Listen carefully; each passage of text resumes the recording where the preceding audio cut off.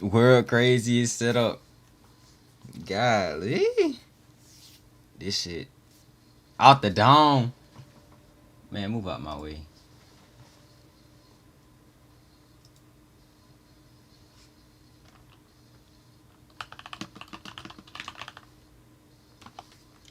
Oh, there go the chat. Bro, y'all, this might be the craziest setup of all time, bro. Hold up, let me make sure this chat working too.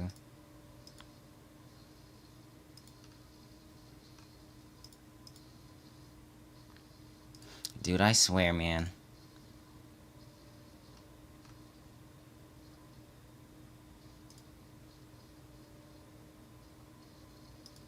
No, hold up.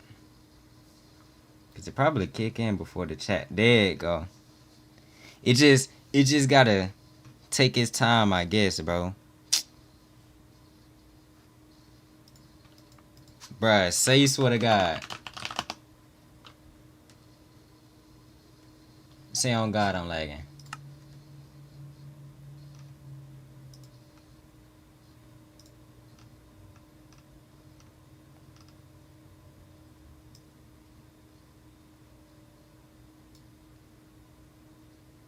Y'all see it? Okay. Turn on your live stream, let YouTube miss ass for you. Whatever that means. Alright, I think I just crashed.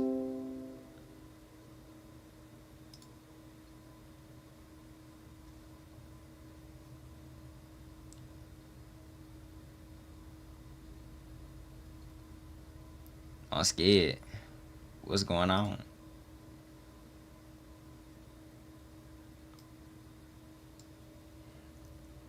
Stream elements. What the fuck, nigga? Move. What does that say?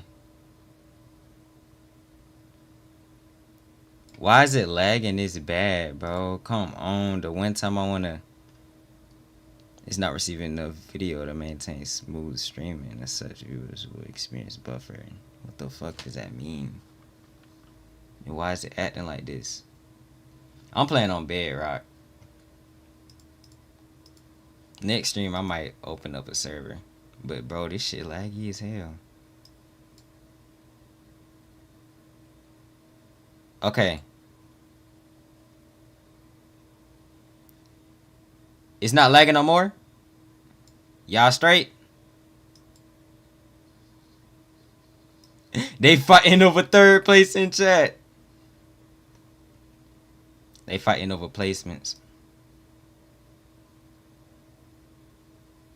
Okay.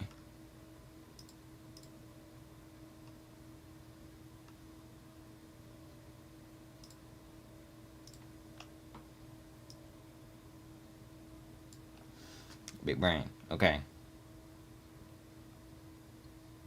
So y'all straight? Y'all not lagging?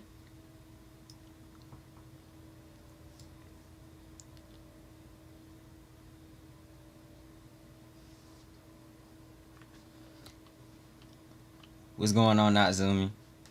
What's up, Kayla? Yes, nah. My placement? Nah. What is going on? Chill.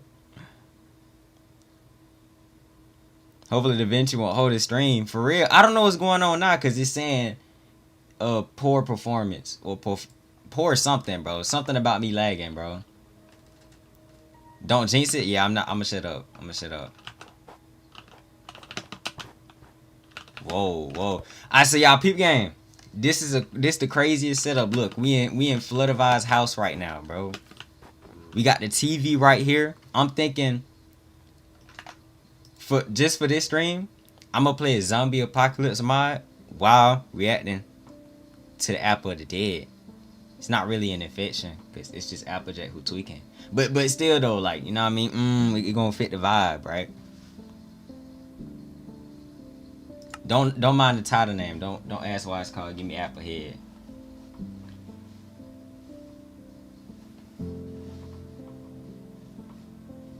I love your videos, bro. I appreciate you. I appreciate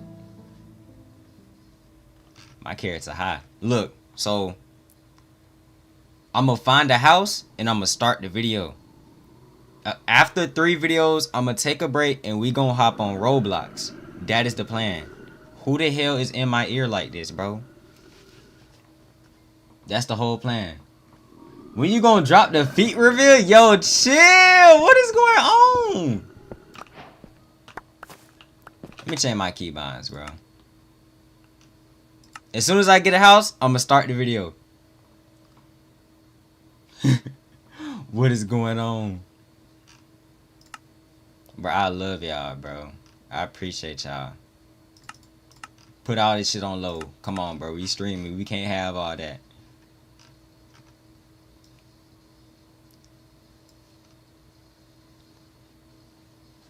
No, bro. We're not doing the feet reveal. Yo, scammer get scammed. They turning YouTube into OnlyFans. I don't know what's going on. Y'all scaring me. Multiplayer? I mean, I'm in a world. If you got me added, you could join. Just don't troll midstream. And and like mostly when things get interesting in the video, I'ma like go hide and just watch the video. Like I ain't gonna lie, bro. So if y'all got me added on Bedrock, you could join. But I'm not gonna be like added. Hey, back up. You ain't getting no damn subscriptions, boy. Alright, hold up. I don't got none of my keybinds, bro. I had to re-download. I almost said Fortnite. I had to re-download. What's the name?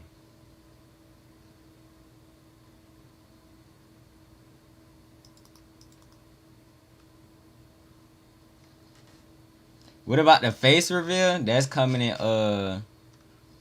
3025. Yeah. Menu cancel. Hello? Do we need a menu cancel? Okay, let me test this out.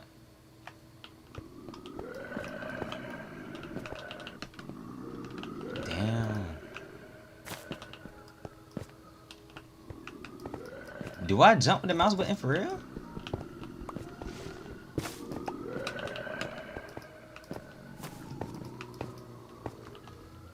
What I say? Tamers mentioned? I'm scared. Applejack is not on a potion or a spell. She's on crack. Yo, what's good, AD? What is this setup, bro? Am I tweaking? Hold up. I'm not tweaking. Look. Bro, I am bullshitting on freaking OBS. Somebody stop me, bro. Oh, stop it. There we go. I'm bullshitting on OBS. Y'all hear that too? I forgot. Okay. Let me play some background music to see. I'm gonna play a video in the background and I'm gonna let me know what's louder, Minecraft or the video. Cause my Minecraft video should not be louder than a Western name. Oh, that boy that's loud too. I'm gonna play SML video. Let me know what's louder. This or Minecraft. Damn. Oh, sorry, Cross. My wife made back for dinner last night, so I think What's I louder? What's louder, chat? What's louder? 26. So you guys are gonna have a substitute teacher today. Hey kids. Do y'all hear the blocks breaking? Those demons loud? Oh lord. I've been watching videos for 1 year. What they say? Hope you have a good day. You too, yo. I appreciate you. What, is it tweaking? Yeah, the stream delayed. Okay. I'm assuming it's louder than the video. Okay. We good. Alright, y'all. As soon as I find the house, I'm gonna start the video so that I can have somewhere safe to sit. And I'm gonna watch it. And I can go outside. Nice skin? Hey! What you know about that pink Amanda? Alright. Oh, Lord. Let me change my keybinds again. I'm scared. might just make. Yeah.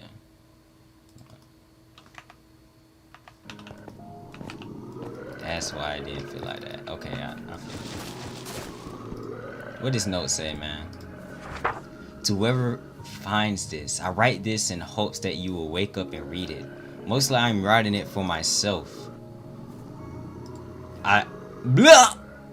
Of fear that my end is near, and this is the next best thing to a conversation. We didn't reach the destination of the plane. Went down 3 hours in. Oh, the plane went down 3 hours in. Most died on impact. Those of us left. Amari, yo, what's going on? Those of us that are left went for help. There was none. I won't lie and say you are safe. The truth is I have no idea where you are. All I find are trees, sand, and ruins. And there isn't a living soul in sight. The dead are walking here. The zombies are the natives. If you want to get bitten, or if you get bitten, you turn in minutes. Whoa, nah. We packed the end of the plane with mud to keep you hidden while you sleep. It was all we could do. I left you a few supplies. Please survive, a safe traveler.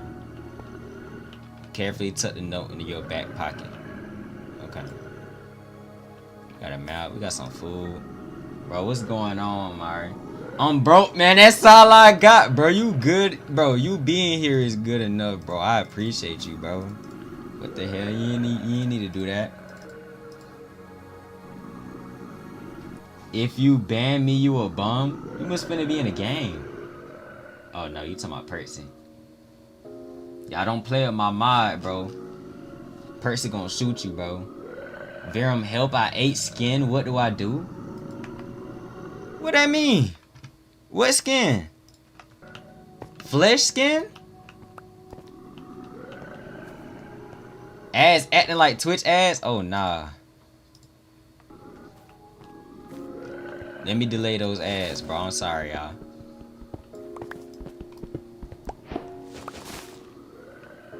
Oh shoot. We outside. I wasn't even paying attention, bro. I thought you was a part of the. Ooh. Hold up. We in the snow with it.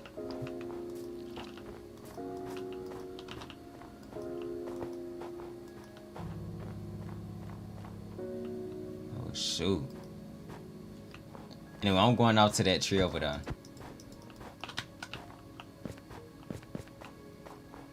I might live in a. Never mind. I can't live in the plane, bro. There's too many zombies in the plane, bro. Zombies dying and they to fall damage and shit. Give me all this. Okay. Yes, facts, bro. This totally a pony skin, bro. What y'all know about that pink and minute, bro? Shout out everybody who's seen that Pinkie Pie Cupcake Party video. Hold on, there's too many motherfucking zombies, nah? Hold on. Look, that boy hopped on Minecraft. Y'all can see it on the top left. Damn, y'all can see every notification I get. Tree. Oh, they got the tree capitator? Oh, hold up, Bedrock. Back up. Whoa.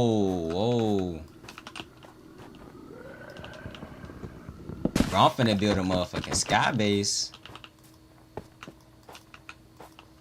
If nowhere is safe, I'm going back in the plane and starting the video on God. I ain't gonna lie. Live in a mushroom island? You saw a mushroom island? The mod here. The mod in the game. Eating Ritz crackers? Y'all be eating y'all Ritz crackers with cheese? Or nothing? What the fuck going on?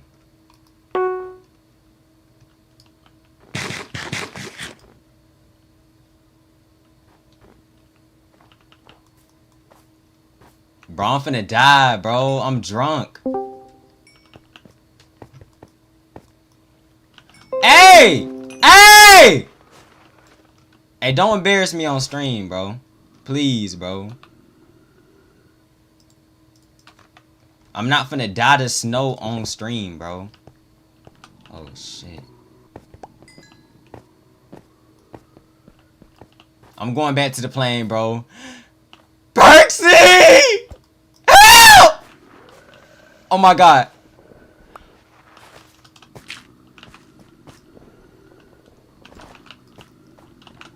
I can't be dying in snow, bro. I can't be dying in snow, bro.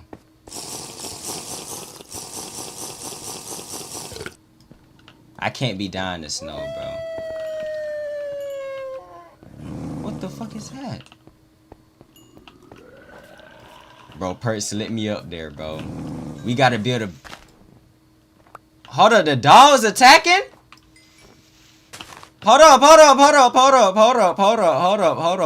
The dog's not safe, bro. The dog's not safe, bro. I'm going back in the plane, bro. I'm starting the video, bro. Anyway. Alright, chat, we finna start the reaction.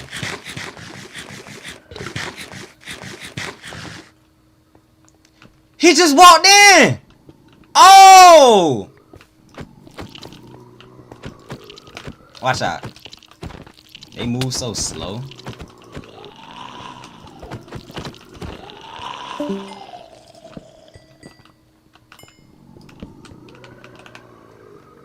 We got enough for it.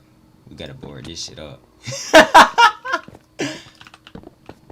Nah, hell nah. I don't know what they on, bro. They could crawl through the window. Okay. Don't mind me. Alright, I gotta start this video. Y'all let me know if anything lagging in chat, bro, because I can't see OBS. I'm gonna go ahead and let people know that we live.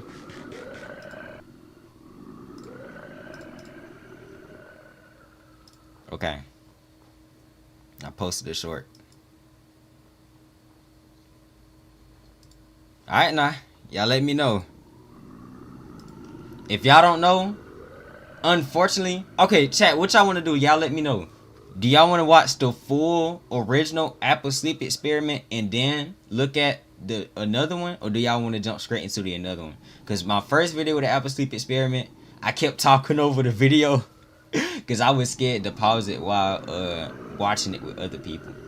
Right? So, should I just jump to the next Apple Sleep Experiment? Or should we all rewatch the first one? It said full. What do? I ate a human? You become Pinky Manna, bro. Watch the full one. I watched it. So should we rewatch it? Should we rewatch the first one? The first one is an hour 15. Rewatch. Okay. We're gonna watch the full original. Warning. The following reading contains subject matter that some listeners might find disturbing. Okay. Listener discretion is advised. Y'all see it, right? Wait, let me make sure I'm not tripping on OBS. Y'all see the video? Ooh, we in the living room. We got the TV on top of the Minecraft, bro. Oh my god. Utilizing both monitors here. Okay. Let me make sure.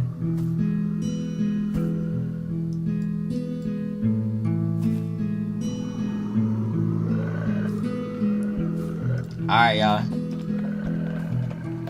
Splendid Donut, what's going on? Applejack is that wiped Spring? the sweat from her brow as she and her What's going brother, on? Big Macintosh, hauled their last cart of apples towards the barn. It had been an unbearably hot afternoon in Sweet Apple Acres, and Applejack wished for nothing more than to put her hooves up and enjoy a cold mug of cider. Okay. Can you get the last bushel to the other end of the barn, Big Mac? Applejack asked. On any other day, she might not have let on that she needed help, but she was far too hot and sore to worry about her pride. Yup. Came his short reply. Big Mac was also drenched with sweat, but somehow maintained his grin and calm demeanor. Ooh, Alright, started that's like some a sort of MOBA weather game. we're having, ain't it? I hope it's a mite different when the Zap Apples get here. Not sure they'll be able to stand it with this kind of heat. Applejack said, breathing a sigh of relief when she was finally able to release the harness of the apple cart she was carrying. Yup. See you inside, Big Mac.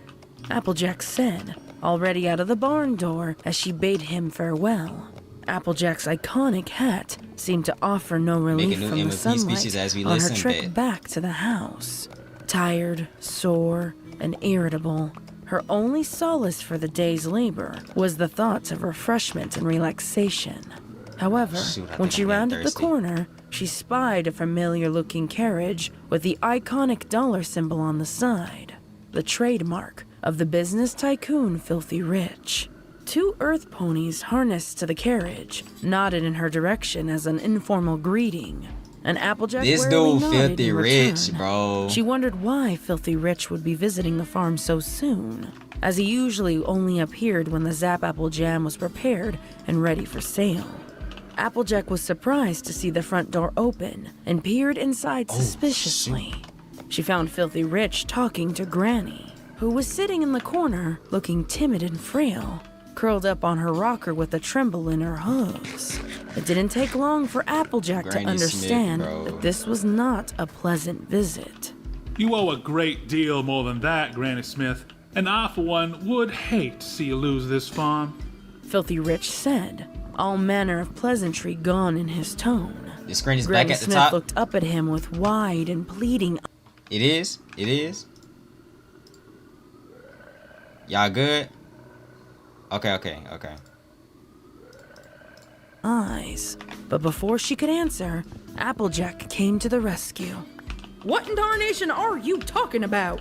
Applejack asked sternly. She narrowed her eyes and glared at Filthy Rich, It's my favorite protective Grimdark. instincts taking priority over common sense.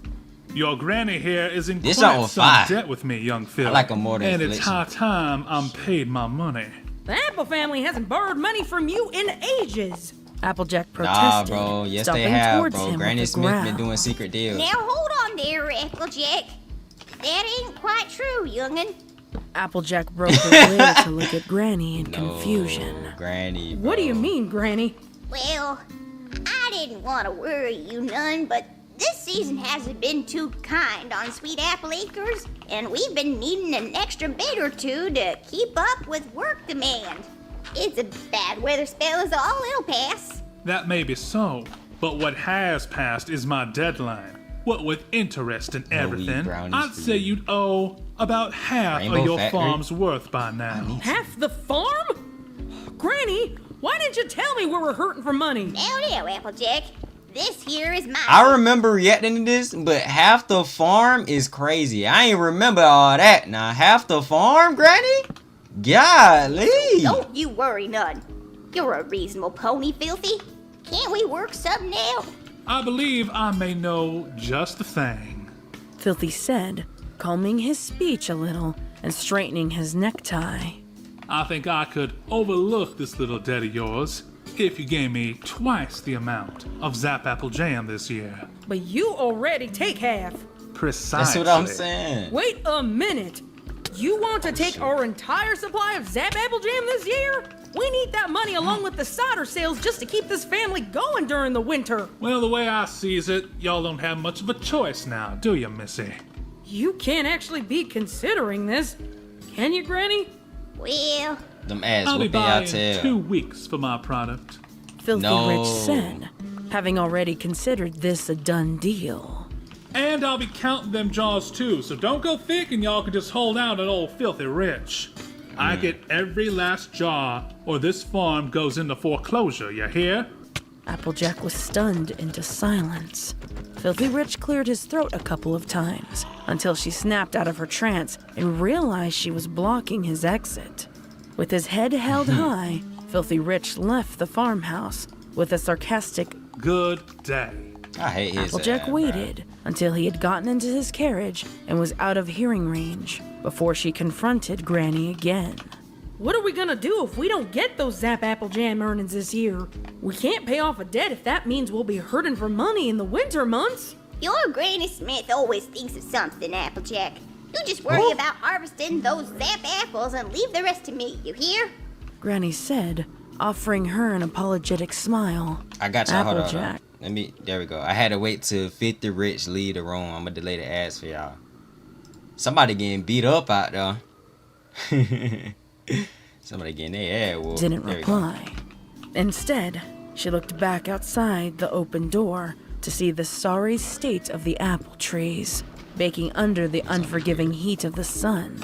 If the rain stalled much longer, she knew her family's troubles were only going to get worse.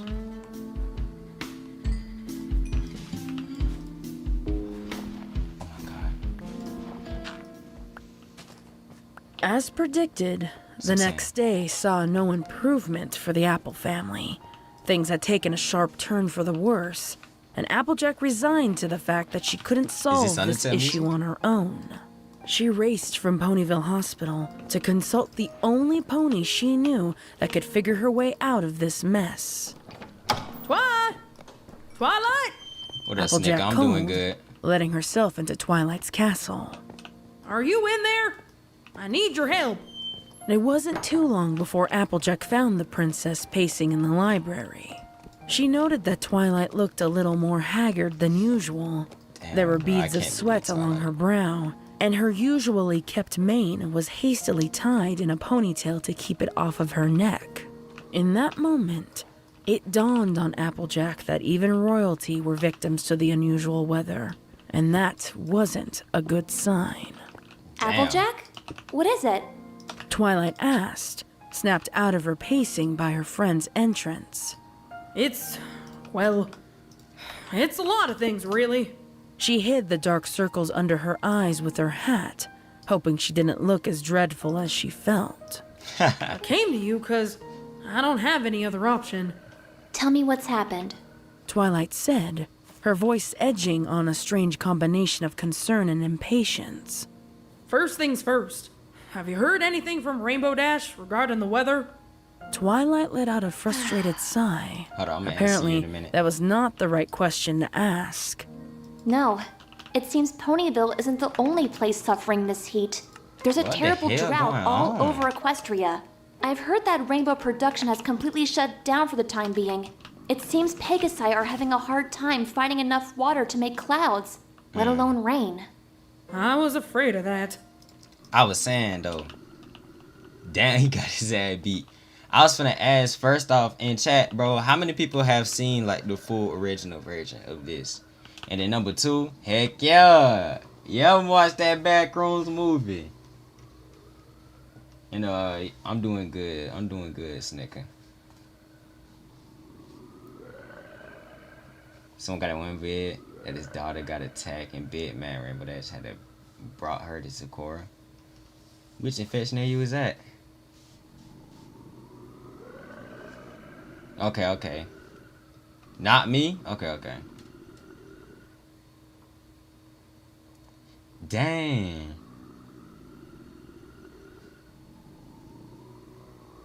I've seen the original. No, I haven't. Oh, okay. Top 3 favorite fanfics. Okay. And the princesses? What do they say? Princess Celestia and Princess Luna are looking into a spell that can allow salt water to be transformed into rain clouds. For some reason, Damn, the boy, process is even same the in princess is cloud-filled trying to weather deal with this machines. drought. If a spell can be found in time, the water from the ocean will save us. But until then, Twilight stated, but trailed off at the end, so Applejack came to the terrifying conclusion on her own. I offered to help, but they said I'm needed here instead. I've been scouring my books for anything weather-related, but so far, nothing's been remotely useful. Twilight said, gritting her teeth. She hated the thought of being unhelpful in a time of crisis. Well, I sure need you.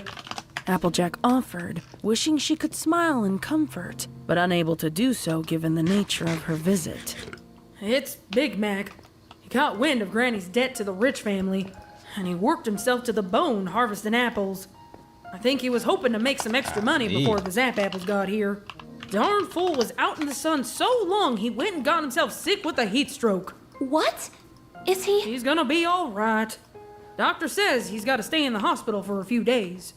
Wait. If Big Mac's too sick, that means the Zap apple harvest. He isn't going to be well in time, is he? That's precisely why I'm here. Oh, Applejack. I want to help. I really do, but... I know, Twi. You've already got a lot on your plate. I don't come asking for your help like that. Then what do you need from me? Anything I can do to help, I'm happy to do it. I seem to recall a spell you said you had been working on. If I remember right, it was supposed to help you stay up studying on the nights Princess Celestia gave you those ridiculous reading assignments. Yes, but how will that help you? Well, I may not be studying late into the night, but I need to figure out a way to stay awake long enough to get all those zap apples harvested. Should have just said Oh, no to I don't know, AJ. I haven't perfected that spell yet. I have no idea what kind of side effects it might have. Besides, you'd be using it to keep up your strength. All I needed it for was to stay awake a couple more hours for reading. Why? Your eyes red as Wouldn't fuck. ask if it wasn't absolutely necessary. Granny's gotten us into quite a financial pickle. It look like and they if been I don't smoking, meet Filthy bro. Rich's quota, I could lose the farm. Applejack admitted, unable to conceal the panic in her tone. Twilight furrowed her brow and opened her mouth to protest, but was unable to find the right words. Feeling the pressure of the situation and the frantic pleading in her friend's voice, she knew she couldn't refuse. I hope you know what you're doing, Applejack. She cautioned, leading her friend from the library to retrieve her spell.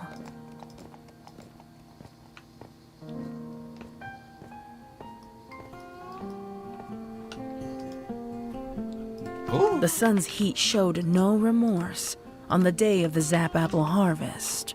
Despite the severity of their situation, What the up, Apple Master family Chief? found it difficult to gain any outside assistance.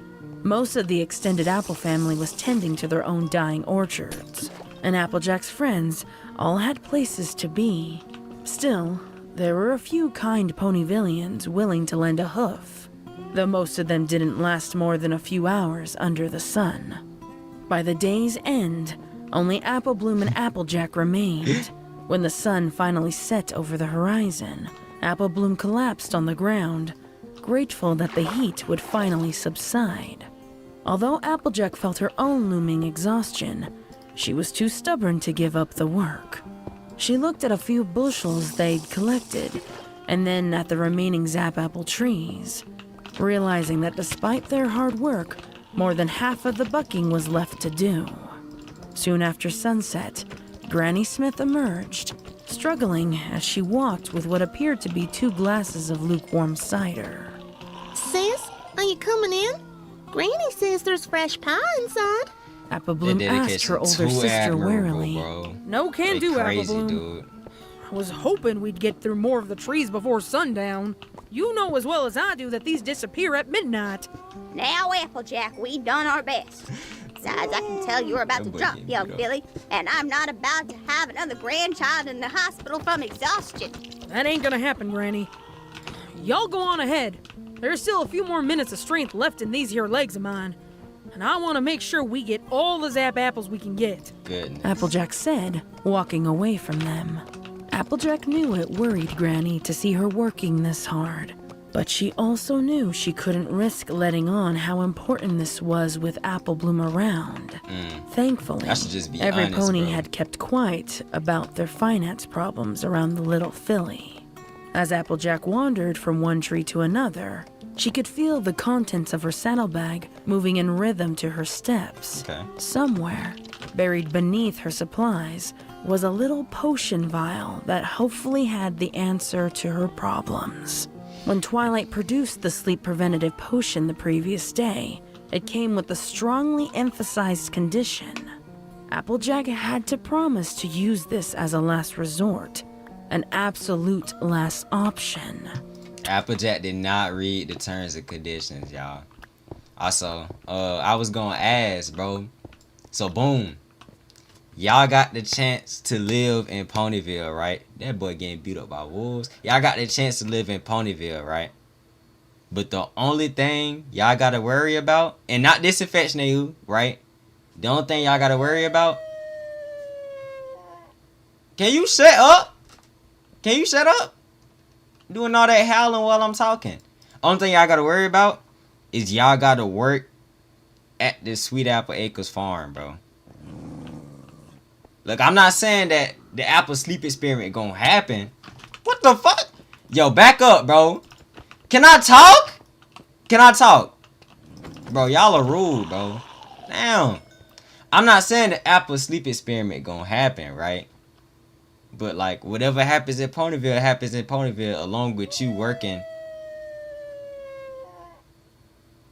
for the Sweet Apple Acres farm. That's all I'm saying. So would y'all live in Ponyville to work at Sweet Apple Acres? Or would you just live the life y'all living right now? Is it worth it? Would I use the edit? I use the Ventures all. As long as they pay well. I think, what, do they get paid well? I think they get paid decently. Like, nothing crazy, right? But you get free food. Like, you know, Applejack, Granny Smith, they gonna cook for you. Never been on a live stream before. Hey, what's good? It's because I ain't streaming, like, a decade, bro. Let me delay ads for y'all again. I got y'all. I'm gonna continue. Twilight was worried that the side effects no, they might get cause paid more damage nothing. than what it was worth, as she hadn't had time Yo. to truly study them.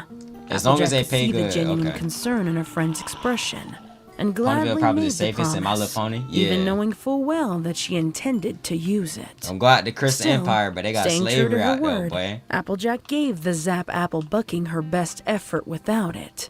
It was an hour or so after sunset that she could feel her body That dog threatening need to to shut shut up. down. Bro, Her God. muscles tensed up, and her vision became hazy, causing her coordination to suffer. Although the sun was long gone, beads of sweat were still rolling off her cheeks, and her breathing became raspy and short.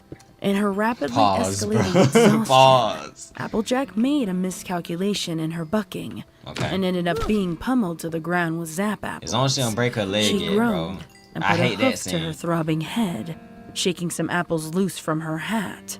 Applejack heaved a sigh as she carefully pulled Twilight's potion out of her saddlebag. She like a and held it Charmander up in this the scene. moonlight.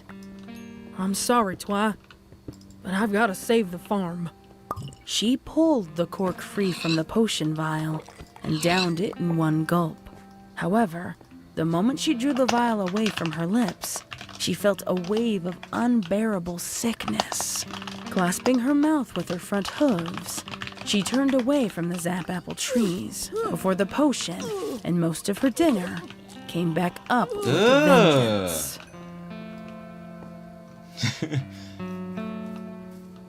Give me some flowers.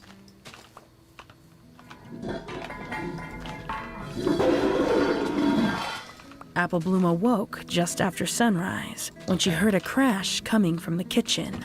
She wiped the sleep from her eyes as she quietly trotted downstairs to see what was happening. When she entered the kitchen, she was surprised to see row upon row of jars filled with Okay. freshly prepared Zap Apple jam. Somewhere hidden behind them, she could see the outline of her older sister, who was busily stirring the current pot of jam while simultaneously measuring out the correct amount of honey. Sis, Apple Bloom, what in the hay are you doing up so early? I heard a crash. Apple Bloom said. She maneuvered her way into the kitchen, making sure not to knock over the precariously stacked jars. How long have you been up? 3 eggs? all this Dang! Once I got a little more focused, the rest was easy. Don't you worry none, little sis. I'll have all the jam jarred and ready for sale 2 days earlier than expected. Then we can be done with all this financial nonsense. He'll get his order all right. Applejack going Applejack crazy. said, speaking so quickly it was hard for Apple Bloom to hear or understand what she was saying. Apple Bloom took a step back and accidentally hit the kitchen table where a complete jar of jam wobbled and threatened to fall. Apple Bloom gasped and tried to catch it before it hit the ground, but Applejack beat her to it, swiping Okay. the jar from midair and settling it down on the ground Really, before like- hurrying back to the jam she was making. Apple Bloom blinked a couple times in awe of her sister's speed and agility. Had she always been this focused? How many jars do you think you got here, sis? I don't recall making this much jam last year, and we weren't even able to get most of the trees yesterday. Oh, I finished the bucking too. Hey. Finished the bucking? On your own? All of them? Yep, we'll have more jam this season than ever before. But when did Granny and I get to help make the jam? You don't have to worry about that this year, little sis. I got you covered. But Granny promised. The thing is, Apple Bloom, Granny's got a lot on her plate now with Big Mac being gone. And I just figured that I could get the jam done a whole lot faster. Black bear? It just ain't fair. Sorry. I already told the Crusaders they could come and help out with this year's batch. Sometimes you can't have what you want. That's just how life goes. But, Apple Bloom, They I'm coulda not really arguing helped, about bro. this now. but Applejack. I said no! Applejack screamed. She turned to Apple Bloom and growled with a slight twitch in her eye. Apple Bloom felt the pit of her stomach drop and backed away from her nervously. She had never seen her sister so angry before, and it frightened her. After a moment First or so symptom of of the silence, potion already, Applejack bro. blinked a few times and shook her head, returning to the pot of jam. It's only been I 6 was hours. just gonna ask if I could help you. Apple Bloom whispered. Applejack paused for a moment and looked back at her little sister with a frown. I'm sorry, sis. Why don't you just run along and play instead? I'm doing just fine on my own. Applejack said, the tone in her words letting Apple Bloom know that the decision was final. Defeated and slightly hurt by her sister's words, Apple Bloom left the kitchen while fighting back a sniffle. That's sad.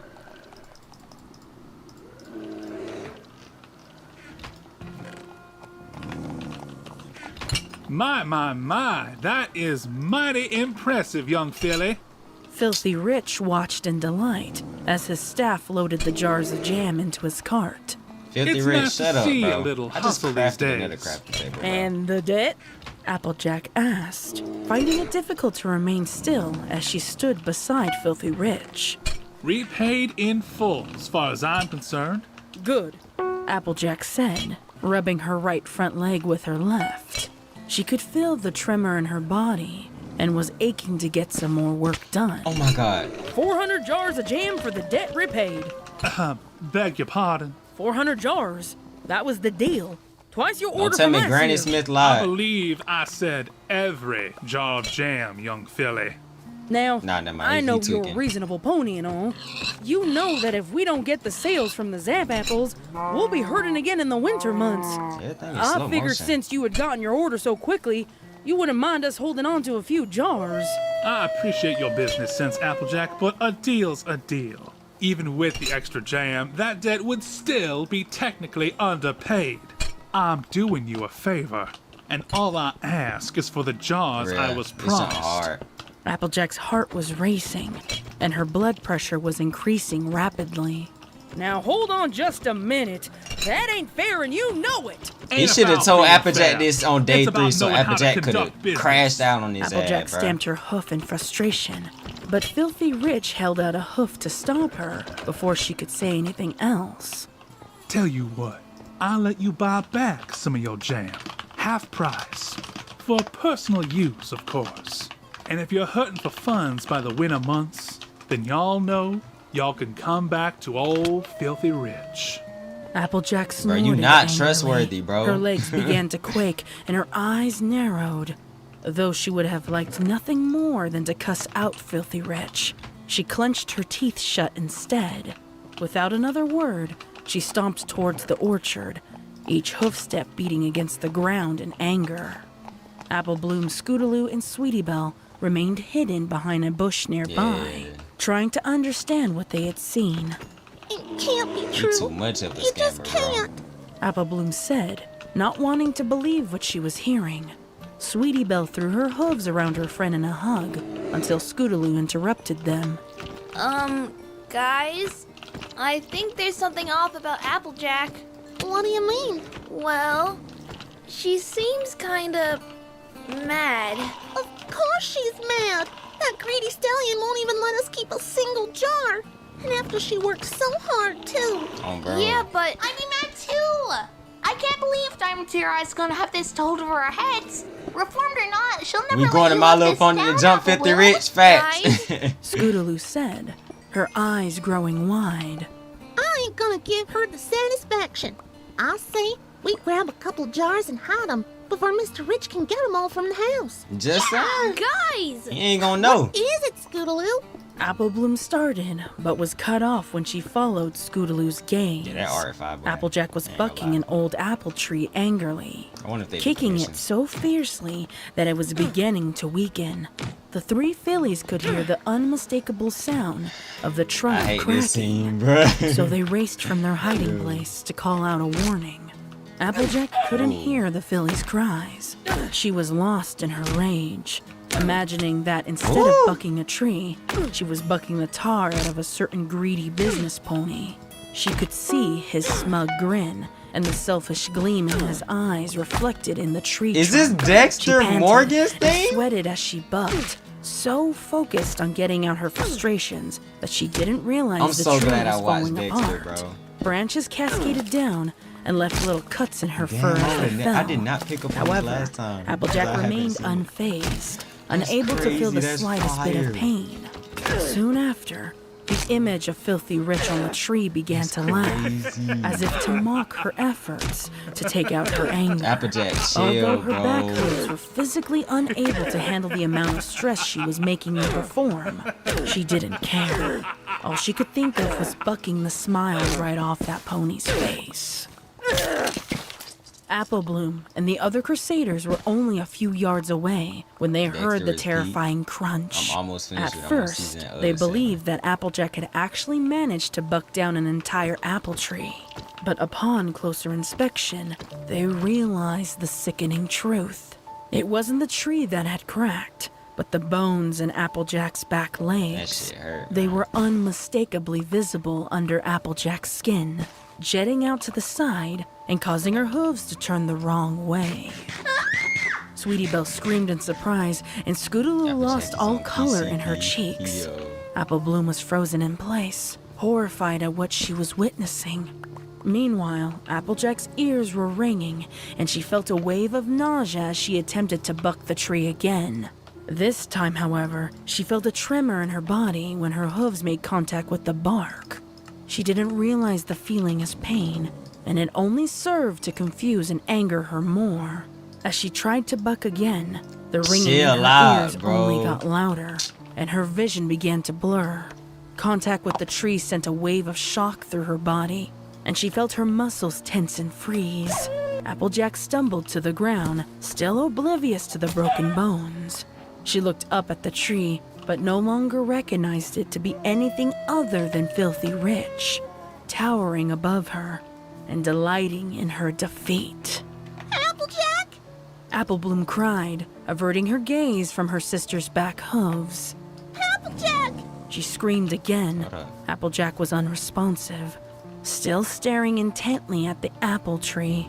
Apple Bloom caught White? the look of fear and anger in her sister's eyes, then looked at the tree in confusion. Applejack? I'll get help. Scootaloo offered, taking the opportunity to get as far away from that place as possible. Quit your laughing! Applejack gasped. Her voice lost cracked as she spoke. She attempted getting back up, but each time she tried, she faced a new wave of nausea and unresponsiveness. Applejack felt some pony tugging on her front hoof and turned to see Apple Bloom hovering over her. Apple Bloom was saying something to her, but all she heard was muffled shouts with no meaning and a loud, unyielding ringing in her ears. She tried once more to get up, but Apple Bloom protested, pointing to her back hooves. Applejack propped herself up to see what all the fuss was about and realized something had happened. She tilted her head to the side, wondering why she hadn't felt any pain. Even now, she failed to see the marred state of her fur, caused by the fallen branches and debris. Apple Bloom shouted something incoherent again and ran away. As soon as she left, the ringing in Applejack's ears waned. With what conscious thought she had left, she pulled a few branches within reach closer, looking for a few thick and sturdy ones. Her head was swimming, and she felt wave after wave of nausea, but wasn't Tweaking Taller, deterred we from got her Tweaking task. Jack. Once she found what she needed, she pulled her useless back legs in front of her and laid them as straight as she could manage. Her heart was still pounding rapidly in her chest as she calmly searched for some rope in her saddlebag. She'd never set a bone before, But she wasn't willing to wait useless on the ground until some pony found her. She positioned her front hooves over her leg and applied pressure. When she heard the snap, she winced in anticipation and felt a shiver run down her spine. Zoomed in? My face zoomed but in? no pain followed. Yeah, I can't look at the The stream. second leg was even less of a shock, despite the multiple snapping noises she heard. Once she properly tied her makeshift splints to her legs, she pulled herself up using the strength in her forehooves. I know Now, that shit crazy. she chat. just needed to figure out a way to make it to Ponyville Hospital across town. Now I'm kind of glad I ain't react to the first one alone, bro.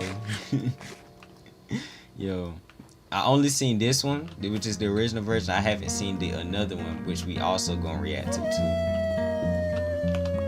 So I gotta ask chat. Okay, so boom, right? Cause I'm gonna react to. Hold up.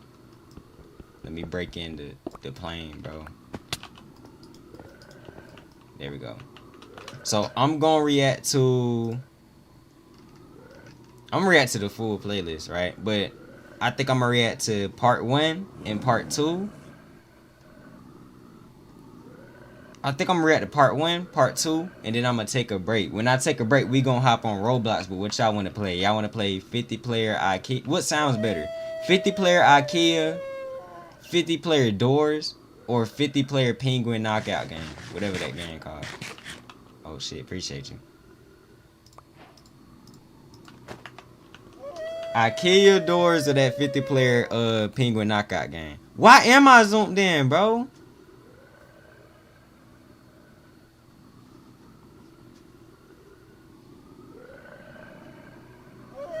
Yo, sit your ass down, bro. Why was I zoomed in? IKEA, Doors. I'm not right. Damn. Not on the game. Saturday at 12 o'clock? What time is it for you? I like IKEA, but Doors sound more fun. Okay, so 50-player Doors. I don't know what bro, I told y'all this camera right here, bro. I'm finna get into a fight with it. Replace his ass. Trying to tell you, bro. Me and this camera, bro. The camera trigger happy, I'm saying. 50 Penguin Knockout. We could probably play 2 different 50-player games, but I was wondering, because we was looking in the VC, they was like, man, I do not want to play 50-player IKEA. I was like, bro, what the hell? I was like, hey, you found another game that's 50 players, I'm down to play. You see what I'm saying? So I'm down to play whatever y'all want to play. But, what's the name? It can't be like something that's small. More Dandy's World? Dandy's World 8 players now. The only way I play Dandy's World is if it's first come, first serve. That's the only way. What's my user? My username, my YouTube name, which is Verum. But what's the name? I think I got my joins on, so when I join the world, you'll be able to join too. I can type it in chat actually. Cause I'm a good multitasker.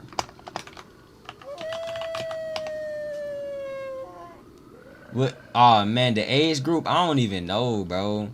Like, I don't even know what age group I'm in, but I cannot talk to certain people, which is fucked up. Fuck Roblox. Fuck that old ass nigga. His bitch ass, whatever his name is. Bazooka? Recipe, my granny got hit by a bazooka. Bro, I be forgetting I'm a content creator. And my words, like, got weight. It's still fuck Jack that nigga. stared unblinking at the ceiling of the hospital. What's my She'd favorite grown Nintendo character? irritated rather quickly Rosalina by the by staff, far, bro. who both marveled and chastised Love her Rosalina. for making Daisy her way close to to the a shot, Daisy hospital too. without assistance. When she attempted to explain the situation, she found it difficult to recall any detail. All she could remember was the fury she felt for Filthy Rich. Now this fucked up. They got her strapped up. They knew she was crazy. Have you heard of the Maze? Hold up. Have you heard of the Maze or Maze the Grimdark? It's a new Grimdark that the Lost Narrator took part in, and the moment it is incomplete, but more parts should be coming out eventually. I'm down to look at it. I'm so down to look at it. Yeah, we can't do pressure, bro. Like before, if y'all didn't know, for those who wasn't in my Zero City server. Oh, they got me the armor. Appreciate you, Percy. For those who wasn't in my Zero City server, what's the name? Bro, I wanted to do pressure. And then, bro, cause I had planned a week ago. I had planned to do this stream today. And we was planning to do pressure. And then that fucking shit happened, bro. Now it's like, golly, man. Like, niggas just can't lock in life and be normal, bro. Oh, my God. Hey, what's good, Trixies? Yo. Trixie the all-powerful. That's what it say. I had to read your name. She needs some pills. I don't know what they got going on. Then again, I don't know how that blanket is holding up the straps, bro. I don't know how she that blanket not doing shit, bro. Let's be honest, bro. And the senseless beating she gave him afterwards. You need more. She continually demanded to see him to make sure that he was all right. She must have really done a number on him to break her legs like that. Lagging. He was a lot stronger than most stallions she knew. In fact, she thought the only other pony who might be able to withstand a beating of that caliber was her older brother. Wasn't he in this hospital too? Applejack's thoughts were louder than she remembered them being. Sometimes she couldn't hear the doctors or nurse ponies over their frantic buzz. She wasn't sure how long she had been in that hospital bed. She recalled having some pony tell her she needed to rest. This is crazy. But sleep wouldn't come. It had been over 24 hours, hadn't it? Wasn't Twilight's potions supposed to wear off by then? That filthy rich pony must have been in a lot of trouble. She wondered how much of a beating he had actually taken. You know what? She should really try and see him. Maybe when the nurse ponies come in again. You gotta she'll see ask. Filthy Rich.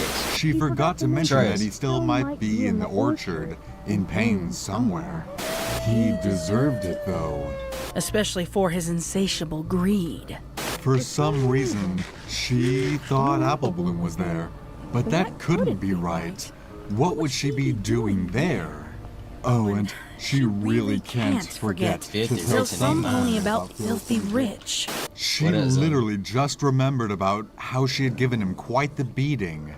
No, not Filthy. Maybe?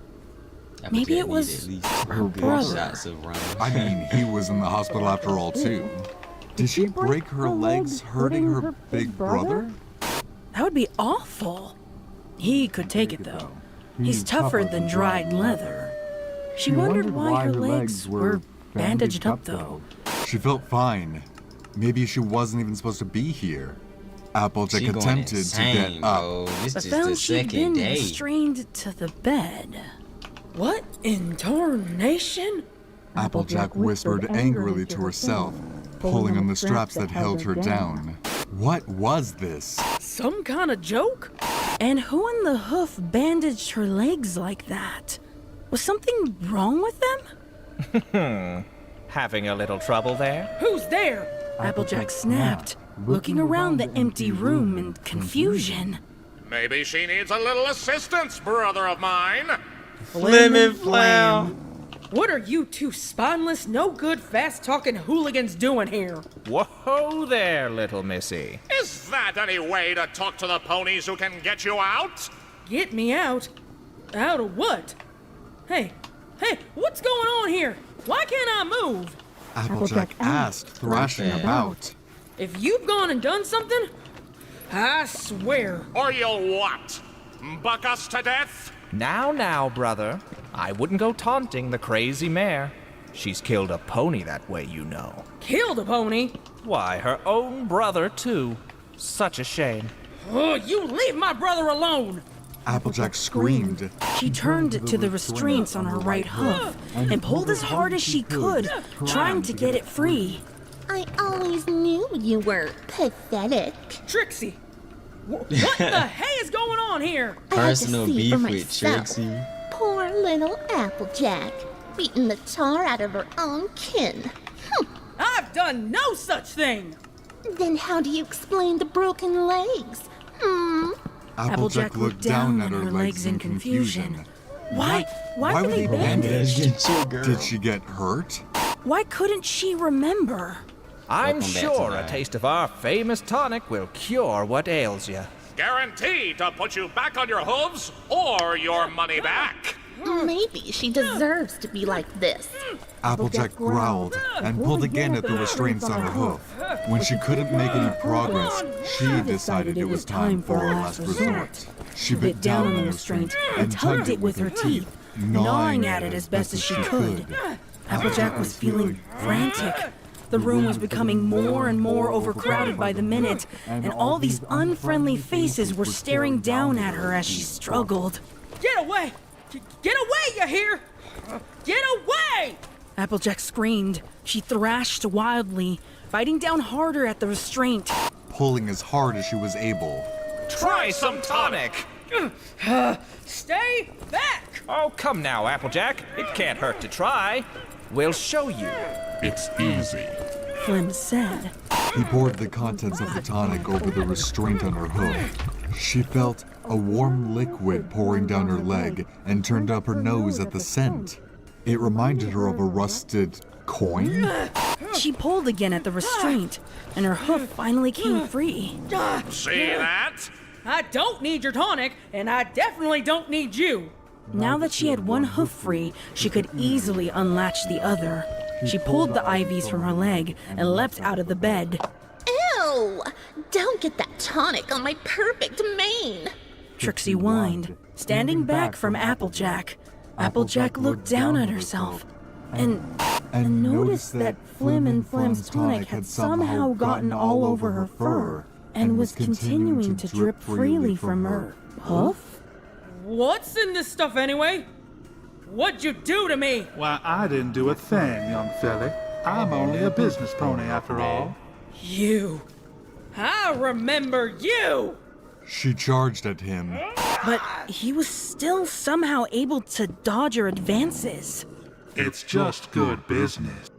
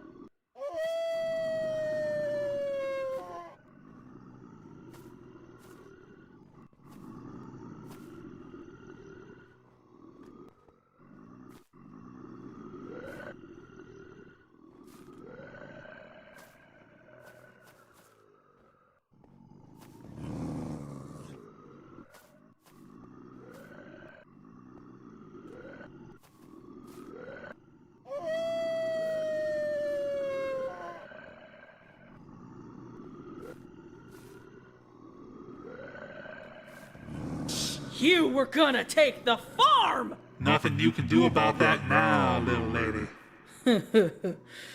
Wanna bet?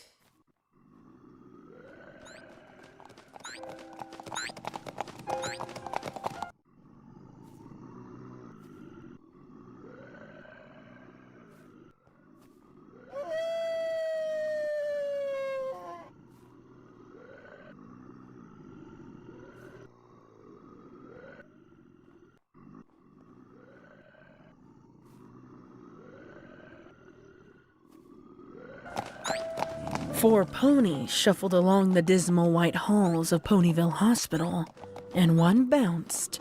Twilight fell behind and couldn't mask the tears of guilt and shame she felt for Applejack's condition. Once she learned what had happened, she knew she was to blame. Doctors had refused Applejack visitors for the first few days, trying to rein in her sanity.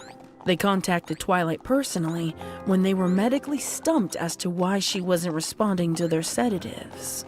Twilight pored over her notes, gleaming every detail that she had on the subject of the potion she had never mastered.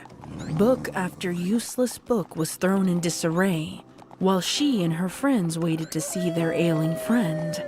When the time had come at last, weeks after the initial incident, Twilight felt like nothing short of a complete failure. All she had learned was that the potion she had inadvertently created was robbing Applejack of her sleep, and there was no known cure.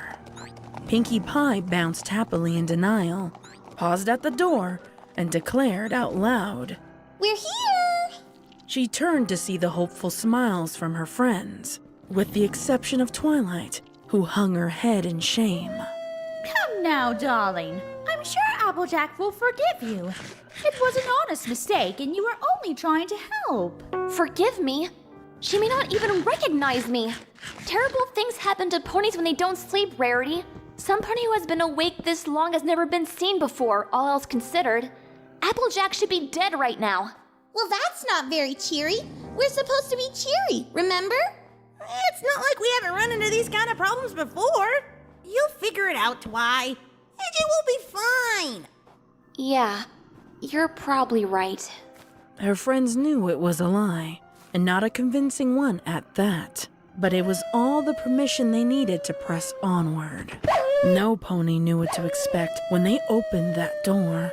They were surprised to see the lights were off, and there was a momentary hope that Applejack might have finally fallen asleep.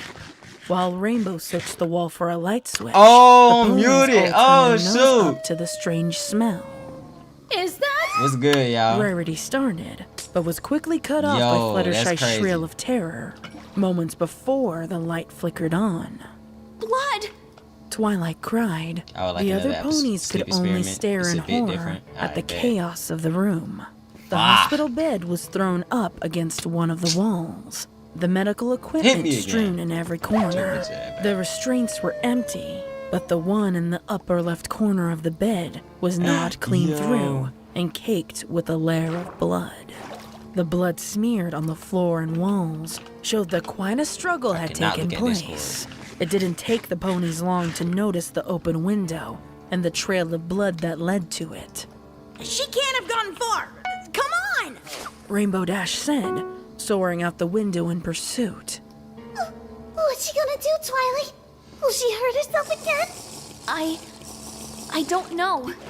We've got to find her. No, now. this gotta be terrifying. I put all my food in the plane, bro.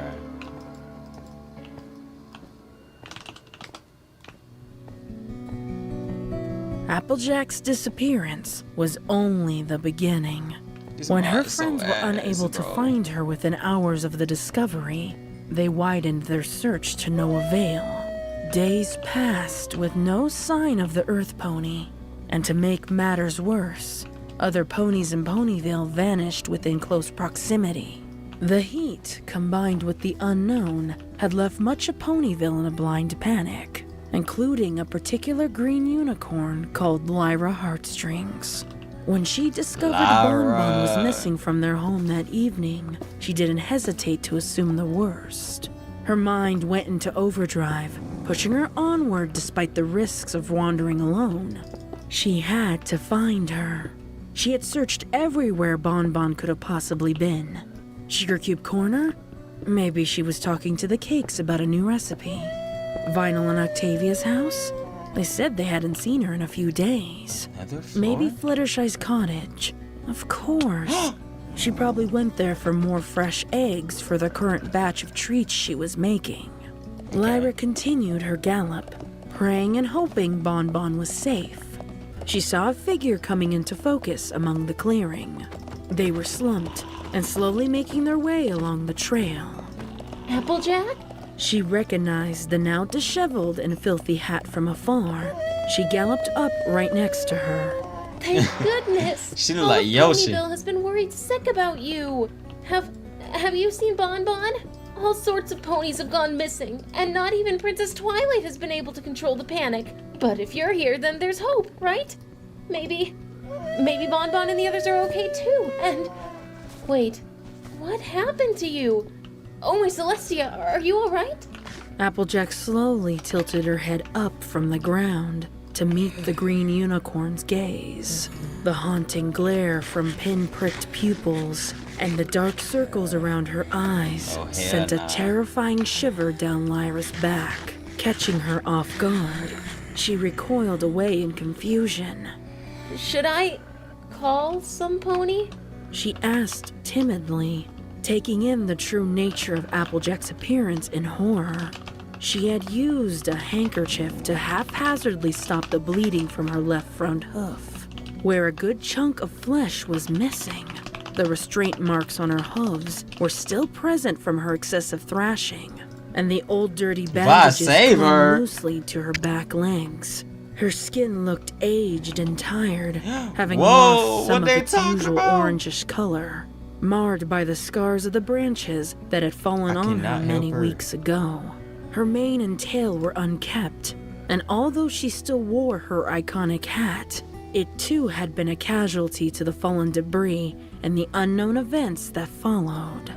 All Applejack could make out from behind her haunted stare was an outline of Filthy Rich, the pony she had been pursuing in her aimless wander.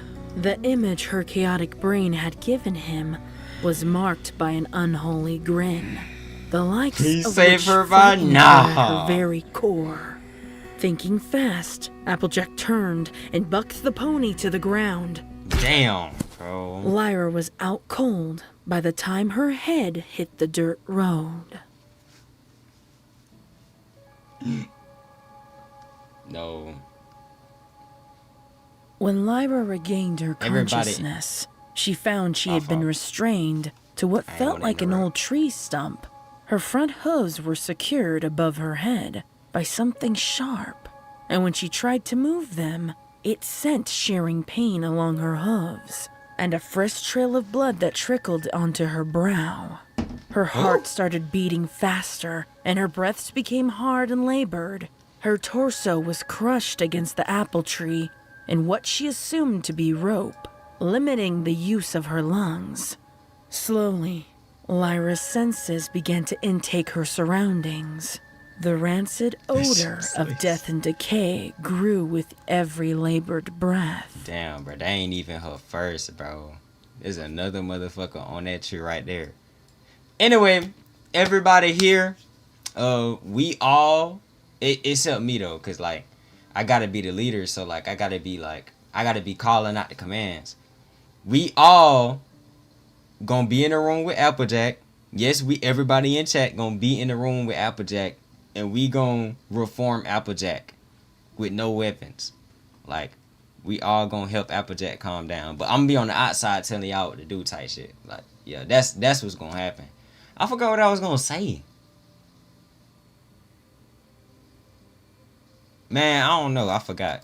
She thrashed her head back and forth, trying to avoid the trail of blood from her hooves getting into her eyes. It took several minutes for the intense headache and the blurred vision to ease enough for her to see where she was. Is it being seen? At first, She could only make out trees and the sunset. Yes, she we. guessed that she was in some part of the apple family orchard that had been long forgotten, as evidenced by the mangled, overgrown branches and piles of dead leaves littering the ground around them. As her vision progressed, she realized the strange lumps on the trees weren't branches, and the piles below them weren't leaves. She closed her eyes tightly, her mind putting the pieces together as her other senses were violated by her current reality. On her next intake of the rancid odor, her eyes fell open, and she let out an ear-piercing scream of terror. The remains of the missing ponies of Ponyville had been the objects she'd seen in her haze, or rather, what was left of them. Gardening tools and worn rope adorned the apple tree trunks, holding only sparse pieces of ponies they had once held in place. The rest of said ponies laid in misshapen heaps at the bases of the trees. Bones, entrails, and colorful coats now stained crimson with the odor of their deaths carried in the breeze. The tree directly adjacent to Lyra's showed a worn and bloody telling you, hoe bro, had been like, what sharpened the and hell? slammed into the tree trunk. Resting atop the blade was the head of Bon Bon.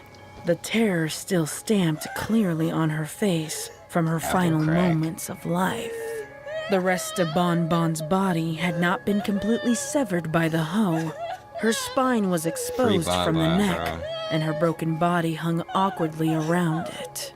Lyra sobbed openly, too traumatized to understand what was happening or how to get herself out of harm's way. Look who finally decided to join us. Applejack! Thanks, Celestia. Hurry! Thanks, Celestia. Get me down from... Applejack effectively silenced her when she lassoed the rope around Lyra's neck She and too pulled it traumatized, tight, bro. effectively choking her words. Tain't very nice, you know? Every time I try to talk some sense into you, you refuse to listen. You up and die, you see? Lyra sputtered and gagged, trying to process what she had seen and connect the carnage to the pony she had once called friend. I don't know who said it in chat, but somebody said this ain't Applejack, this Apple Crack, bro. We got Tweaking Twilight and we got Apple Crack.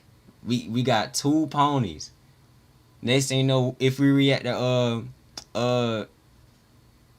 Rainbow Factory, I don't know what Rainbow Dash's name gonna be, or Fluttershy, or Pinkie Pie. Pinkie Pie might just be Pinkamena. I ain't gonna lie. Like, we already know what's going on. Like, she the OG crash.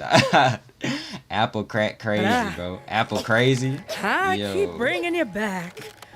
I know said it. how you rich ponies are. Got Thinking it, you're bro. much better than us country ponies. Apple Crack. So It's much over, bro. cleverer. Every time you try and hide, I find you, don't I? Applejack, I'm... Shut your trap! Applejack screamed, slamming the shovel against the unicorn's horn so violently that it caused the skull to fracture. You had your chance to speak. It's my turn now. We apples have been on this farm for nearly 4 generations. Why, we founded this town. If my granny hadn't... I said shut up! It's rude! Where was I? Oh, yeah. And then Pinkie was handing them out like they were free samples. No, wait, no. That was Rarity. And then Fluttershy wanted to gather them up like they were tame critters, and I wasn't gonna have any of it. You hear? Lyra believe was you, bro. We hyperventilating believe at you, this bro. point, using all of her strength to catch her breath under the grip Fear. of the rope. Who are you? What are you doing here? These are my apple trees, you see? Who sent you? Lyra could only reply by looking Applejack in the eye, trying to convey her plea for mercy. He sent you, didn't he? He wants this farm. You're a spy. Applejack Bro, screamed chill, angrily. bro. She released the rope from under her Applejack. hoof, allowing Lyra to breathe again. She gasped for several moments, grateful for the oxygen she had been denied. She didn't notice Applejack's momentary absence until it was too late. Applejack screamed bro. and thrust the shovel into the mare's side, slicing it open on contact. We don't take kindly to spies around here. Applejack pulled the shovel loose and stared at the fresh blood on its blade. And they told me to help. You can tell your boss, filthy rich. He ain't getting this farm. Please. Lyra gasped moments before the shovel punctured her skin a second time. She cried out in weak agony, feeling her warm blood seep into her lungs rapidly. I've worked too hard for too long to let some city pony with deep pockets take. Applejack started, but was cut off when Lyra coughed up blood and accidentally spat it into her face. Nah. Applejack breathed slowly, allowing the anger to come to a boil. She screamed again and thrust the shovel at the mare every time she dared to splash her with blood. By the time she was finished, Lyra barely looked like a mare at all. Just the loose hanging remains of a demolished creature. Filthy? Applejack asked, looking at Lyra's remains and then all around her. Got away again. Don't you worry. I'll find you, and I'll keep finding you too. You can't hide forever, you coward! She said, pulling the gardening shears from the hooves that held it in place against the trunk. Lyra's remains sloshed awkwardly to the ground. Ass whooping y'all ass? the Oh rope my that had been god. tied- Oh my god. Oh my god. Can y'all alright, so when an ad happens, right? What happens? Like, does it skip the story?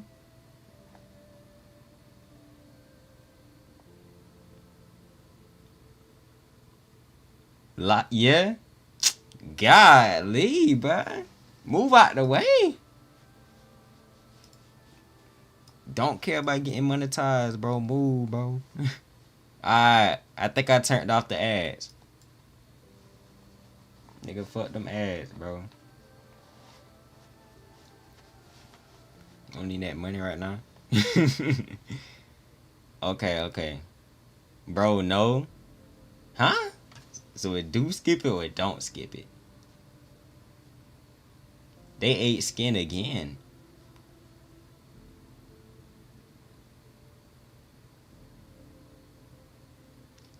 They got a method to skip the ads. Mini the video, click on a shorts video, and then it skips the ad.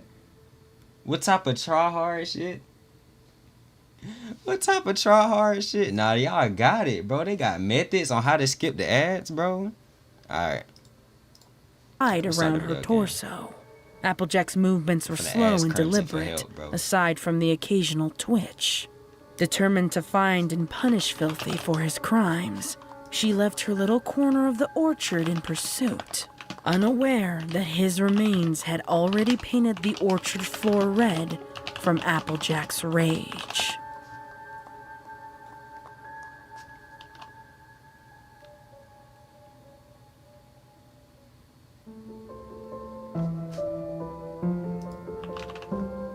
The orchard was as eerie as the Everfree forest, to the three fillies shuffling along one of the many paths.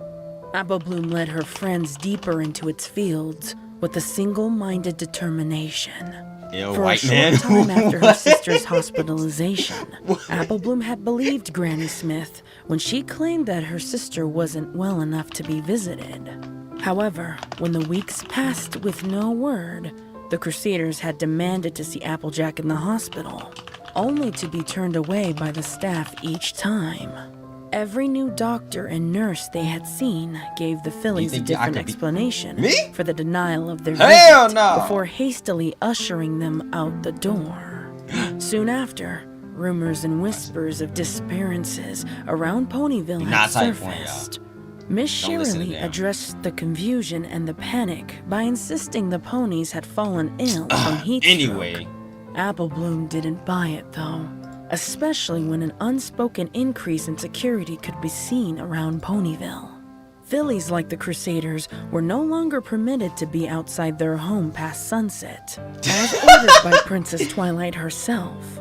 With every new lie told, Apple Bloom's patience wore thin and her temper flared. She knew if she were to get any answers, she would have to find them herself. Ponies were so distracted by the unchanging heat of the day and the panic of the night that it wasn't too difficult for the three fillies to stage their escape. They had arranged a harmless play date at Fluttershy's cottage, reaffirming that such a thing would brighten their spirits. They knew that Fluttershy would spread herself thin, caring for her animals suffering under the heat, and might be the only pony they could evade. Though she was hesitant, Fluttershy agreed, hoping it would convey the point that things weren't as hopeless as the ponies feared. The night had begun innocently enough, playing games with Fluttershy and her animals with forced laughter and smiles. When the time came to sleep, Fluttershy was no fool.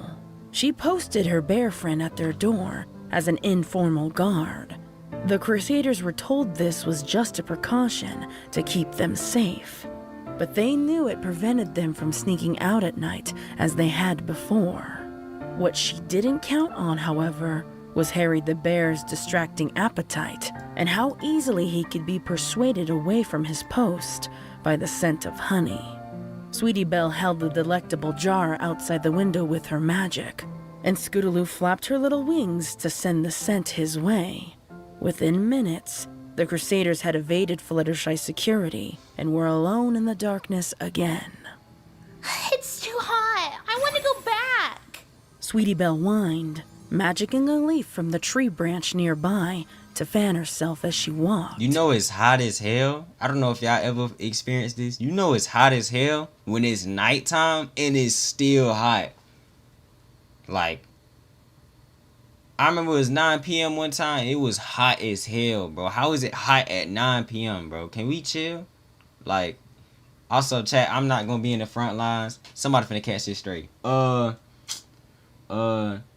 Splash Cat 2807 said they gonna be in the front lines to fight Applejack by themselves. That's all Splash Cat. Splash Cat, that is your op.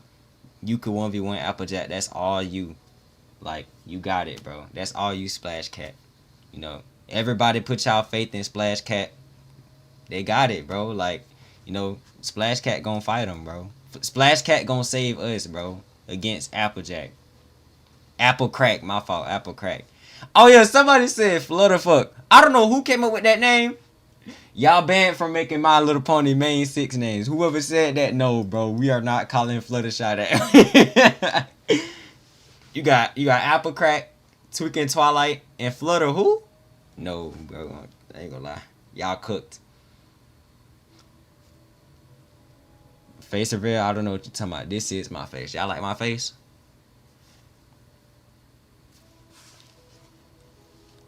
I'll host a funeral. That's crazy. Scootaloo reared up on her hind legs and flapped her wings rapidly, causing a little breeze for her friend. Thanks. Sweetie Belle said, heaving a grateful sigh. We can't go back. Do you know how much trouble we're gonna be in? Apple Bloom chimed, standing next to Sweetie Belle to enjoy the breeze, before Scootaloo flopped down onto the ground in fatigue. Well then, what are we doing here anyway? I told you. Big Mac said there's a bunch of tools missing from the barn. And yesterday, I heard him tell Granny that he found one of them in the West Orchard. But what does that have to do with Applejack? Don't you see? Only Applejack and Big Mac knew where they kept the tools, and there was nothing else wrong with the barn. I checked it myself. But if she went to the barn, why not just go home? Well, Granny said there was something wrong with Applejack's mind. Like she didn't know who she was and who other ponies were either. Now. And that's why she had to stay in the hospital for so long. Maybe she just got confused and tried to get back to work on the trees and then got lost. Sweetie Belle and Scootaloo exchanged worried glances. Hearing Apple Bloom tell the story to them now didn't seem quite as exhilarating as it did when they were planning to go out on their own. Neither of the little fillies had the heart to tell Apple Bloom that her idea was a long shot at best. And missing tools didn't explain the other It's not even pony in full screen. I disappearances. apologize. From lack of a response, Apple What up, Bloom Viper? continued. I just want to see if we can find something in the West Orchard that maybe my brother didn't see. He was a mite tired from the heat when he found that old rake, Glass dude. and he didn't really think he was gonna come back again for a while. I just can't let Applejack get more lost. Flutter high. We get lost. Don't okay. worry, I know where I'm going. Apple Bloom insisted, pressing onward and faking a look of certainty. What's that awful smell? Scootaloo chimed in, They finna find all the covering her dead nose bodies, with bro. her front hoof, Sweetie Belle and Apple Bloom following suit. Ew! It smells like that time we found that dead skunk next to the clubhouse.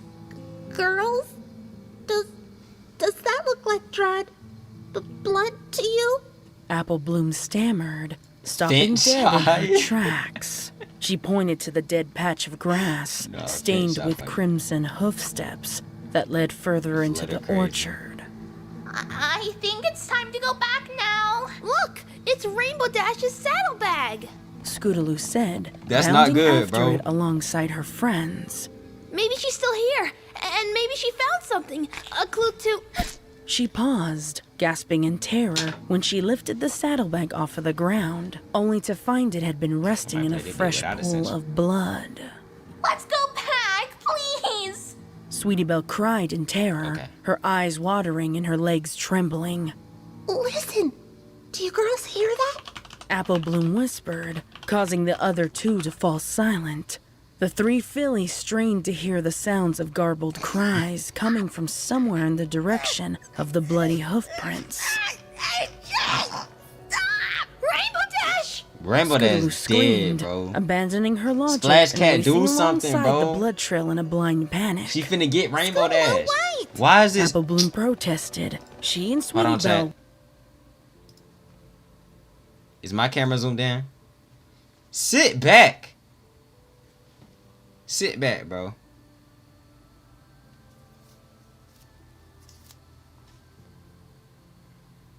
Camera. Sit back, bro. Stop, bro. The light was turning purple, bro. Like, why my camera trolling, bro? Okay, I'm sorry, y'all. Weren't too far behind. All three fillies came to a grinding halt when a wounded Rainbow Dash sped backwards through the air, You gotta fight landing with a Applejack, bro. crash into the trunk of an apple tree. Rainbow's face was badly beaten, and blood oozed from her lips. Her left eye was swollen shut, and her legs and torso were marred with hoofprint bruises to indicate she had been beaten and bucked. Clasped in her right hoof was a strange-looking needle, filled with a white shimmering substance. Somewhere in the opposite direction, the assailant was laughing and shouting. I won't ever go back! And nothing you pathetic ponies do or say can make me! Yeah, black eye, boy. Apple Bloom finally muttered, choking on her words as her mind tried desperately to understand what she was seeing. At that sound, Rainbow Dash's head spun around, making Damn, eye Mike contact with the Tyson. three cowering fillies. Seeing them there gave Rainbow a surge of adrenaline. She leapt from the tree she had crashed into, moments before a hoof-held spade spun and stuck into the tree. What are you doing here? Rainbow screamed in anger, pushing all three fillies with her head in the direction she wanted them to go. Run! The Crusaders didn't need to be told twice. They ran from the carnage as fast as their little hooves could take them. That is, except Apple Bloom. Still shocked by the sound of her sister's voice, Bruh. she deviated from the others and doubled back after Applejack. Shit! Rainbow screamed, heading back for the foolish filly and biting down hard on her tail before running again. No! It's Applejack! I'll hurt her, I did! Stop squirming! Why is Rainbow it like this? Why muttered is it like angrily, this? Why is with it the like this? filly's tail still clasped in her mouth. It wasn't long before she had caught up with Scootaloo and Sweetie Belle, whose little hooves could Chrome, only move please. so fast. Rainbow charged ahead, pushing her way through the mass of fallen branches to make way for the other Crusaders. Once on the other side, Sweetie Belle tripped over a large fallen mass and tumbled a few feet away from it. When she opened her eyes, she let out an ear-piercing scream. That mass was none other than Princess Twilight herself, her head laying in a fresh pool of blood. Rainbow's head turned sharply around to shout something at the fillies, inadvertently tossing Apple Bloom in the process. Oh. However, Applejack sprang from the same thicket of branches, kicked off the ground with her front hooves, and bucked Rainbow clean in the jaw. Rainbow skid across the ground, but made no sound other than the garbled intake of breath. The lower half of Rainbow's jaw was completely dislocated, and now hung with the skin exposed from the carnage of her snout. The Crusaders ducked behind one of the trees and fell deadly silent. Not a single one of them could understand what they were seeing. Applejack had created an orchard graveyard of all of their friends from Ponyville. The missing tools were the means for their deaths and still stuck out from their mangled remains. It was nearly impossible to tell who was who anymore, with the carnage of one pony's death seeping into another. Too traumatized to move to safety, they could only watch as the pony they once knew as Applejack descended upon Rainbow Dash, her next prey. In the light, the Crusaders could see the monster Applejack had become. Her right front hoof had a chunk of flesh missing and was oozing a sickening green pus, while the fur underneath was blackened and long dead. Her back legs, having once been broken now, looked strong with bones set incorrectly, causing her stance to widen and her left back hoof to drag along behind her. Her fur was marred by all manner of scars and matted with twigs, blood, and other pieces of fur and hair that were not her own. Most disturbing of all, though, were Applejack's eyes. They had completely clouded over, with the exception of two dark black pupils, staring straight into Rainbow Dash without any hint of sanity or mercy.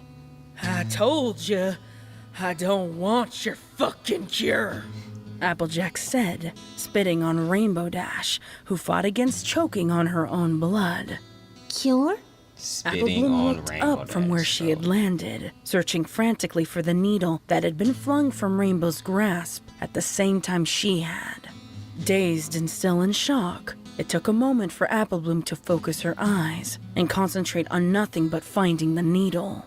Do you honestly think there's anything left to cure, Rainbow? Do you still believe you're saving me? Rainbow's eyes darted from Applejack to spy Apple Bloom creeping towards the needle, which was sticking out of a pile of dead pony debris. Applejack chuckled to herself. It swelled in her chest until she laughed madly in Rainbow's face. Didn't you know, Rainbow? I'm the thing you fear most. I'm that madness crawling around under your skin, squirming, writhing around inside, just waiting to get free. Apple Bloom's face lost all color. She pried the needle from the debris, having to pull it out of the eye socket of another one of Applejack's victims. Oh, Rainbow, didn't you know? I am the inevitable. I'm the harbinger of fear and the messenger of truth you silence with hope. Rainbow Dash made conscious efforts to not look at Apple Someone Bloom, caught a and hot instead zero. riled around on the ground to keep Applejack's attention on her. Applejack took the bait, stamping her hoof hard on Rainbow's back and leaned down close to her ear. And that truth is that in the end, there ain't nothing at all except me. Apple Bloom waited until she was within range, then charged at her sister from behind, the needle held high in a hoof. She pierced into Applejack's flank and plunged the liquid into her bloodstream. Almost as if on reflex, Applejack reared her hind legs in the air and bucked Apple Bloom hard into the nearby tree.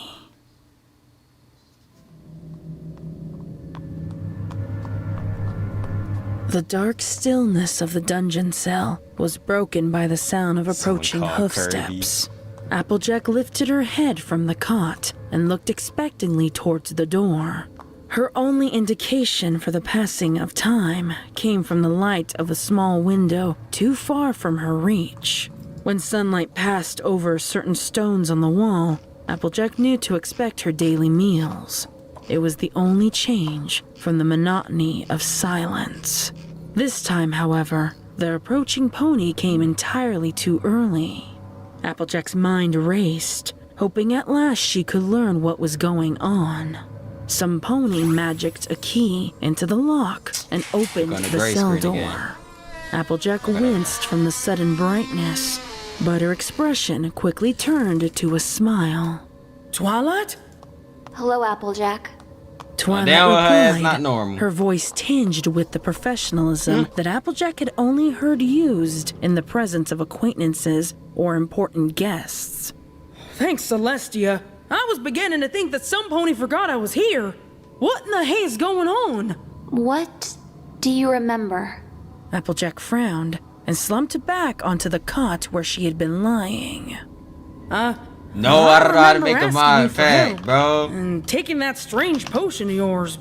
But after that, things get really hazy. Next thing I know, I'm all wrapped up in gauze and bandages, down in pain pills like they're candy, and trying to get over the fact that I looked like I had been in some kind of terrible accident. What happened, She doesn't know. Twilight pursed her lips and fidgeted on her hooves. There was a slight tremor in her voice, as if she were needlessly nervous to answer. Applejack, I don't know what you're talking about. There was no potion. You worked yourself too hard and it caused a mental break. You were spouting nonsense and acting violently. Not only did you harm yourself, but you harmed several others, turning your orchard into... Into what? Into a slaughtering ground. In your hysteria, you took the lives of 13 ponies and attempted to take mine and Rainbow Dash's lives as well. What in the hay are you talking about? I'd never harm another creature, and I certainly would never put the lives of my best friends at risk. And of course there was a potion. You're the one who gave it to me in the first place. Applejack, I'm sorry. I don't know what to tell you. You can start by telling me why you're lying. I am the princess of friendship.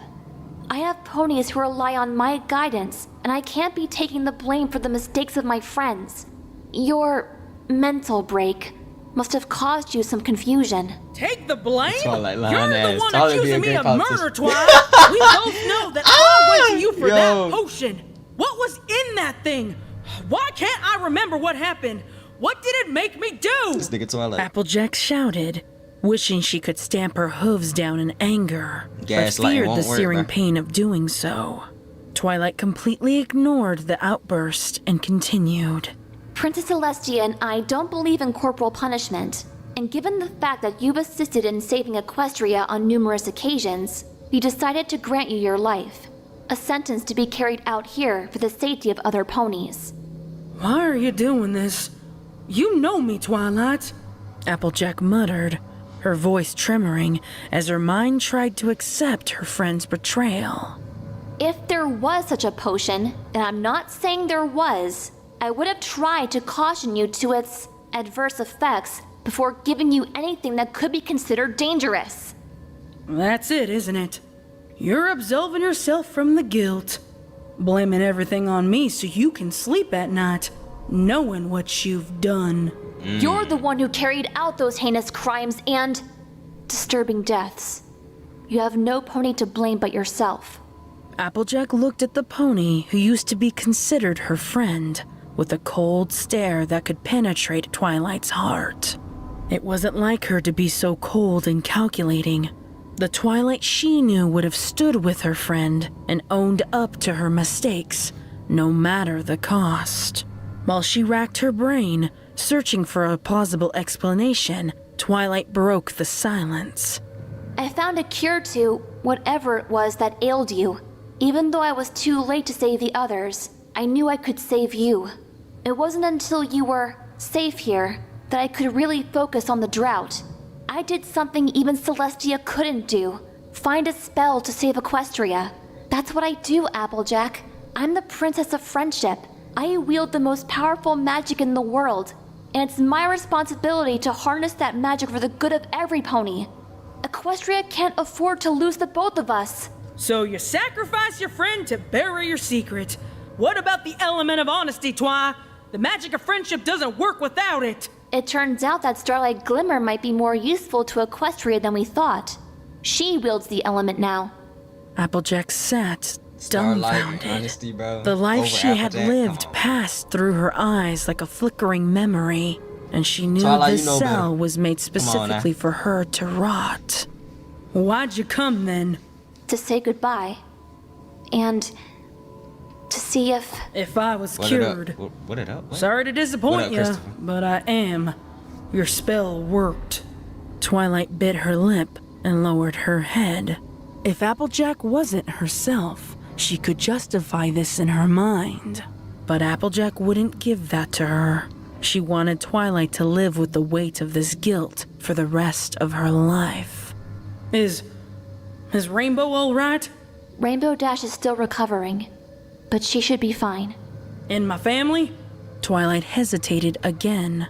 She rubbed the back of her neck with her hoof nervously before answering. They're all right. I should go now. No. What's wrong? Is Big Mac still hurt? Twilight's horn ignited, and she made her way towards the door. Is he? He's fine. And Granny? I've gotta go, Applejack. Apple Bloom?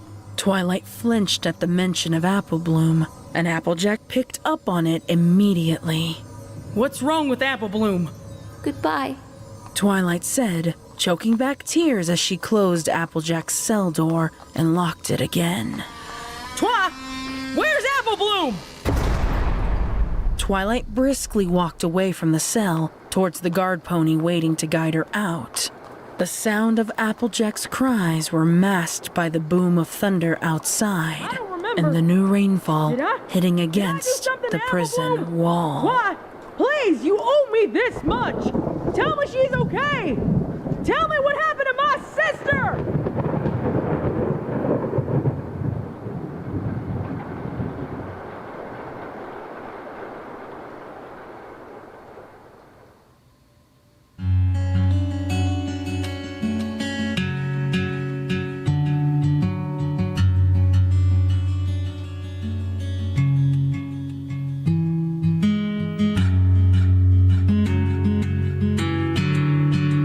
That shit's still crazy, bro.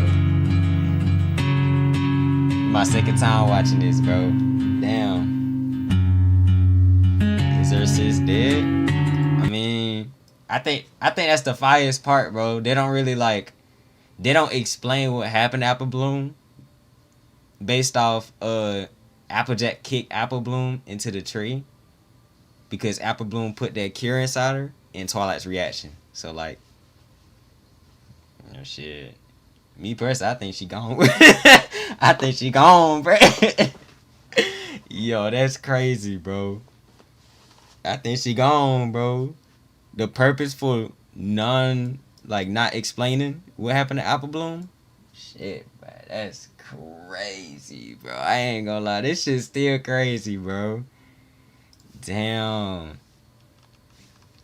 Alright, who seen another Apple Sleep Experiment? Cause I ain't see another Apple Sleep Experiment. I only seen this one.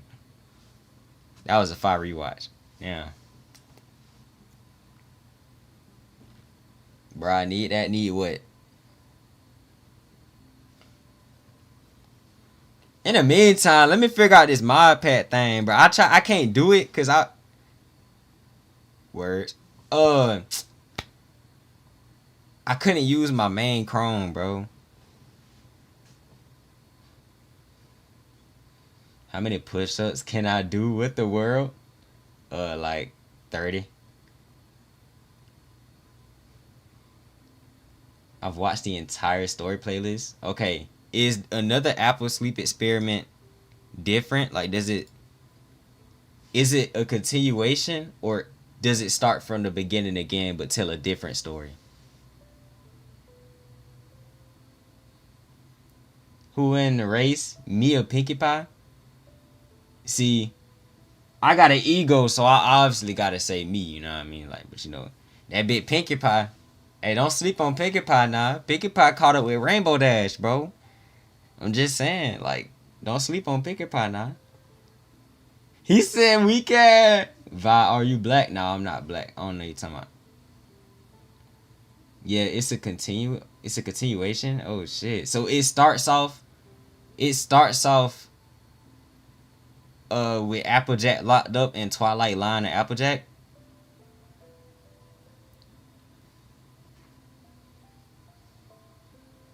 What's going on, Lanny? Do I fuck with the underground music? Yeah.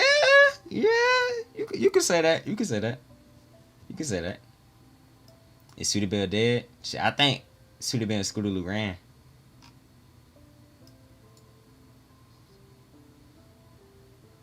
Not there, but yeah, kinda. Okay, I'm just gonna have to find out.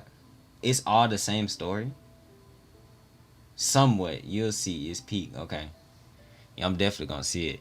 I didn't make that motherfucking my pad first or not. I can actually use my Chrome this time. Okay. This Essential trying to hide from me, bruh. Golly. Where this shit at? Damn. I'm finna hop in the VC. Y'all think I'm gonna get banned if I hop in the VC? They gonna say the N-word? What is going on in here, bro? Everybody getting jugged.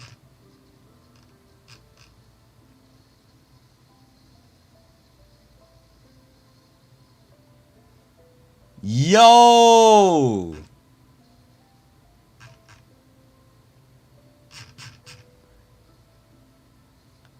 What is going on? Don't ask what's going on in the server, bro.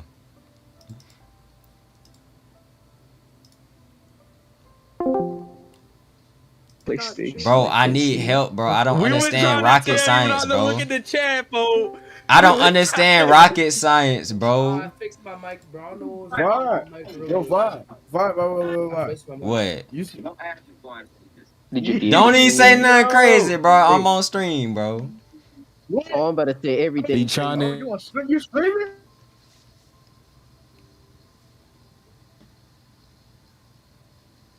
See, I'm talking about you can't trust these black people, bro. Like, that's what I'm talking about, man. What happened to Sweetie Belle? Ooh, only one way to find out. Why this bot broken, bro? They broke my bot.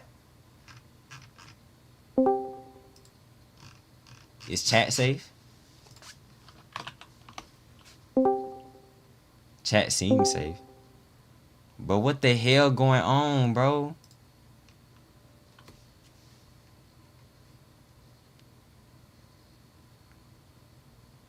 Oh, okay, that's not bad. Self-racism is fire. Chill. Yo. Yeah, trust, bro. Sweetie Belle gotta be fine, right? And I wanted to ask the question, but I don't want to spoil nothing. I'm gonna find out. Don't answer, chat. But I want to find out if in another Apple Sleep Experiment we get Scootaloo and Sweetie Belle's reaction to what, or just every pony reaction in general. Like, I wonder what Granny Smith thinking. I wonder what all these other folks thinking. Bro, Big Mac might be cooked for real. They was hinting at Big Mac dying to Applejack with her hallucinations. But like, I was like, man, no, she didn't. Nah, I'm not sure. Big Mac might be cooked. What would I do if you turned me into a gecko? Bro, what does that mean? Bitch, I'm finna just play this bit on solo mode.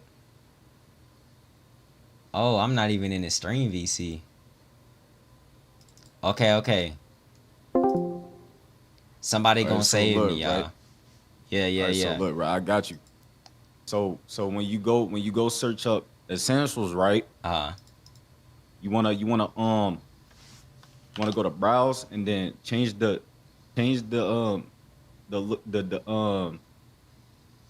what's this called? Giggity Filter giggity thing? goo. All right, man. I'm sorry. Look. And then switch to the mods, right? When you don't search up essentials, just search up ESS, right? And then press enter, like, and then you gotta like scroll down, and it's like right there, like you'll find it, like you're like you know what it is Essential when you mod. see it. Yeah. Okay, what I do now?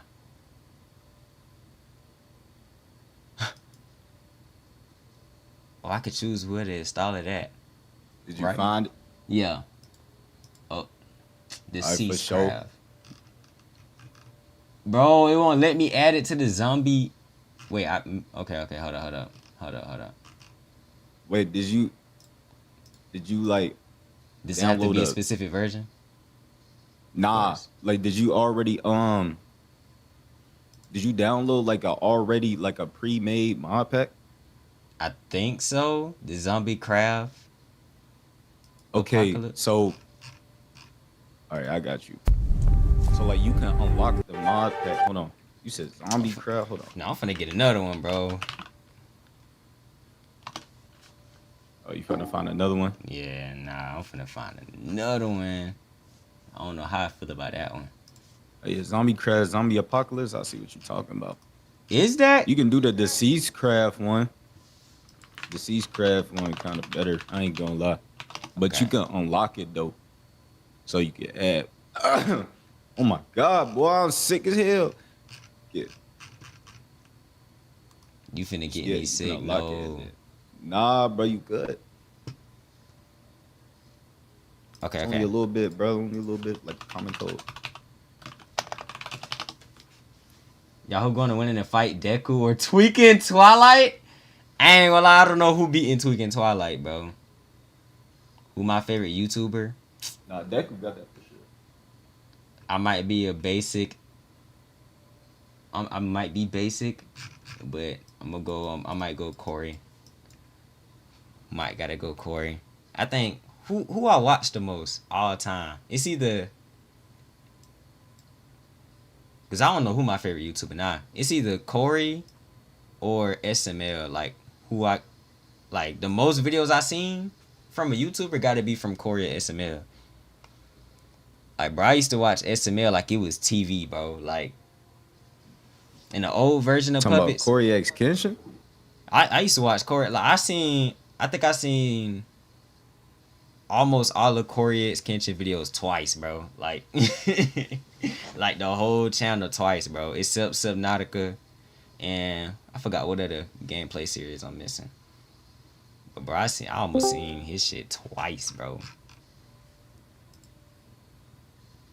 I'm finna give up, bro. Fine.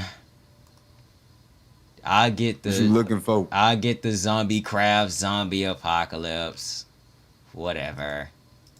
Don't want to do the deceased craft. You can. Hop on. All right, let me do deceased craft then. This the right one? 6.8 million. Gotta be it. Let me install it. Oh shit! I already got it.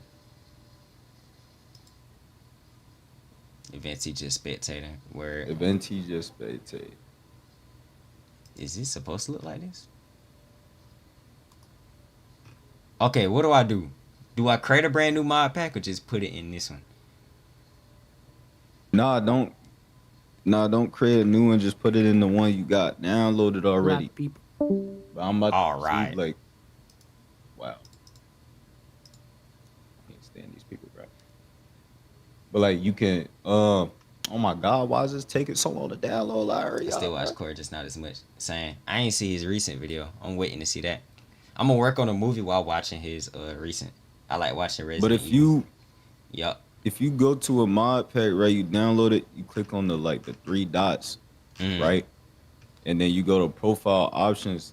It should be an option that say content management. You check that, and then you able to unlock it, and then you can add like mods and stuff in it.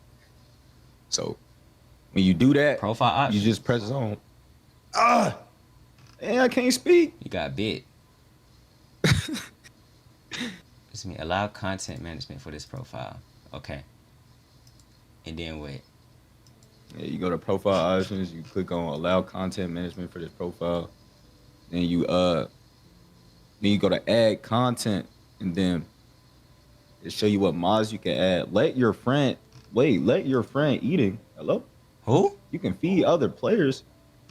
I don't know what they got going on, but yeah, but you can just search up ESS, and then Essential should be like right there, and then you can like install it. Okay. In the mod pack. Yeah. Okay. That's why that made sense.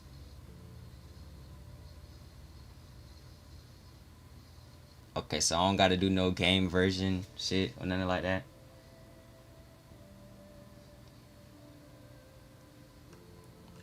What's going on? I barely looked at chat. I see a fat paragraph.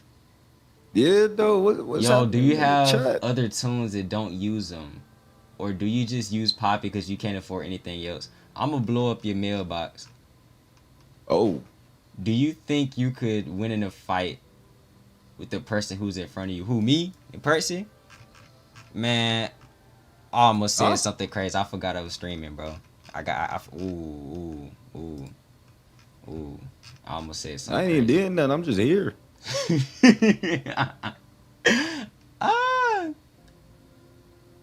No one's gonna get this reference. I ain't gonna lie. I did not get that reference, bro. If Tweak and Twilight came to Demon Slayer, who gonna win? Who gonna win? The Hashira or Tweak and Twilight? I don't know, man. I don't know. It depends how ugly Tweak and Twilight look, bro. If she look like a demon, she in danger. But if Twilight don't really look like a demon for real, she could low-key get away with lying. Like she did in that one of you with Applejack. When do I not say something crazy? You right. Run me my fade. Con is mine. But you crazy. They not talking about my con. Add rate lemon. Bro, I don't know what's going on in the chat, bro. Is it still going on? What is going on?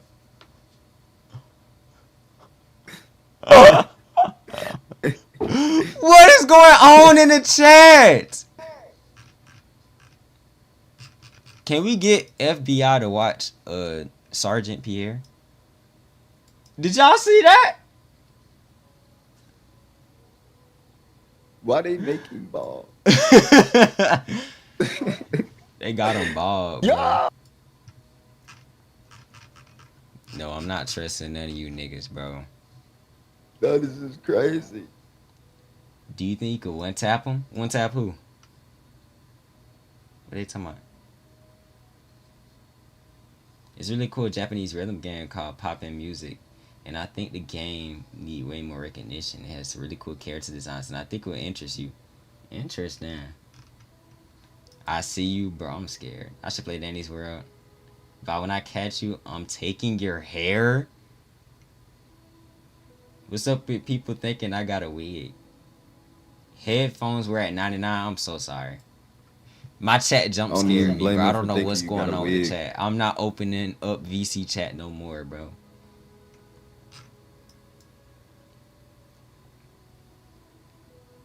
Oh, what am I doing?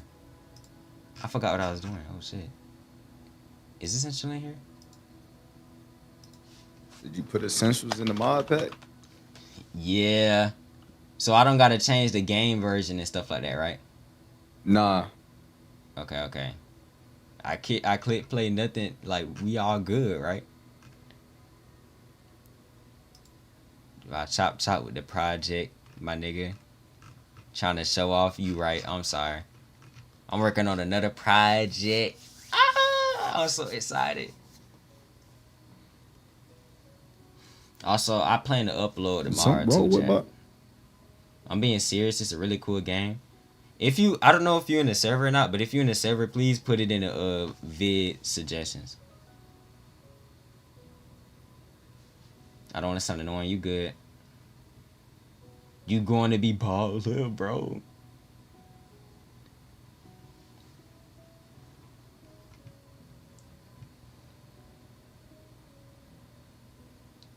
Do not listen to Neon. I had Khan way before that nigga even existed. What are y'all talking about? Are y'all talking about Khan? Like Khan? Y'all talking about Khan? They talking about like. They ain't talking about Khan, bro. They said C-O-N. I don't know what they talking about, bro. I'm sick. Stop. Yeah. I don't have Discord. That's good. Don't download. No, I'm playing.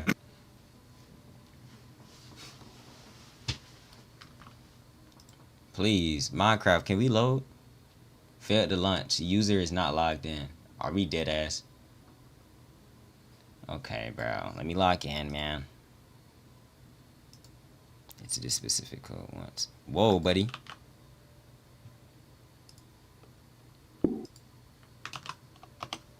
Yo, can I not like spell? Am I like? Yeah, Khan, bro. That's not even how you spell Khan. That's how you know she not yours, bro. She don't like you for real. Wait, what are we doing again? Don't mind me. I have to I'm trying to hop in this world, or this zombie world, while reacting to the Apple of the Dead. Once I'm done with 2 episodes of another Apple Sleep Experiment, we all gonna hop on Roblox and play some games, bro.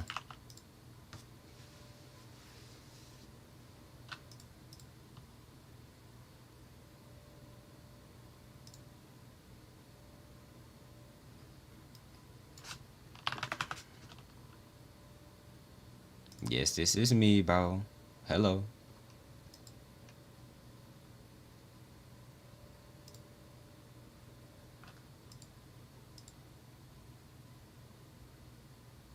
Alright, nice. So then if I click play, they're gonna hop off my nuts. Have I heard of My Little Sombra? Khan-chan is mine, back off, bro. What version of Khan are they talking about? What the hell? Trying to be V. I got you. Like next year. No, I'm playing. Play nostalgia hangout game on Roblox, please. I don't have Discord, so I can't request anything. Maybe make a Google form request or something. I'm spamming so serious. I forgot what spamming what? Huh?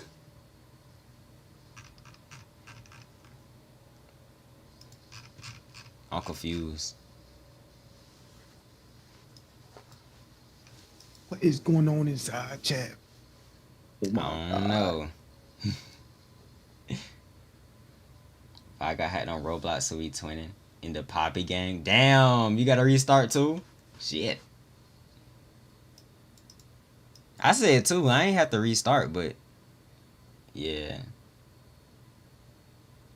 Fight me for Khan? You can have K-O-N, bro. I don't know who K-O-N is, bro. That's all you. You can have her, bro. Whatever that thing is, bro. If it's even a her. They're not talking about Khan, though. I'm gonna get my sight on you. LARP's a horror. I've never played Roblox with Vi before. Is it worth it? What the world? They're talking about me like I'm a product. They trying to play you. Pause. Ah, my back. Oh, Lord. Yeah, chat. Percy, you play Roblox with me. You give me a 5-star review. Give you like a 3.5. Yeah, you so blocked after this stream, bro. Bro, I got essentials. No way. Look at me. I'm all grown up. I made my first mod pack. We don't talk about the other mod packs in there. I don't know what you talking about. We all can't play Minecraft with you? I don't know. I don't care. It's got like guns in it too, so. Oh, bet. Amen. My outfit's at.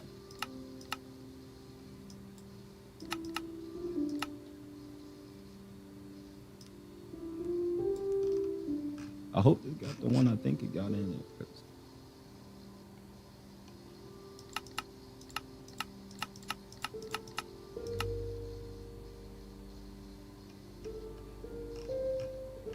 Oh, and the people in the VC finna join too? I don't know.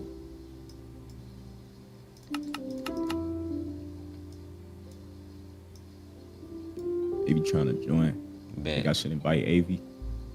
To my here? I don't care. Yeah, I'm down. As long as y'all don't do no weird shit like acting out Either for in the stream. Minecraft or the VC. Avi getting the VC. I don't care if y'all join either way. Not everybody though. I don't trust y'all. Not Y'all might get everybody, me. not Y'all everybody. might get me striked, bro. I don't trust y'all, bro. Y'all scare me, bro. There we go. I had to get the right pants. All right, I'm sorry, y'all. We back. We gonna be reacting again, bro. Essential updated. Okay. I'm sorry, y'all. I had to do all of that right quick. There we go. I'm into the Minecraft. I ain't even gonna lie. I was so burnt, bro. I had to like have Prada Bad Shotty to calm me down. Yo.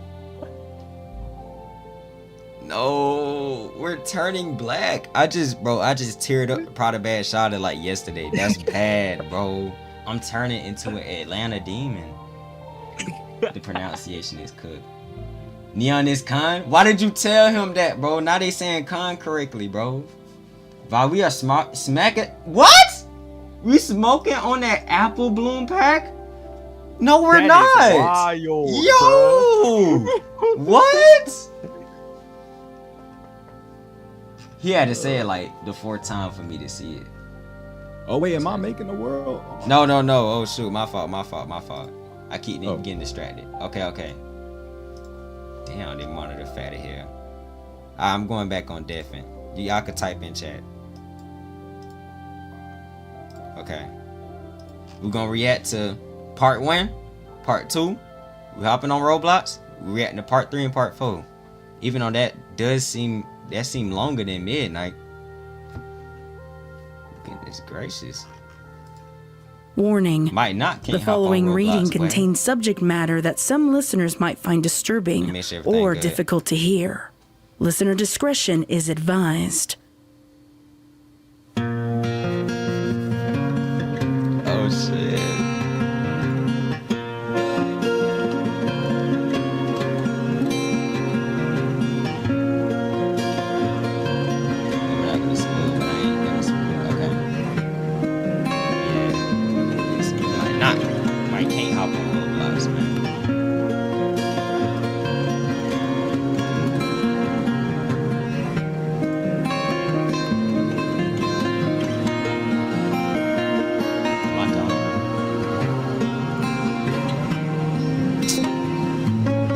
Hold on, y'all. I gotta embarrassingly ask the Java nerds.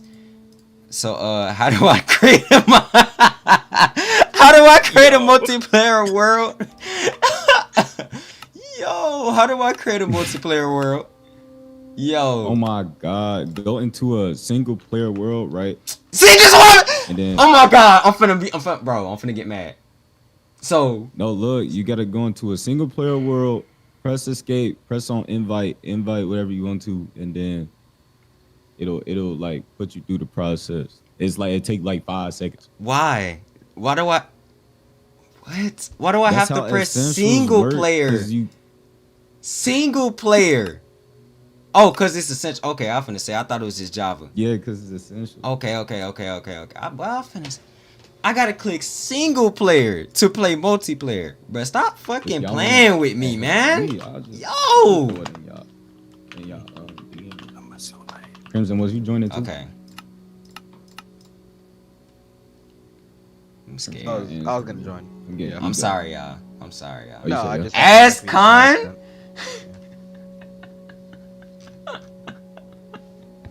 Bro, shut up, bro. Yeah, Con know how to make a multiplayer world. Yeah, I already have the mod pack. Of course, you egoed me, so I don't care. Leave me alone. You hurt my feeling. Wow. This game rules. Can we start off with the map, bro, please? No? Okay. You said I gotta invite y'all, spawn, right? You getting blocked. You never played Minecraft or something? I never, I don't be playing Java, bro. Anytime I play Java, I play with my friends. I never play Java by myself. Like, I ain't gonna lie. And I never host, so. Is Vi double cheeked up, bro? Okay, bro. You talking about we in Alone. Guys, this is my last cheating some guns for all of us at the start. Just whoa, like limited bullets. Whoa. Why my jump? Why my jump finna crash? Starter pistol. Yo. Now let me hurry up and turn off. Let me turn down my settings real quick and turn off. Okay, no, V-Sync's already off.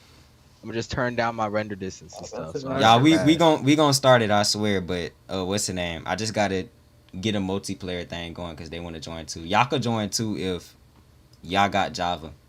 Just don't be weird. You know what I mean? Hey, Vi, just make sure you turn down your settings so you don't crash your PC. Bro, what is going What on? you mean he got a NASA PC? No, I don't. Oh, you lying to me. Yo, Applejack is coming for you, Verum. That nigga said my full name. He ain't even say Vi. He's coming for you, Verum. Yeah. Verum Galaxia. Full Gov is crazy.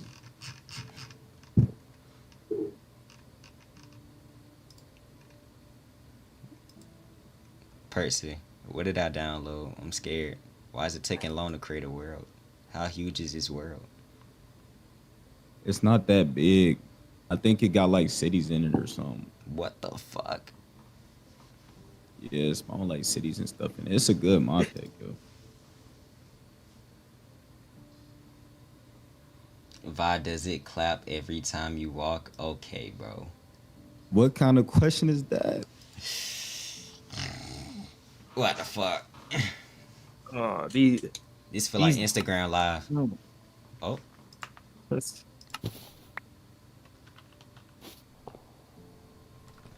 Crimson's right. What the hell is this?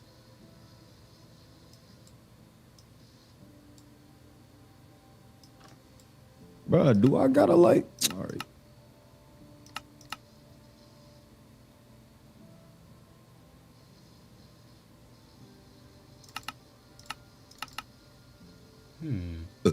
Excuse me. No, bless you. Wow. Don't ask how that made sense. Golly.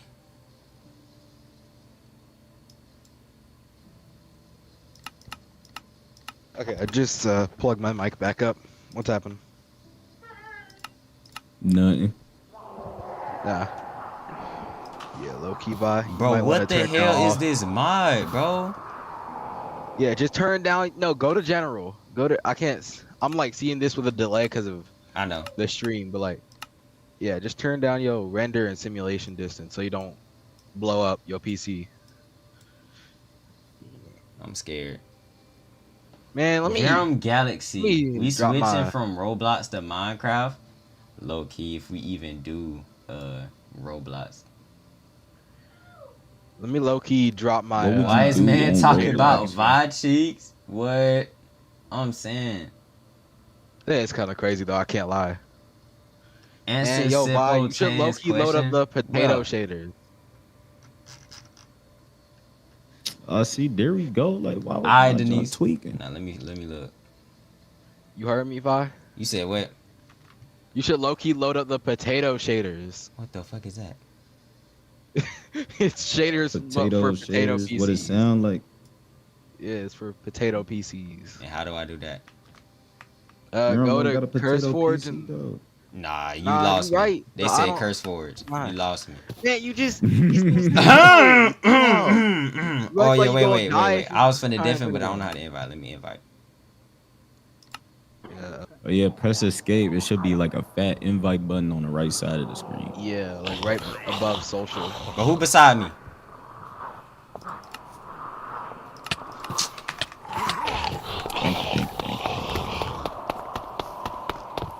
Is it on Friends of Friends? What is that? Bro might die over there. I'm not gonna lie, he might get cooked. What the fuck these nigga got me playing, bro? Just so you know, as soon as you start this, man. Oh, never mind. You already found out. I'm looking at the delay on the stream. You already found out what happens. Am I a pony as a human? Yeah. Yeah. Facts. Do I have wings? Facts. Yeah. I got wings, but I don't drink Red Bull. You see what I'm saying? I drink Monster instead of Red Bull, but it still gave me wings. You see what I'm saying? No, he's not safe. Oh my god, bro. Yo, why is the delay so large? Wait a minute. Don't join that world, person. I gotta restart, bro. Oh wow. I gotta restart. Oh god, but I gotta restart. I gotta restart. What happened? Aren't you supposed to get a grace period? Wait a minute. Oh my god. Did they remove that from the mod pack? No, you don't get a grace period. Niggas get a grace Not period. anymore. Zombies Yo, in you it. used to be... Bro. Those already. No, I think he using the older version, Oh. but it's cool though. What you mean he's using the Zombie- older version of the mod pack? Someone drag it to VC. He using 1.18. You're black. Oh. Stand up and turn around real quick, What bro. version Get of your the ass mod on, bro. He just told me to do a 360. If you're bro. using the 1.18 one, let me download that Yeah, Ah, pack. bro, deserve a 5 second time. I got y'all here at it, right? If I don't add this right Yeah, here. you already have me at it. Alright, I got I'm going different. this. All right. We gonna pretend that didn't happen, y'all. Sorry. We here. I swear we here. My family Brady is going to take your hair. This is you.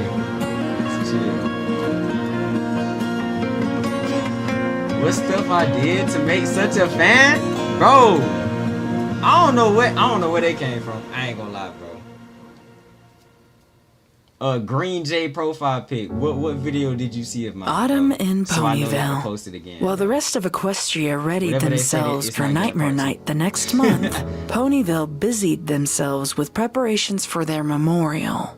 Commemoration was the name it was given by the princesses years ago, as it was the only title that seemed appropriate.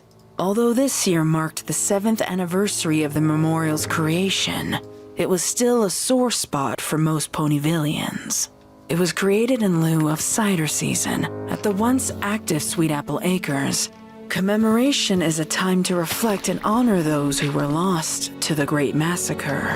Most ponies were never truly given a satisfying reason for the senseless killings all those years ago.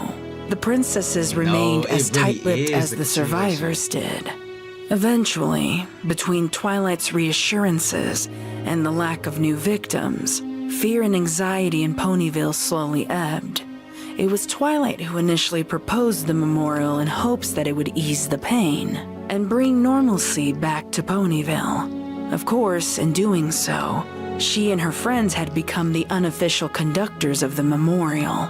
They nursed their own sorrows by making each year better than the last. It was the evening before the festivities, and magic was ringing in the halls of the Castle of Friendship. An alicorn, 2 unicorns, and a Pegasus were scrambling to finish their decoration contributions as the sunset drew nearer. Flying overhead of the throne room, Fluttershy was attempting to place a thick purple drape, adorned with ribbons, upon the rafters, according to Rarity's specifications. A task that seemed easy enough, had it not been for Rarity's refusal to settle for anything less than perfection. No, that simply will not do. Rarity shrilly called to the pale yellow Pegasus. Fluttershy sighed in frustration, lowering her hoof and holding back the urge to roll her eyes. What's wrong this time? Fluttershy called back to her friend in exasperation, wondering how Rarity could be so far away, yet still see some imagined imperfection for the placement of said drapery. Rarity didn't seem to catch or mind the Pegasus's tone. It's a quarter of an inch too far to the right. Even I can see that. While I am grateful for your help, Fluttershy, you know how flawlessly decorated the castle must be for our future guests. Rarity called out, hoping her friend would follow and agree with her logic. She looked away from the ceiling for a moment to finish the stitch she had started on the vast tapestry draped over her hooves. The tapestry was 20 feet in length and nearly took up the entire mapless table in the center of the room. Along with the complicated stitchwork and the bright, appealing colors, Bonbon's silhouette took center stage in the piece, her name expertly sewn beneath it. When Fluttershy didn't echo Rarity's logic, Rarity turned to Twilight to back up her statement. Wouldn't you agree, Twilight? Twilight Sparkle, the princess of friendship, didn't seem to heed the growing tension between her friends as she busied herself with a checklist. It was nearly as long as Rarity's unfinished masterpiece. She glanced up from her scroll, tired eyes locking on the unicorn, before following her gaze to the drapery above. It looks great, Rarity. Twilight muttered absently as the quill in her magic jotted down yet another unchecked task. Just move it slightly to the left, Fluttershy, and you'll be good. We really don't have time to fuss over silly details like that. Starlight Glimmer firmly chided, like a mother scolding her misbehaving children. Starlight's horn was aglow, and she was busying herself with ice picks and a giant slab of ice. She'd been sculpting for the better part of an hour now, and she took great pride in the art that she was able to create thus far. The sculpture showcased each of the fallen, and Starlight only hesitated for a moment when she reached for the smooth surface of ice, where the 14th pony would be. Starlight's heart panged and stomach clenched. She swallowed back a burp of bile, knowing that it would do no good to bring up her objections for the 6th consecutive year. This memorial had become a staple in the lives of the Ponyvillians. Ponies understandably wanted the 14th pony remembered and honored, even if, unbeknownst to them, she was the pony who had slaughtered the rest. Rarity bristled at Starlight's comment, dismissing her initial statement. And how exactly do you suppose that the ice sculpture won't melt by tomorrow? Rarity asked, and though the question was genuine, her tone reflected her inner bitterness. I've done my research. There's a spell that prevents ice from melting. I found it in an old book in the library. Starlight answered tactfully and devoid of annoyance. Still, Rarity was unimpressed. Fluttershy said nothing, secured the drape in place, and flew back to the ground before Rarity could protest yet again. Rarity pursed her lips to the side in defeat. She was clearly outnumbered. It'll do. Next, I'll have you hang the floral arrangements. Fluttershy's ears dropped, along with her stomach. Just when she finally felt freed from Rarity's discerning eye, she was thrust back into the thick of it again. Starlight rolled her eyes and put the finishing touch on the final sculpture. As much as she would have loved to take a step back and reflect on the ice sculpture's mastery, Starlight instead turned away from it. She was hoping no pony would notice its completion, so she wouldn't have to be reminded of that final face. However, a Pegasus desperate to get out of floral hanging duty was only too pleased to offer up a compliment. It's lovely, Fluttershy said with an encouraging smile. She trailed off a little when she too saw the 14th face. Seeing that confident, unbridled joy on that frozen, lifeless face was too much for her delicate sensibilities. She could do nothing but suffer the impact of the tidal wave of grief. Kill Rarity? I miss her. Fluttershy's statement hung in the air like a dead weight. Rarity, Twilight, and Starlight paused whatever they were doing to linger in the awkward silence, while they simultaneously stared at the ice. Unlike Starlight's bitterness and Fluttershy's grief, Twilight was grappling with a deep-seated guilt. Starlight, It may you have been okay, several bro? years since she had last seen that pony's face, but she could never forget their final conversation. Applejack, I don't know what you're talking about. There was no potion. You worked yourself too hard and it caused a mental break. Twilight could only speculate how painful those words, those lies, must have been for the former element of honesty. When she reflected on that day, she still wasn't sure what compelled her to leave her former best friend in such a callous way. On better nights, she could justify her actions by remembering how important friendship is for other ponies in Equestria to embrace. Even if she, Princess of Friendship, had failed her friend, she could still turn it into a lesson. She impressed upon others the importance of what she had learned, and hoped that it would be enough to prevent something like this from ever happening again. She better be honest. If she was found culpable, about what happened. it would create a lasting and damaging effect to the ideals she was supposed to uphold. Even so, the profound, painful grip of remorse would never let her truly forget that it was her choice to leave Applejack the way she did. It so was your choice. Twilight resigned herself to an unspoken atonement and guard over Ponyville like an immortal century. She took the role so serious, in fact, that she turned down her former teacher's request to rule all of Equestria and allow the royal sisters to retire. The silence in the throne room had now lingered for too long, but no pony was willing to be the first to break it. Luckily, the double doors across the way burst open and ended the silence for them. Who walked in? A bright pink earth pony paraded into the room. Watch this, She watch it on triumphantly crack. pushed a large dessert cart into view. I'm back! Pinkie Pie called out joyously with a voice so powerful it could have alerted the entire castle. Y'all, this dookie in my pants, bro. Like, this nigga gon' if that thing come back, I'm leaving the game, bro. Like, we can't just sit. That was not the win. Did y'all see that? Did y'all see that? That was not the win, bro. Like, that happened again. That happened again. I'm leaving the game, bro. I don't even know what that thing was, bro. What was that, bro? And people want me to play horror mods for a video, bro. Come on. What's good, Grace? Okay, I'm gonna pause. She hurriedly pushed the cart Pinkie towards Pie the high, bro. I others don't to know show what off she the on, various bro. cupcakes, pies, custards, pastries, and the elaborate four-tiered cake that she had prepared in the castle's kitchens. Oh my, you made more? Fluttershy asked nervously, her eyes beholding the trove of sugary delights, with more horror than appreciation. I don't know how many ponies are coming to the party, and I want every pony to try as many different desserts as they'd like. Pinkie answered swiftly, blissfully unaware of Fluttershy's skepticism. There are only so many ponies in Ponyville. Starlight said pointedly. She glowered at the ever-growing mountain of desserts. Starlight mad as hell. True, but that And it's- doesn't count it's the kinda ponies scary, of y'all. Canterlot, Cloudsdale, the Crystal Empire, Trottingham, Hoovington, Appaloosa. Wait, what? Twilight interjected, finally resting her quill to join the conversation. I'm just so superly duperifically nervous-sighted for the party. I sense Nervous girls sighted? everywhere. This year's celebration will be so big that all of Equestria will commensecrate with us. Commemorate?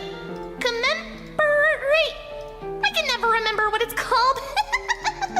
So get those taste testers tester ready. It's time for my next course of creamy, dreamy cupcakes. There was a collective churn of stomachs in the room at the mention of trying Pinkie's desserts. She had started baking 3 days ago and hadn't stopped.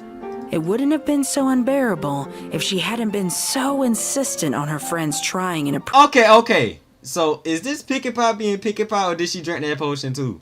What you mean she been up 3 days baking? Yo, they gonna have Pinkie Crack along with Apple Crack, and they're gonna be working together to get rid of proving Ponyville, each bro. new batch. Every pony was well beyond their tolerance of concentrated sugar. I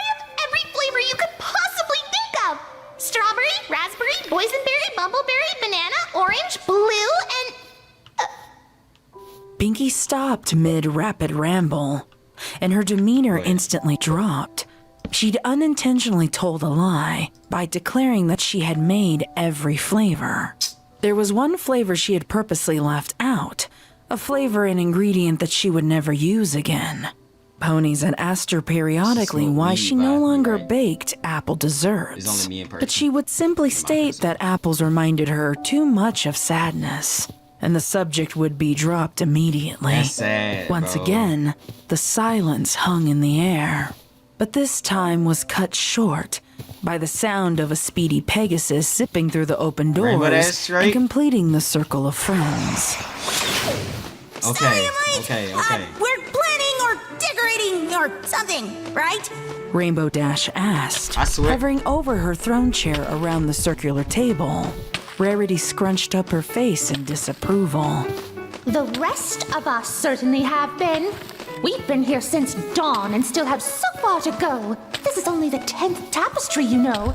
I'll have to stay up all night to finish the rest. What could possibly have been more important than this? Me and the Wonderbolts were... The Wonderbolts and I. Whatever. We were practicing the routine that we were going to perform tomorrow, and I wanted to make sure that it was just right. And then, well, Spitfire made this comment about how I was going to tire myself out, and I said that even with all the practice, I could still whoop her ass in a race. Yeah. And, well, it kind of turned into me racing all the Wonderbolts to prove my point. Rainbow admitted with a guilty smile. Did you win? Did you win, Rainbow Dash? Haven't been fed all day. We really could have used your help. Fluttershy no, I didn't. interjected in exasperation, You see me? and Rainbow was surprised to see her, of all ponies, aggravated at her absence. She knew it must be serious if Fluttershy was frustrated. I'm sorry. I'm here now, and I'm still not too tired to help. Here, I'll hang these. Rainbow said, gathering some of the bouquets on the ground and zooming Okay. around the room. Rarity's eyes widened in horror. She trusted Rainbow at least to hang her floral arrangements just right. She tried to protest, but Twilight spoke first.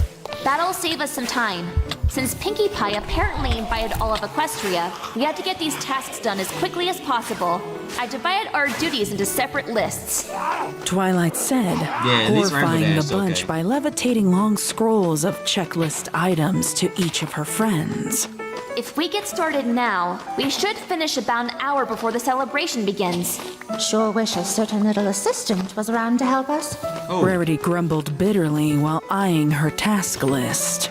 But I suppose one does have to leave the nest eventually and forge a path all their own. Don't worry, Rarity. Every pony is invited, and we can catch up all day tomorrow. Pinkie exclaimed happily, rolling the checklist and depositing it into her mane, as if to glean the information on the scroll through osmosis. But first, we've got work to do. A collective sound of sighing around the room was followed by various admissions of agreement. It was going to be a long night. Long day.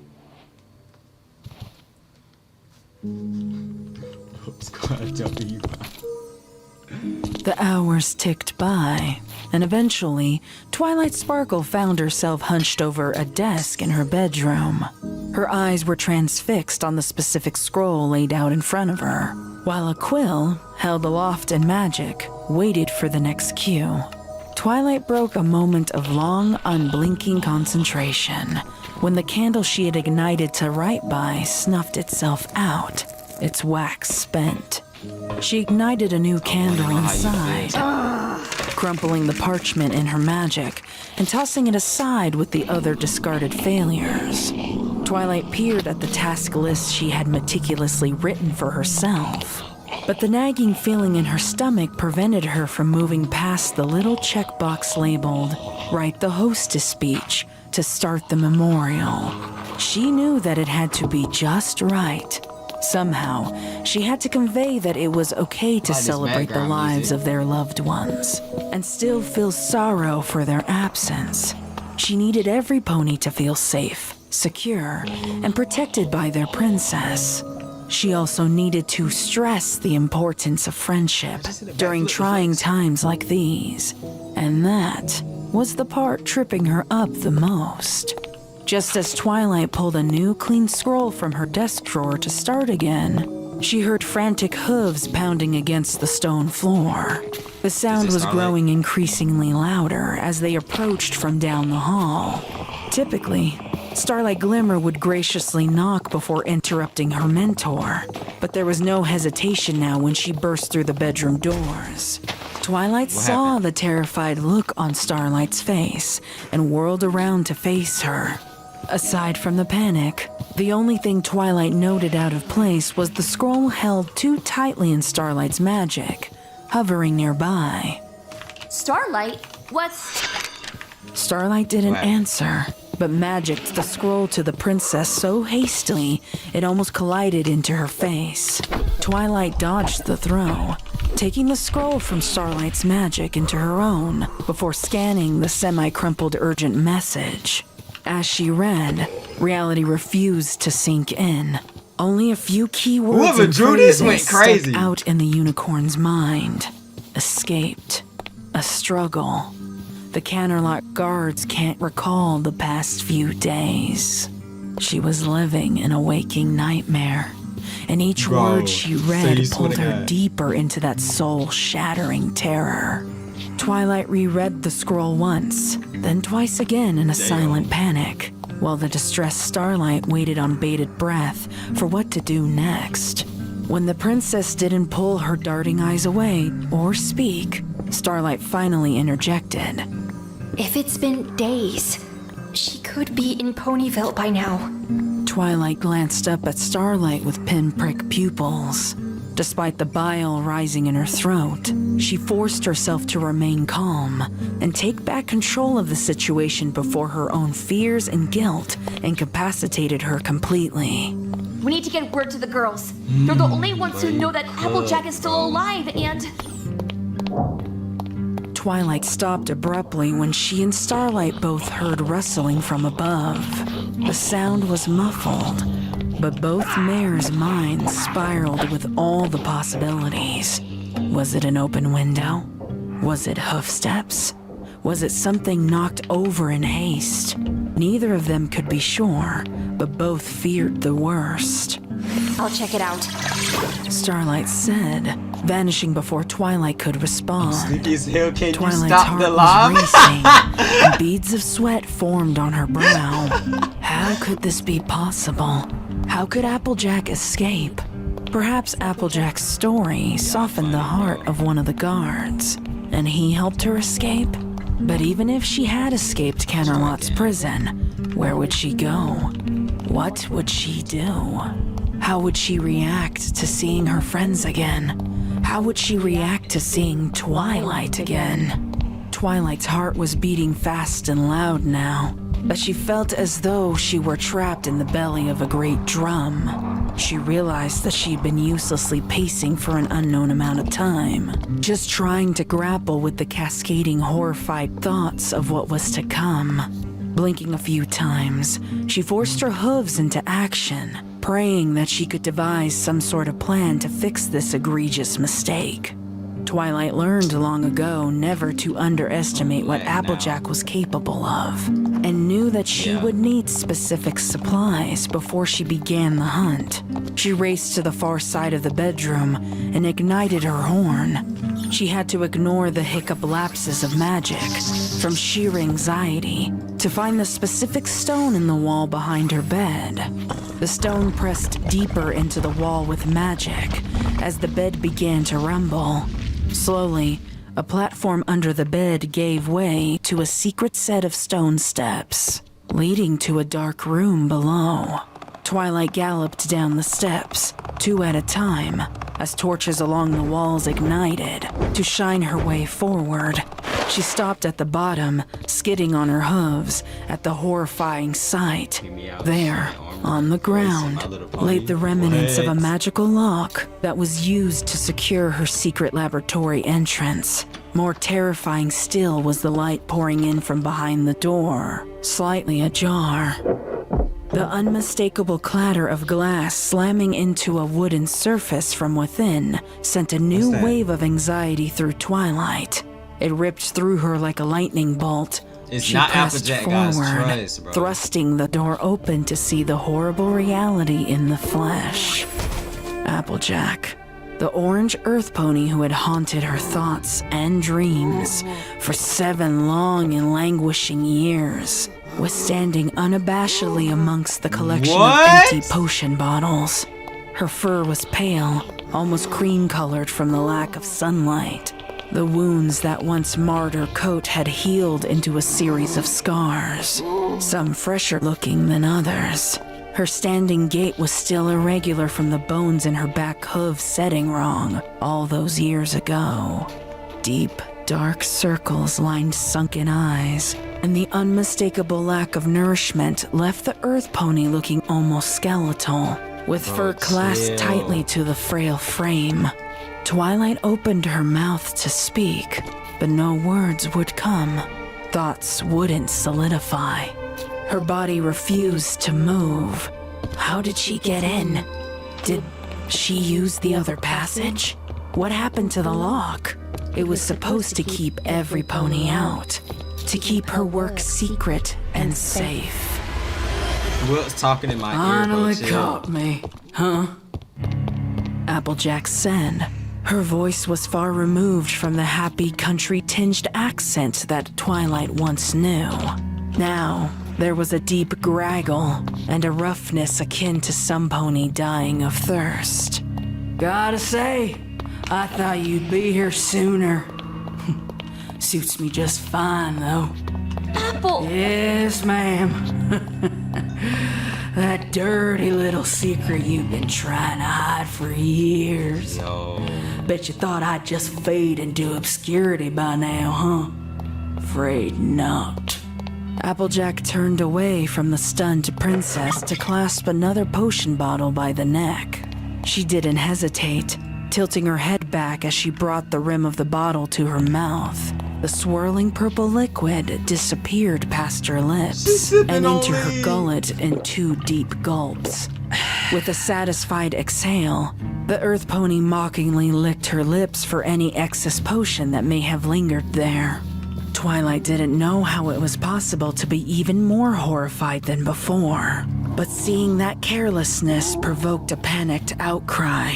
No! What are you doing? You don't know what that potion does! Huh. Guess I'll have to figure that out now, won't I? Applejack said, her demeanor eerily calm and devoid of concern. Why? It's been so long. I can't remember what it looks like. What color? What consistency? I need it. I need to feel that again. And I ain't got time to pore over your incessant drivel to find out. Applejack motioned to the bookshelf of journals that lined the laboratory walls. Twilight had recorded every potion and observation of their effects. It was a lifetime of work, and Applejack would have been there for hours. AJ kept piercing eye contact with Twilight as her hoof slowly reached for yet another unlabeled and unknown potion bottle. She was able to flick the stopper from the top and hold it aloft in her hoof, but this time was thwarted by a blast of magic. The magic shattered the glass and caused the earth pony to recoil.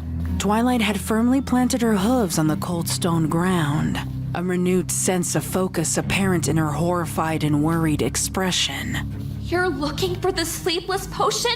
That's what started this mess! It's why you've been locked away!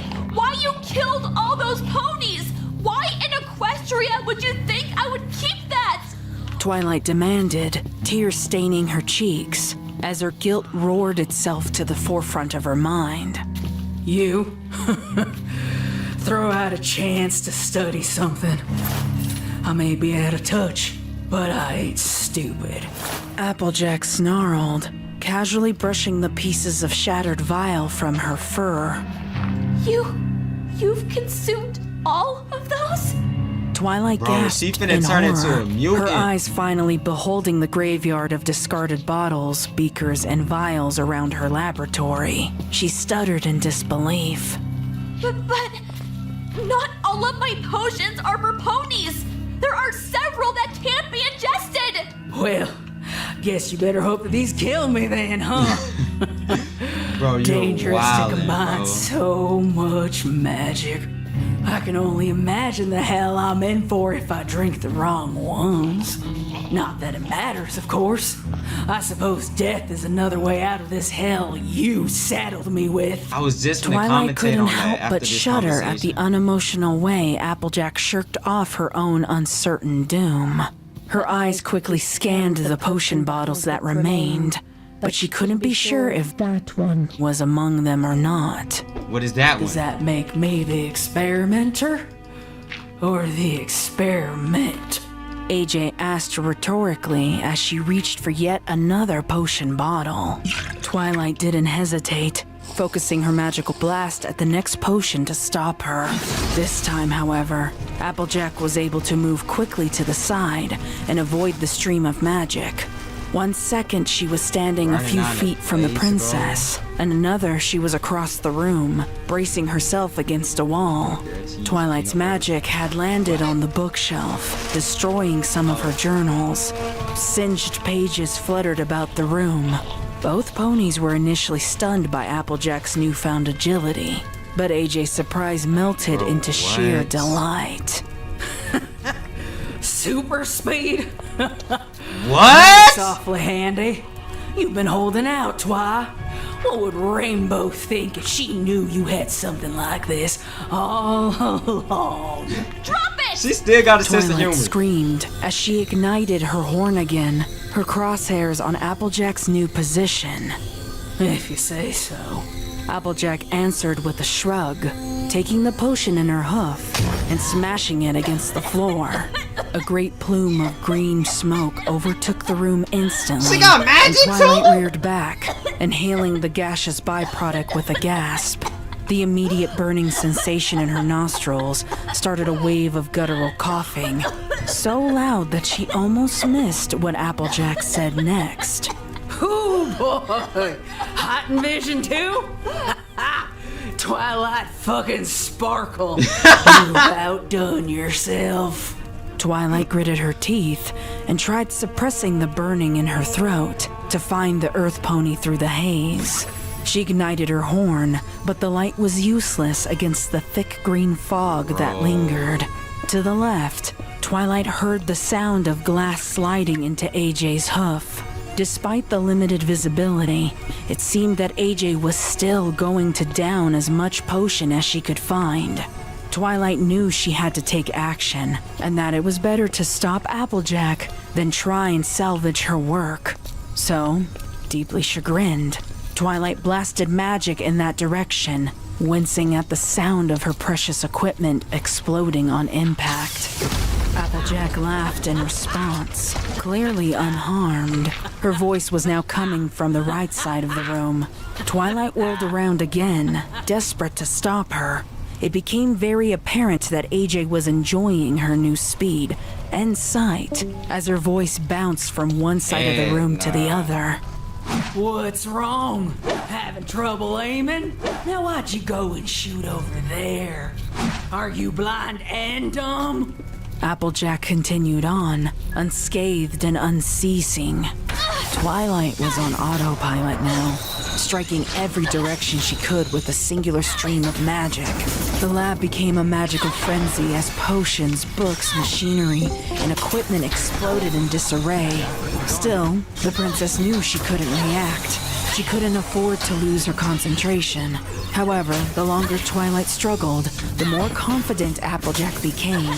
AJ delighted in adding to the chaos by smashing more potions onto the Twilight finna go unforgiving stone insane, floor. They each created new plumes of colorful smoke that consumed the room to keep her concealed. Just walk out the room and lock her in it, bro. Twilight screamed in a fit of coughing, collapsing to the floor for the hope of some shred of fresh air that lingered there. Her magic was only making things worse, and the swirling colors of the room were so thick, it looked as though she could grasp the very air in her hooves. Twilight shakily and slowly pulled herself up again. She'd given up the hope of finding a clean breath, and did the only thing her brain could think of: chase Applejack on hoof. In her clumsy, desperate pursuit, she ran into just about every piece of furniture that still remained in the lavatory. Unseen objects nicked her fur. Her mane and tail would occasionally catch on some kind of hanging debris, and little shards of broken potion bottles bit into her hooves. No matter where she turned, AJ was one step ahead, taunting and laughing at her frenzied flails. You couldn't hit the broadside of a barn. You gotta be quicker than that. Why? Gonna let me get away? Oh, you're not even trying. You gotta want it. That secret of yours is coming out tonight. What's Ponyville gonna think? Eventually, Twilight heard Applejack's hoofsteps rapidly ascending the stone stairs towards the bedroom. Applejack was escaping again, and Twilight was no closer to finding her than she was the door leading out. Panicked, she reached forward, her hooves colliding into the wooden table that had previously avoided the carnage. The splintered pieces raking across the flesh of her torso and forelegs as she fell. The impact of the fall disoriented Twilight, and the smoke inhalation was causing an unparalleled dizziness. Her ears were ringing loudly, but through its shrill scream, she still heard another beaker burst. Liquid splashed on her front hooves, but the sensation turned from wet to cold, then sharp to scorching in mere seconds. Twilight cried out in pain as she heard the sizzle, then felt the burn of acid eating her flesh. Still, she couldn't stop now. Nothing else mattered but getting to and stopping Applejack. Not only were ponies in danger, but her secret shame would be laid bare for all the world to see. What horrible consequences would follow? How many more ponies would have to die before Twilight would succumb to the reality that AJ Applejack was beyond saving in any capacity? As Twilight struggled to find her bearings again, a scream from above pierced through the mist. It was a horrifying scream of terror that snapped Twilight out of flight response and into fight response. With renewed focus, she teleported herself from the mess below, her horn still hiccuping with unstable magic. She tried to trace the origin of the sound and appeared just outside of Starlight Glimmer's room. Starlight! It's Applejack! She's in the castle! Twilight screamed, pulling the handle of the door, only to find it wouldn't budge. Twilight slammed her body against the door, hoping it would give way, but it remained firm. Starlight! Let me in! Twilight shouted, pleading with the mare who she could clearly hear tussling with some pony else from within. When more slams to the door didn't give way, she backed off and blasted it with magic. However, her spell instantly deflected, as if it met an invisible magical shield. It ricocheted and whizzed over Twilight's head, colliding into one of the castle pillars behind her. Twilight jumped aside when the pillar collapsed into a pile of gemstone-textured debris. Replace me, do ya? Twilight heard Applejack's voice behind the door, and she grew more desperate. The crumbling pillar beside her gave her a frantic but potentially helpful idea. She shifted her focus from the door to the wall beside it. Twilight's horn steadily grew with light and magic, and she gathered all the strength she had for this singular spell. I'm not an Applejack fan. She released it. The magical collision roared through the hallway as stone crumbled and dust billowed. The hole it created in the wall was barely large enough to fit her frame, but Twilight pressed forward.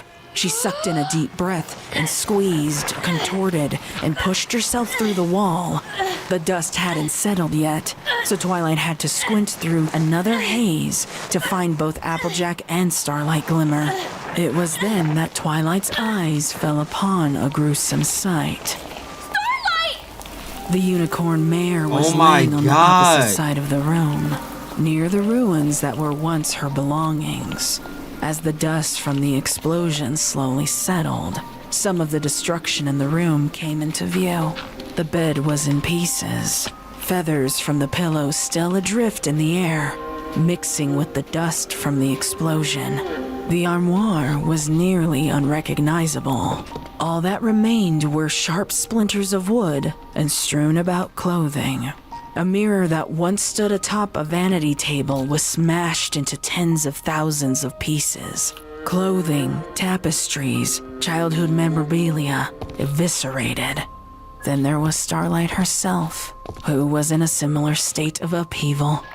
Her skin was marred with fresh injuries.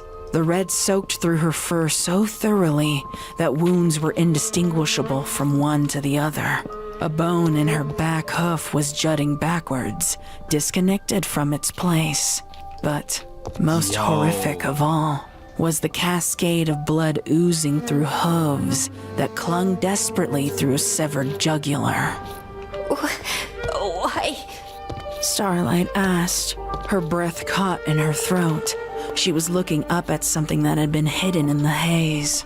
Twilight blinked a few times to bring her eyes fully into focus in the dim light, and found Applejack looming over Starlight.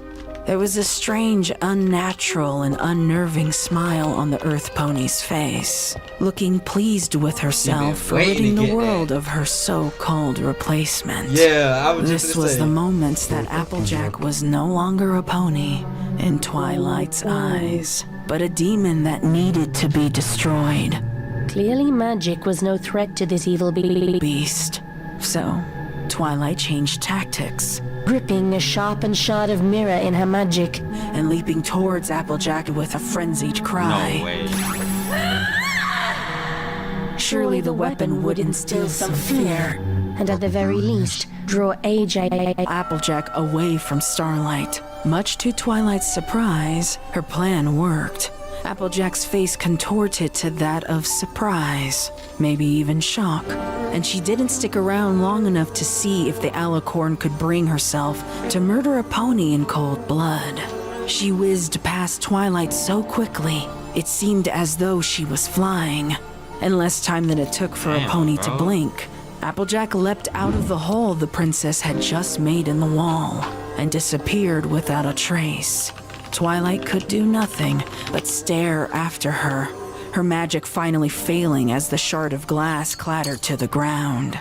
She knew the severe consequences that would soon follow if she didn't pursue her, but Twilight's mind wouldn't detach itself from the need to save her friend. Starlight! Starlight! Starlight!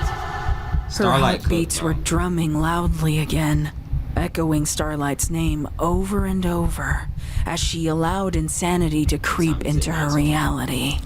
Twilight! Starlight stammered, each syllable uttered only strengthening the waterfall of life, drenching the mare's fur and pulling underneath her. Twilight cried out unintelligibly, collapsing on the floor beside her friend. She wanted to hold her, to ease the pain, to promise she'd be okay, to make it stop, but it would only delay the inevitable. Starlight's gasping and gagging was fading, and Twilight could do nothing but watch as Starlight clung to her last shred of life. Please! Please don't go! Please don't leave me!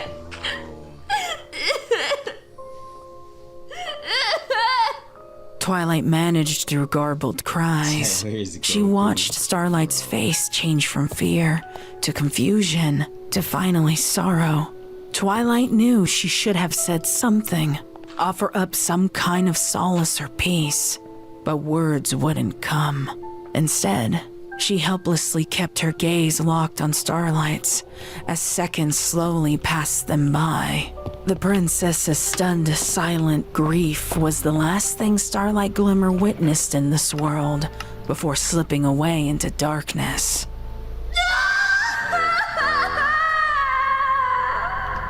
She dead ass spawned back, bro. Twilight let out a scream that would echo through every hallway in the castle. She pulled Starlight into her embrace, cradling her body against her chest like a mother coddling a child. Twilight was consumed in grief, letting no other emotion take precedence, despite the severity of the situation around her.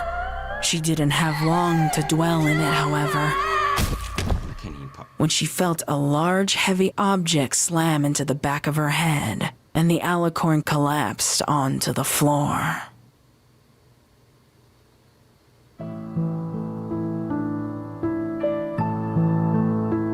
What? That was 40 minutes already?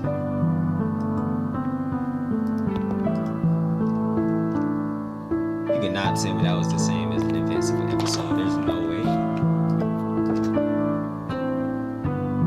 Golly, that went by fast.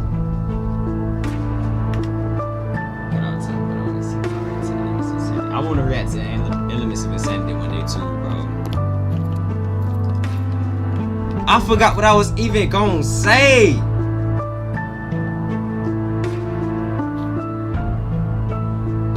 I was like, damn, I'm gonna pause it when I get the room to breathe. Like when the story gives us the room to breathe. No, it just kept escalating, and then Starlight died, bro. Yo,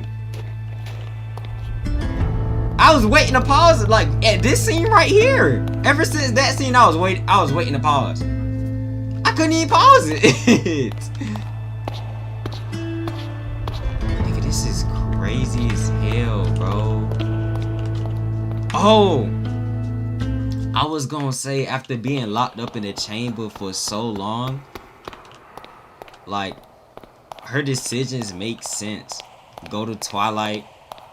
Probably, I don't know if it was an attempt, like, to take herself off the map. I don't know if it was an attempt to do that because of how much she dealt with in the cell, right? So I might as well go ahead and throw my life away. But before I throw my life away, I'm gonna pull up on Twilight and taunt her. But she ended up drinking the potions, and instead of overdosing, bro, that bit, I don't know, but she got all the chaos emeralds, nigga. That bitch got super speed. What the hell is... Bro, this city got it, bro. This city got it, bro. I'm gonna watch another episode, and then I'm gonna take a little small break. What the hell? Are there zombies in here?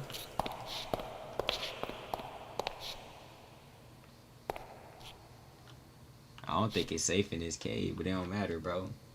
Watch the whole thing already. Whew. Can we play Danny's World?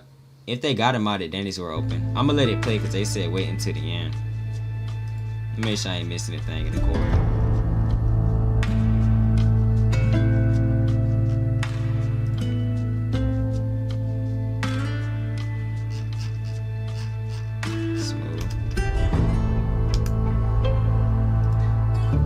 They talking about My Hero Academia in my chat.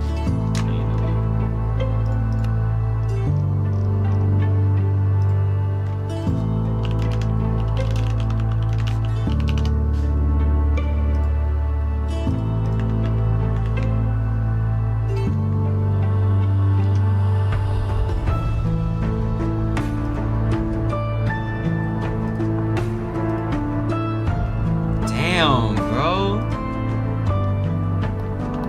Applejack was Reverse Flash? Is that the story of Reverse Flash? I ain't gonna lie, bro. That had... If the Apple of the Dead was like an anime, bro, that would... That introduction would have hooked me immediately, bro. John, what's up? Apple crack should be used in school? So kids say... For a PSA so kids don't do drugs? Yo, that's crazy. I might call it a night. Yo, for sure. Alright, bro. But AJ for sure is moving like King Von. She'll be Satan's greatest soldier. Yo, I was gonna ask. I don't know if I already asked. I don't think I did. But what's the name? From the original part, if for those that was here to see it. Who y'all think is in the most to blame? Not based off like, I don't know. Who do y'all personally think is like in the most to blame? I feel like most people gonna say Filthy Rich though. Do you think Filthy Rich is the most to blame? Cause they all got They all to blame, but like Filthy Rich, Twilight, Granny Smith, Applejack, or who else took part? Forgot about the skin trip.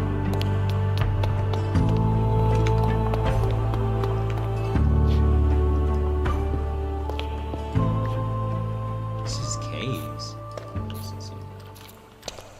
I'm bleeding permanently, boy. Here we go. Filthy Rich is the one that started that shit, and I blame Twilight secondly. Okay.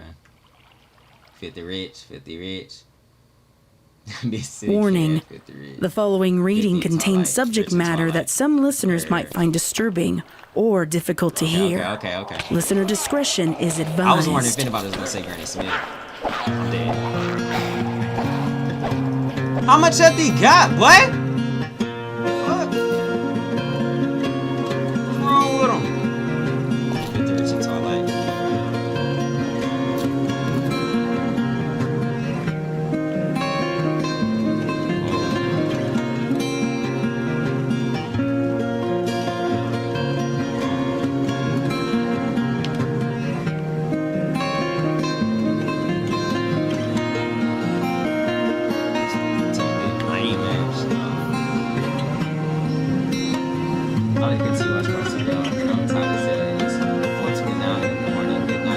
Time zones killing y'all. Alright, good night.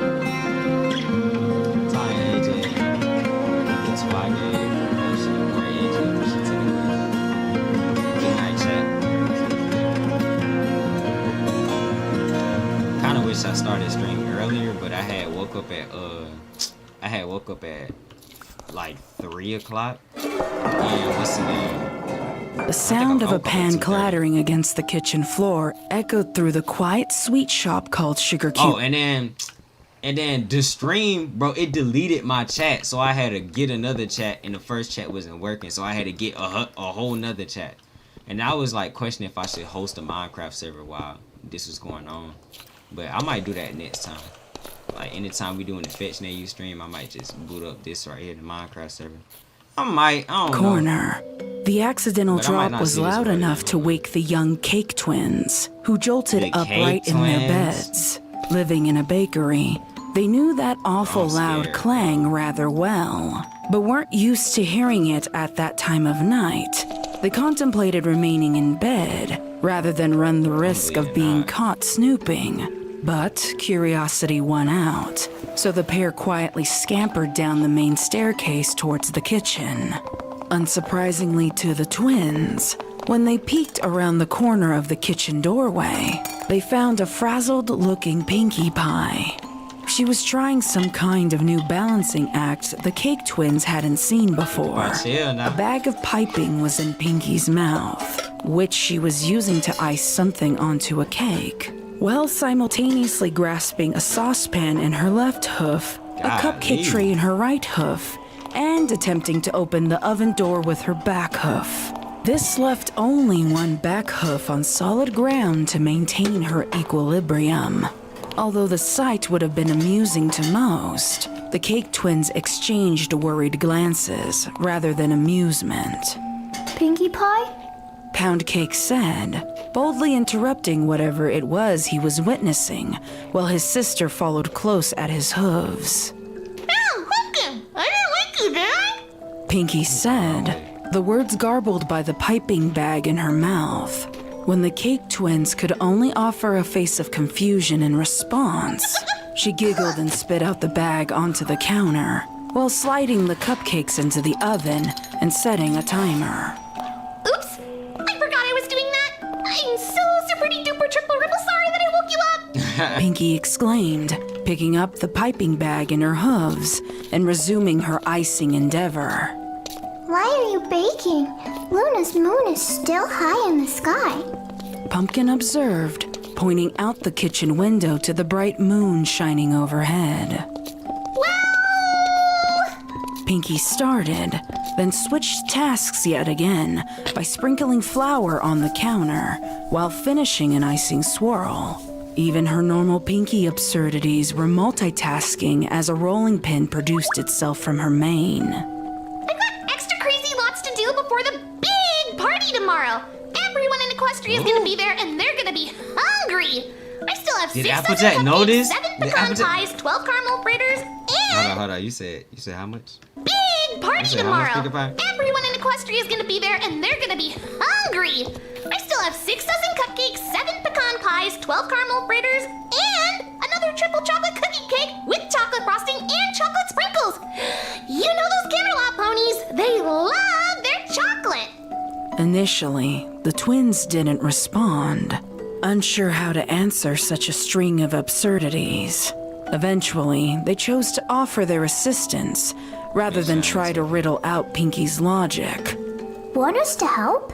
Aw, you silly Billy Billy should be snoozing in dreamland. at Not least rolling you out did keep pie crusts and rhyme. setting the caramel on the stove to soften. Pinky said, doing those exact actions as she spoke them. Pinkie Pie? What in Equestria? Pinky and the twins' attention snapped to the matron of the family, Mrs. Cake, when she joined them in the kitchen. She rubbed the sleep from her eyes in disbelief at the sugary array stacked before her. Pinky exclaimed with an energy and volume that was unwelcomed at this hour. Mrs. Cake recoiled at the sound as Mr. Cake finally made his appearance, completing the house's inhabitants. Just finishing up those desserts for the big party. The castle ran out of sugar, can you believe it? So I thought I would finish up here. I knew you all wouldn't mind. Sorry about all the noise. I can be a tad clumsy when I'm quadruple tasking. Oh, I can't wait to try all these tomorrow. I might just have to make a caramel chocolate cherry surprise pie just for me. I'm so hungry I could eat a dozen cupcakes all on my own. Pinkie, dearest, don't you think you could bake some of these things tomorrow after you've gotten a good night's rest? Yeah. You've made plenty of desserts so far. I'm sure a couple cupcakes won't be missed. Mr. Cake said, echoing the sentiment while nervously rubbing the back of his neck. Sometimes it's easy to lose track of time when you don't give yourself a break. Pinky laughed just as loudly as ever, while she slammed the pie dough on the counter and started to flatten it with the roller. Don't you worry. Twilight's included sleepy time on that big list you gave me of things to do. Soon as I'm done with the baking, I'll get right on that list. And it's up to Betty Pie for this pink poop party prepping pony. Pinky said dismissively, I know Pinkie Pie can unable rap to pull crazy, away from her yo. tasks, even for a moment, to make eye contact. Maybe we should get your friends over here to help you in the morning then. We wouldn't want a pooped pink party throwing Pinkie Pie. Isn't that right, dear? Mrs. Cake sharply elbowed Mr. Cake as she gently nudged the twins towards the stairs. They looked back at Pinky one final time, their brows furrowed in worry, before giving in to their mother's silent command. Yes, your friends and maybe your eccentric sister can come by. She'll know how to help. Mr. Cake said nervously, watching his family ascend the steps to their respective rooms. Sounds absolutely perfectly perfect to me. Alright, Pinky bro. said, Pinkie Pie, hop in the still studio, not meeting bro. his eye. Well, good night, Pinkie Pie. I hope you get some rest. Mr. Cake remarked with a sigh before he too climbed back towards the comfort of bed. Pinky hadn't noticed if the cake's behavior and comments had been anything outside the ordinary. She knew they worried when she worked so late into the night. But this celebration was the most important party of the year, and she couldn't afford a single slip-up. If even one pony left that party with a frown, she had failed. It would be a failure of Ponyvale being able to heal. It would be a failure that would reflect poorly on Twilight, and that would mean more hardships for a friend she loved so dearly. But most importantly of all, it would be a failure to her very nature.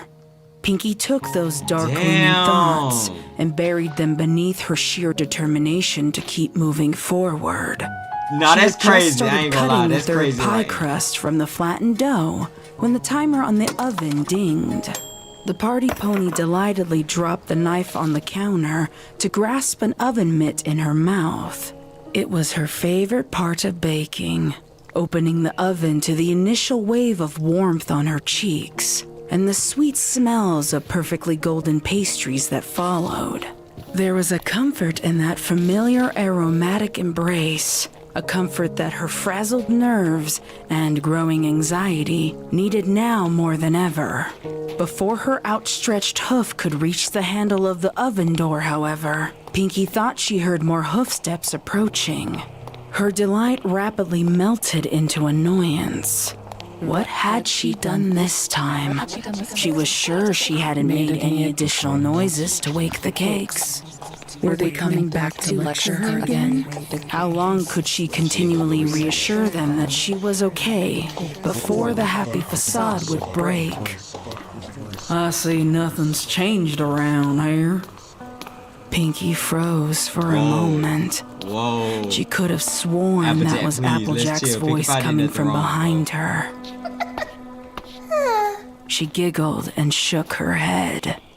Okay, maybe I do need some sleep. Nah. Now I'm hearing voices. Pinky thought absently to herself, oven mitt still clasped tightly in her teeth. She refocused on the task at hoof, and the oven door swung open with ease. A pang of disappointment twinged in Pinky when the initial warmth and smell did nothing to ease the tightness in her chest. That any way to greet an old friend, Pinkie Why she Pie? look like that? I'd have thought better of you if I didn't already know what a phony you were. Huh? Pinkie Pie had never heard Applejack voices chill. in her head this clearly before, and the grim curiosity caused her to spin around with the cupcake tray still in mouth. When she stopped, she could barely believe her own eyes. There, standing at the counter with Pinky's empty pie tins and baking supplies, was Applejack.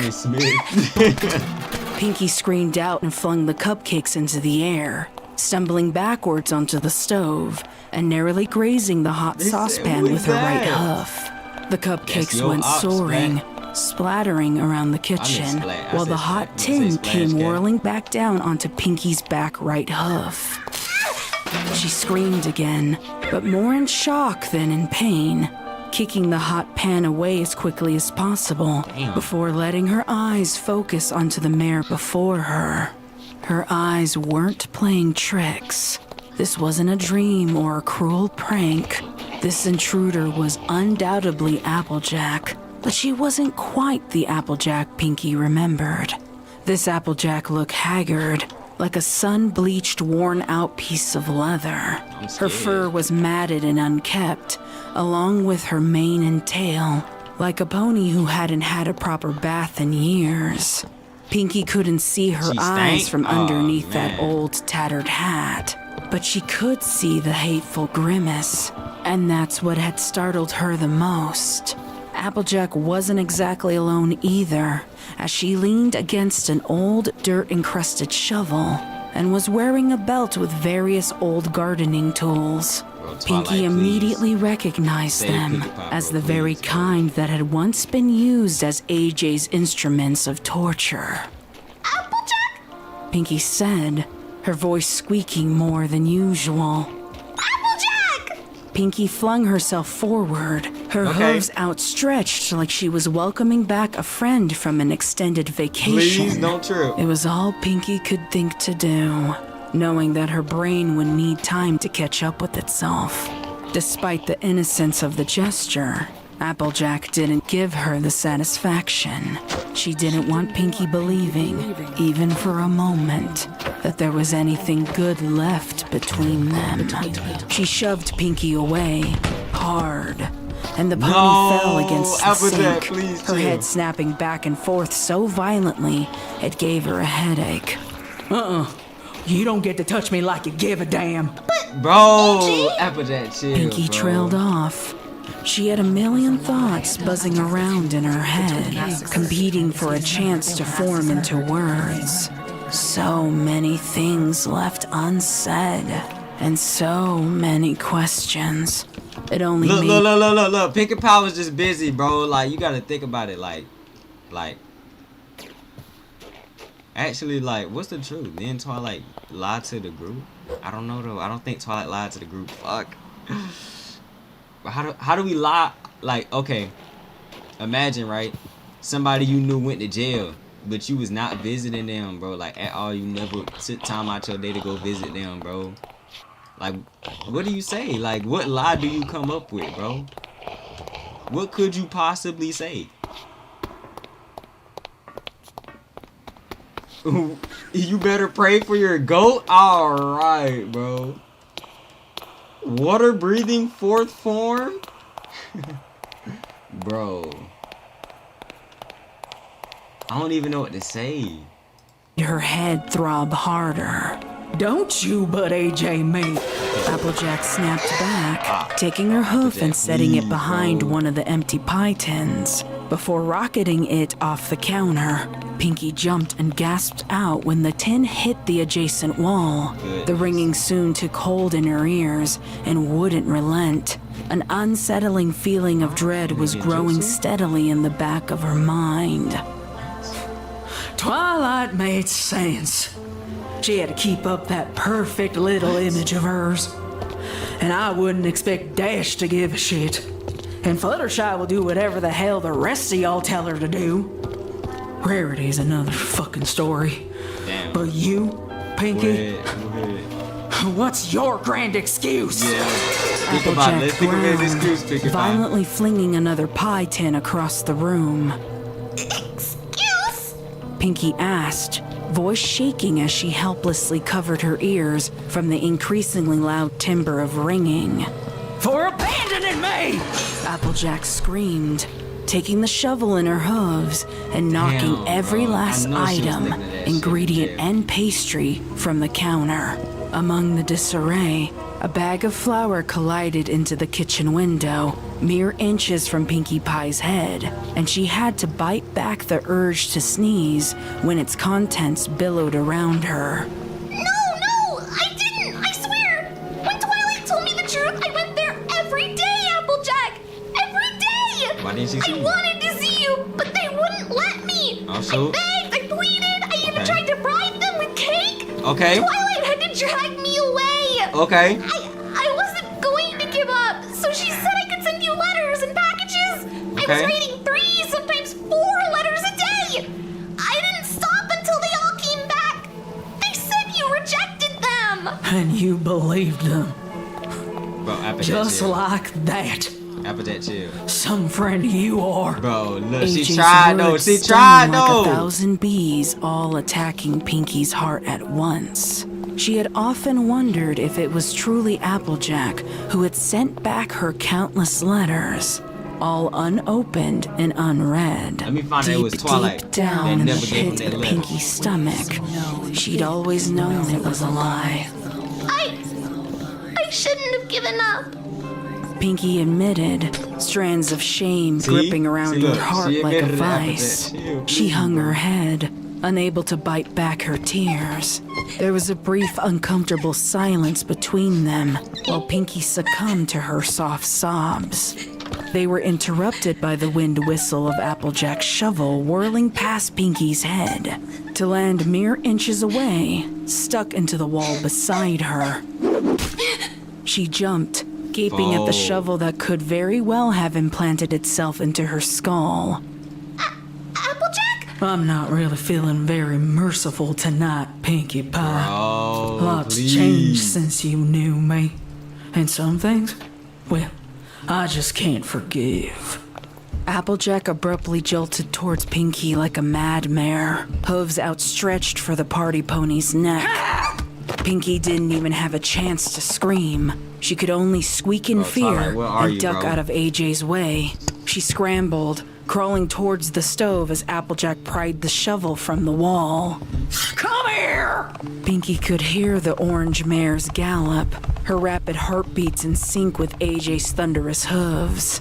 Pinkie jumped up from the floor and grabbed onto the only thing she could reach, the saucepan of caramel that had been melting on the burner. Oh, With an shoot. outcry of effort, She flung the pot and its contents in AJ's direction. It's a fight now, bro. AJ let out a scream of pain and anger, the garbled sounds of her guttural shriek mixing with the ringing in Pinky's ears.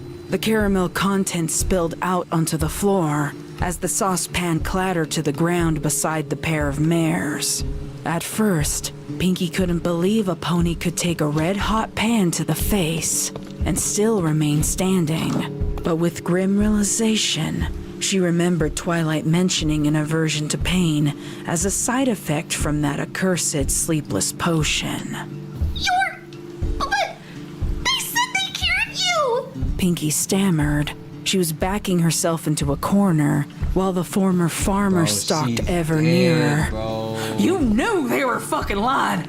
You knew that I never got any of those goddamn letters, but you still gave up. You gave up on me. Pinky knew that if she didn't act fast, she would surely meet her gruesome end.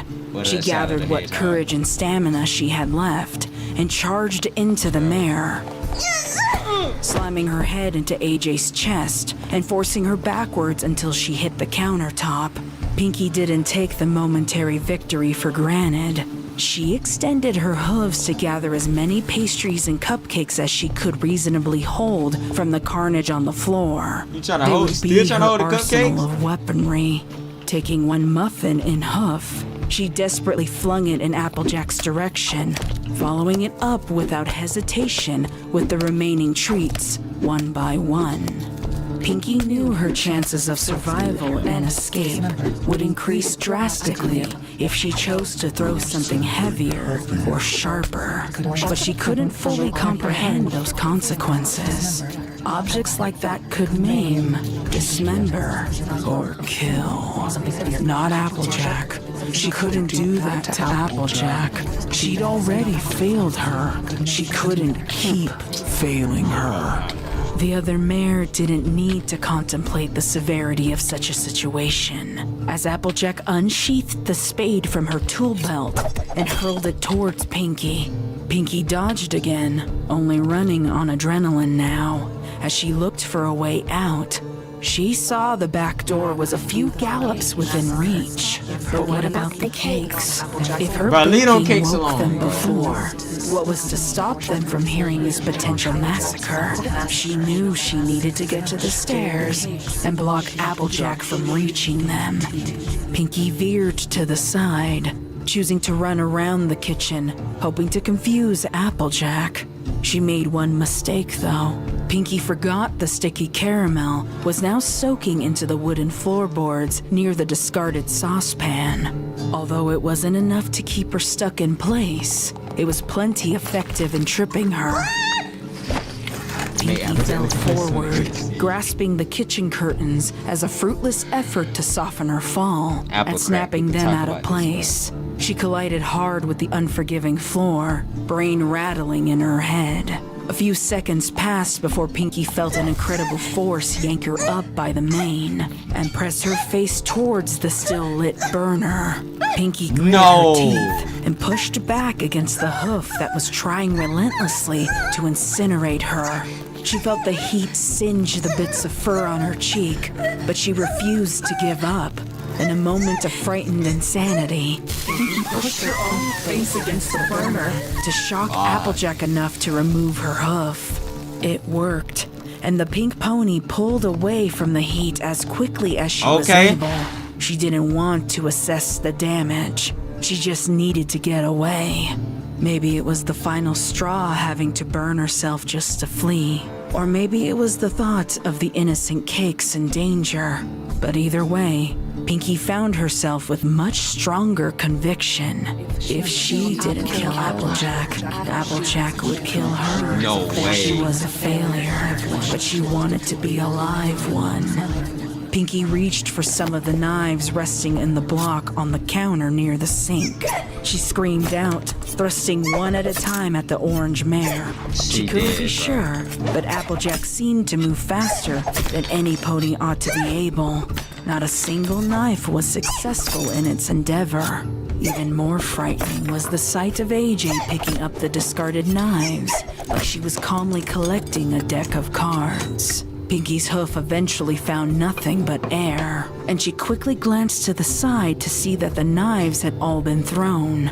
In desperation, she grabbed the block of wood they had been resting in and threw that at Applejack while sprinting away from the kitchen. Okay. Pinky's hooves beat against the ground fervently until she spotted two of the very ponies she was trying to protect. Mr. and Mrs. Cake were indeed coming downstairs at the horrendous noise, but their timing was deadly. As Pinkie Pie retreated, Applejack had decided to try her luck at knife throwing, and her aim was far superior to the frightened party ponies. Pinkie collided into the pair of cakes. She tumbled roughly to the ground at their hooves. Screeching, buzzing, and drumming bees whizzed around in Pinkie's head as a headache exploded from the sudden impact. Their angry noises mixed with the ever-present ringing in her ears. It was so encompassing that it deafened the world around her. Pinkie only knew that she was gasping for air because of the violent expansion and contraction of her chest and the burning in her lungs. Louder and louder the chaos grew, and not even shaky hooves pressing her ears into her skull could stop its ascension. When Pinkie finally opened her eyes to look up, she saw Mrs. Cake's face. The odd expression struck a chord in Pinkie. It was unnerving. The pastry shop matron was pale, wide-eyed, and shaking. She was looking down, though not at the pink pony at her hooves. Pinkie's gaze followed hers until it fell upon the blade protruding from her friend's chest. Pinkie opened her mouth to scream, but wasn't sure if anything came out. From where Pinkie laid, it seemed as if Mrs. Cake was playing a macabre game of freeze tag. She didn't move. Her chest didn't expand for breath, and her fixed expression didn't change. Then, all at once, Mrs. Cake crumbled to the ground.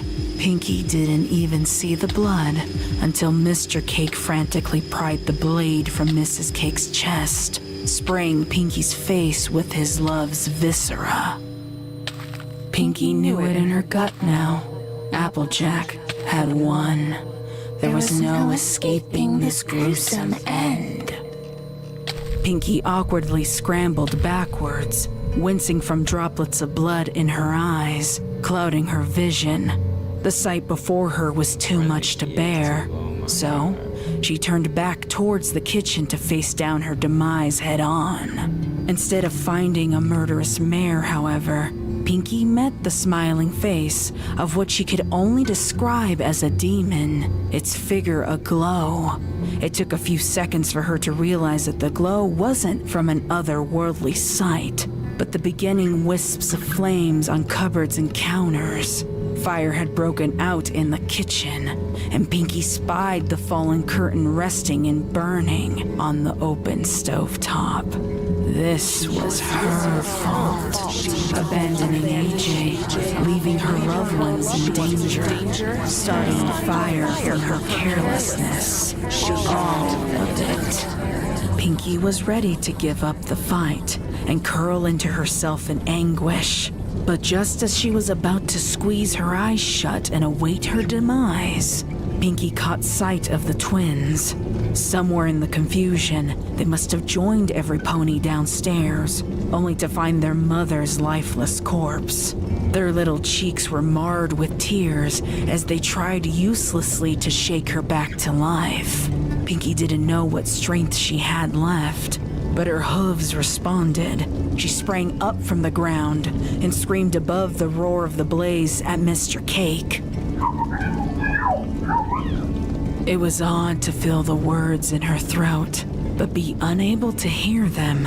The fire and the damage it was causing had taken the place of the ringing and humming, but it was still too loud to be heard over. Pinkie grabbed Mr. Cake's hooves that were still clutched tightly to the body of his wife. He shirked her away from him angrily, but she kept trying to drag him up. Pinky could see the flames in her peripheral vision.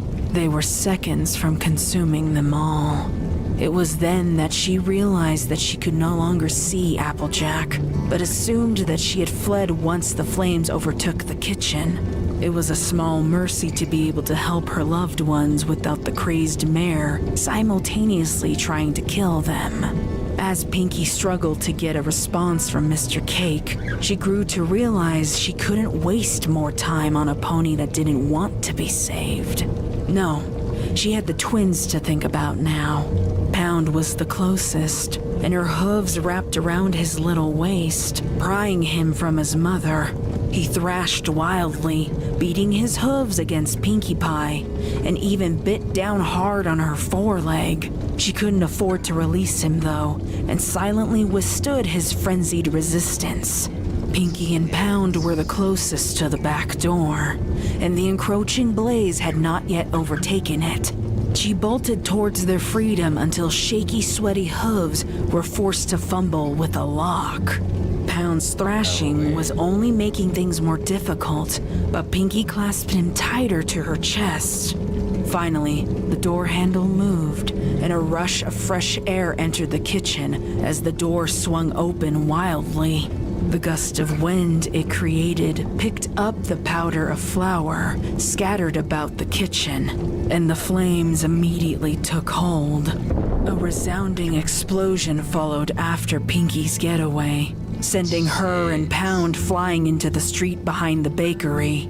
Pound finally had leverage over Pinky, kicking her away from him as he bolted free from her grasp. Luckily, the foal was wise enough to run away from the fire, rather than attempt any futile effort to save those within. Pinky didn't have the strength or mental capacity to follow after him. All she could do now was lay in the street and stare. Sugar Cube Corner was completely alight, burning away all that she loved. Tears stung the burn on her cheek as she helplessly watched the fire's destructive glow. She kept her eyes locked, transfixed, on the orange mare standing in the window of the bakery's kitchen. Applejack hadn't fled at all. She remained to watch the fallout. Flames were licking the sides of her fur, but she did not burn. The unholy demon was immune.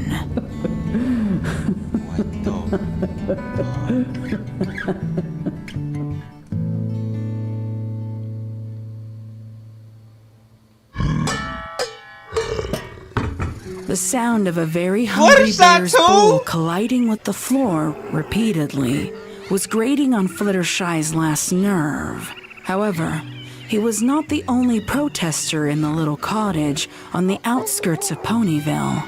More than a dozen of Fluttershy's animal friends were squeaking, shrieking, screaming, and roaring defiantly to be fed. She knew her animals would have been hungry after she had dedicated all of her time to helping her friends, but they were far more unforgiving than she would have thought. All right.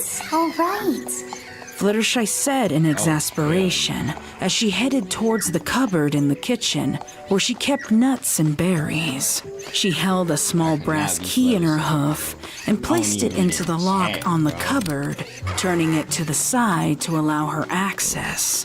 She hated the idea of locking food from her animal friends, but what else could she do?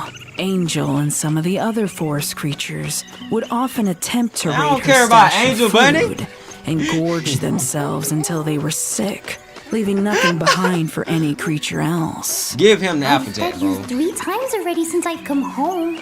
I don't know why you're all acting like you're starving to death. The animals didn't respond, snatching the portions of food she'd pulled out of the cupboard before she could even lower her hooves. Fluttershy sighed in a mixture of annoyance and relief, seeing her ravenous animals quiet at last as they satiated their hunger. She knew that they were all very capable of hunting and gathering food for themselves, but they refused. She wondered, regretfully, if they had relied on her for too long and lost the ability to do so. She turned back to the cupboard, locked it, then made her retreat from the overcrowded kitchen. Fluttershy's hooves felt heavier than she remembered them being. She pored over the days of events in her head, wondering how it could have dampened her spirits so significantly. I was gonna ask, I wonder what the glitchy voice symbolizes in all of this. I couldn't even change my keybinds. That last part was so crazy. Like, damn, bro, I was just staring. It's still straight glaze to the way Pinkie Pie felt about the party and how pretty much her whole existence depended on it.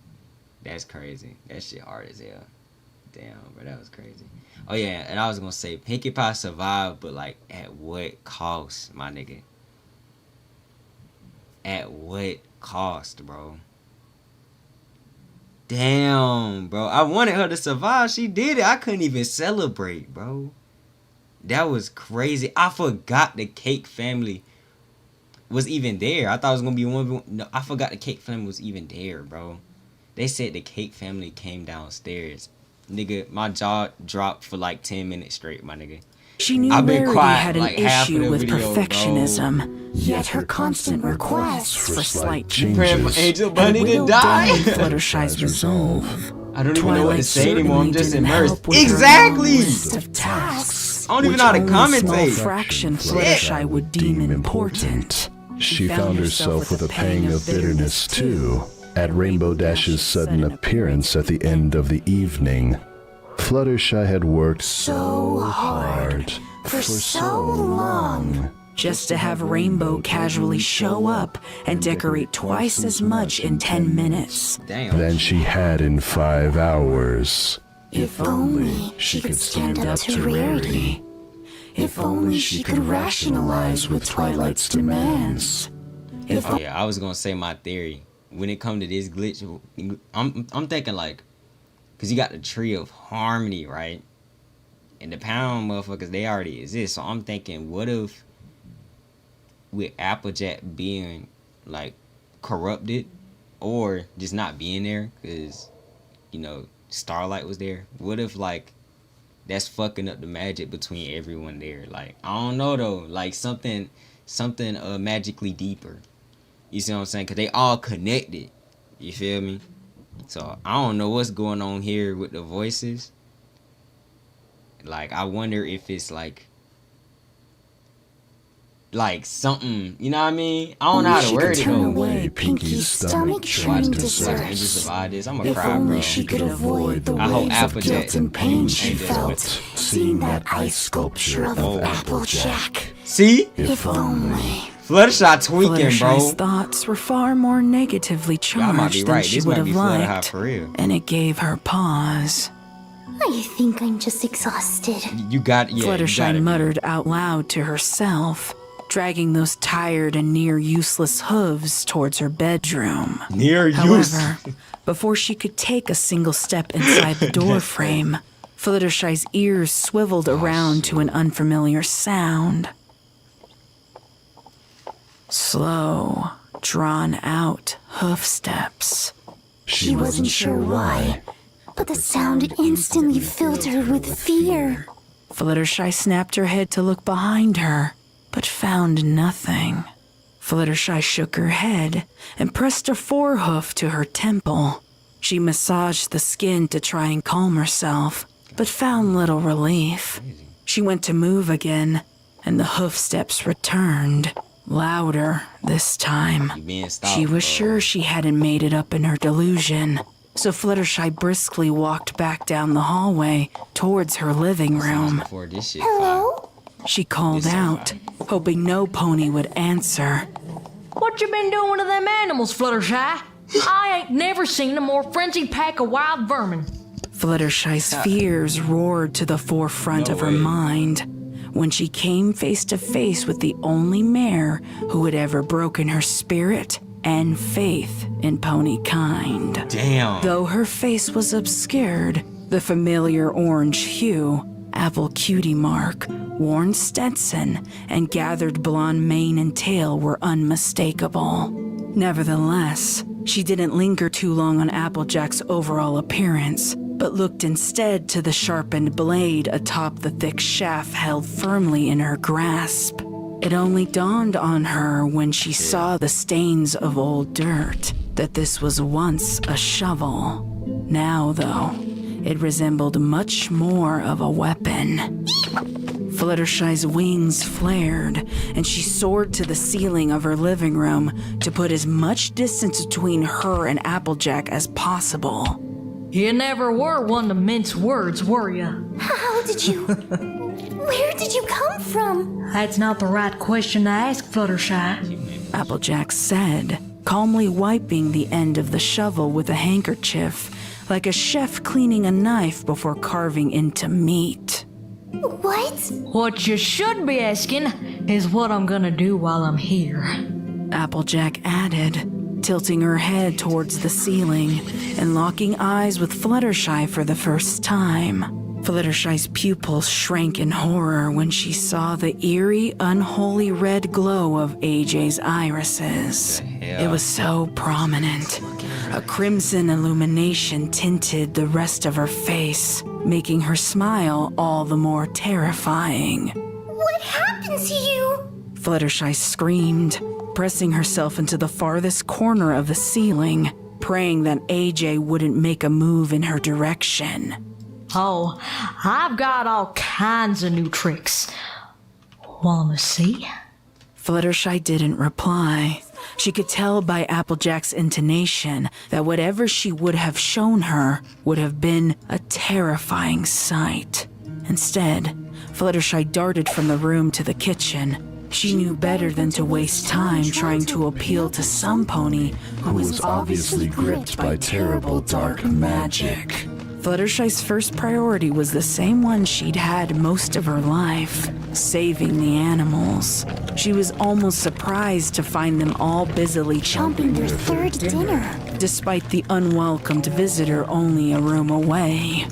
Go, little friends, get out of here! Fluttershy screamed, gesturing her hooves wildly while checking over her shoulder for Applejack. Only some of the animals looked up at Fluttershy when she shouted at them, and even the ones that did eventually turned a cold cheek to resume feeding. Fluttershy didn't have time to calmly explain why it was so dangerous for them to stay in her cottage. She had to act fast and efficiently. She scooped up a pair of chipmunks and flew to the window, gently tossing them onto a tree branch outside. They rolled into each other in confusion before getting up and shaking their fists angrily. Fluttershy was getting an earful of their squeaky objections. Run, now! Fluttershy hollered back at them before scooping up the next group of critters and pushing them out the doggy door. She moved faster than she had ever moved before, determined to save them from some unknown fate. Harry the bear was the last one she had to move, and he was far too large to move on her own.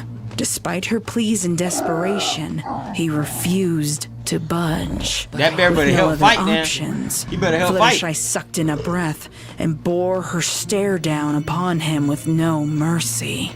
Harry stared blankly, slack-jawed, before scrambling to leave the kitchen through the door, where many of her other animals were attempting to sneak back in. Unfortunately for them, they were steamrolled by a retreating bear instead. Fluttershy immediately slammed and locked the door. She pressed her body against it and squeezed her eyes shut in fear. There you go again, putting the lives of pests and vermin above pony folk. Guess it was too much to ask to keep faith with your friends, when it's them animals you really give a damn about. Applejack said, walking slowly and calmly towards the kitchen. The shovel in her grasp was dragging across the wooden floorboards. And the scrape of metal felt like it was carving into the inside of her skull. Fluttershy ventured a look at the mare again, and the red glow seemed to only brighten the longer she stared. Eventually, Applejack stood between Fluttershy and her way out. The Pegasus knew she was trapped. She closed her eyes again, silently vowing that she wouldn't dare look a third time into those deep, horrifying red irises. Then again, you're swayed one way or the other by any pony with an opinion, ain't you? I don't even know if there's a single thought in that empty head of yours that is truly your own. You know who takes orders and does what they're told without question? Critters. That's all you are, huh? An oversized, dumb critter. Wow. Fluttershy's eyes brimmed with tears. She'd been called many horrible things over the years. That actually hurt Fluttershy? Especially hurt. Damn. How exactly was she different from just another blindly loyal pet? Fluttershy's careening thoughts were interrupted when the animals on the other side of the door slammed themselves into it defiantly. They were screaming, chirping, chittering, and demanding to be let back in. How was she going to convey what was happening? Was there even any danger? All Applejack had done was berate her. But those eyes... Those glowing, ungodly orbs. Fluttershy was sure they could only mean danger. She braced herself against the door as best as she was able, witstanding the repeated blows from her misguided animal friends. That's what happened to my goat. It was gonna happen right now. Fluttershy? Scared. Fluttershy's eyes were still squeezed as tightly shut as she could get them. But she could tell that Applejack was getting closer. Still, she didn't respond. What would have been the point? If some pony wanted to frighten, berate, or debase her, there was little she could do to stop it. Fluttershy could hear the shovel scraping closer and closer as her whimpers swallowed her screams. When the sound stopped, Fluttershy held her breath, willing her body to come to a complete standstill, as if it could somehow shield her from what was to come. She felt the hot breath of air on her snout, and she could smell a horrendous unknown stench that followed. The shovel moved again. This time, it sounded like it was being held aloft, in a voice no louder than a whisper. Fluttershy heard the words, "It ain't a crime to kill a critter."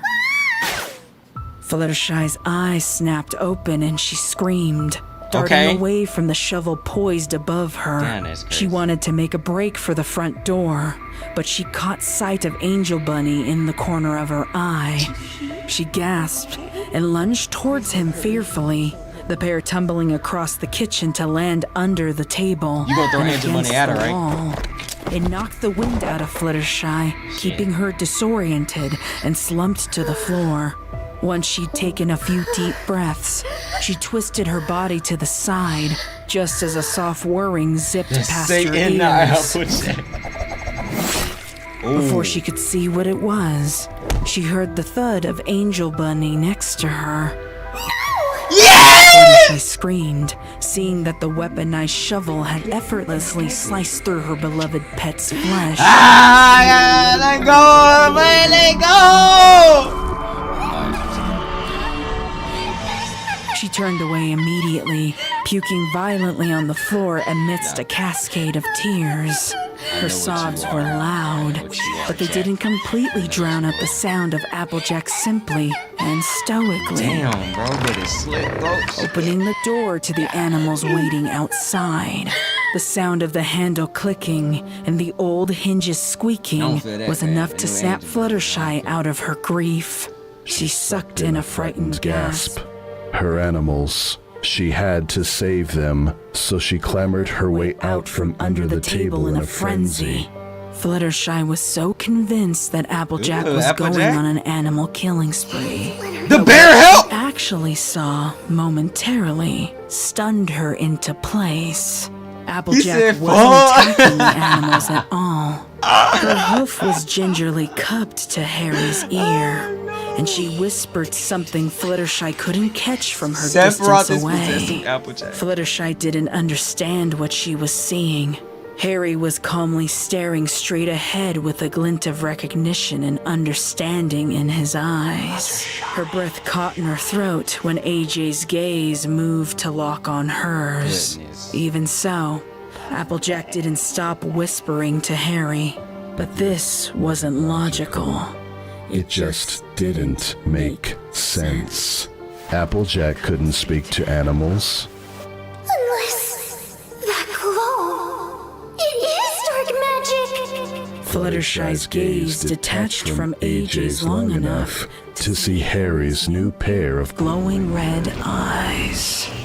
Something deep inside Fluttershy was awoken the second she beheld his new, unnerving, and evil illuminated face. It was like an erupting volcano.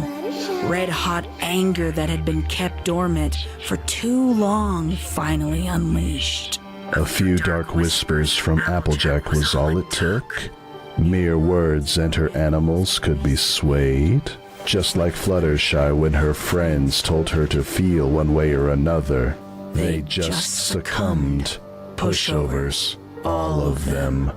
Useless, mindless animals with no real capacity to make their own decisions or to come to their own conclusions. The pieces were slowly falling into place.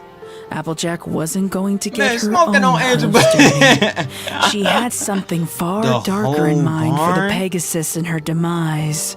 Fluttershy took one final look at Angel's mangled, soulless body, then let out a guttural scream that could have shaken the cottage's foundation with its magnitude. They finna go to war! Harry roared defiantly back at Fluttershy as the pair raced towards each other. Fluttershy's mind was in a frenzy. No clear thoughts could penetrate the anger radiating from the tips of her wings to the base of her hooves. She had always been grossly underestimated when it came to speed, agility, and strength. She used that to her advantage now, as she zipped around Harry, landing blows to his torso and head as he swung wildly at her. His claws were bared, and he was able to get a good swipe at Fluttershy's left flank in the struggle. She screamed out in pain, glancing to see the damage. She fighting back though. Finding a dark representation of how she felt. He'd sliced into her cutie mark, marring it with blood.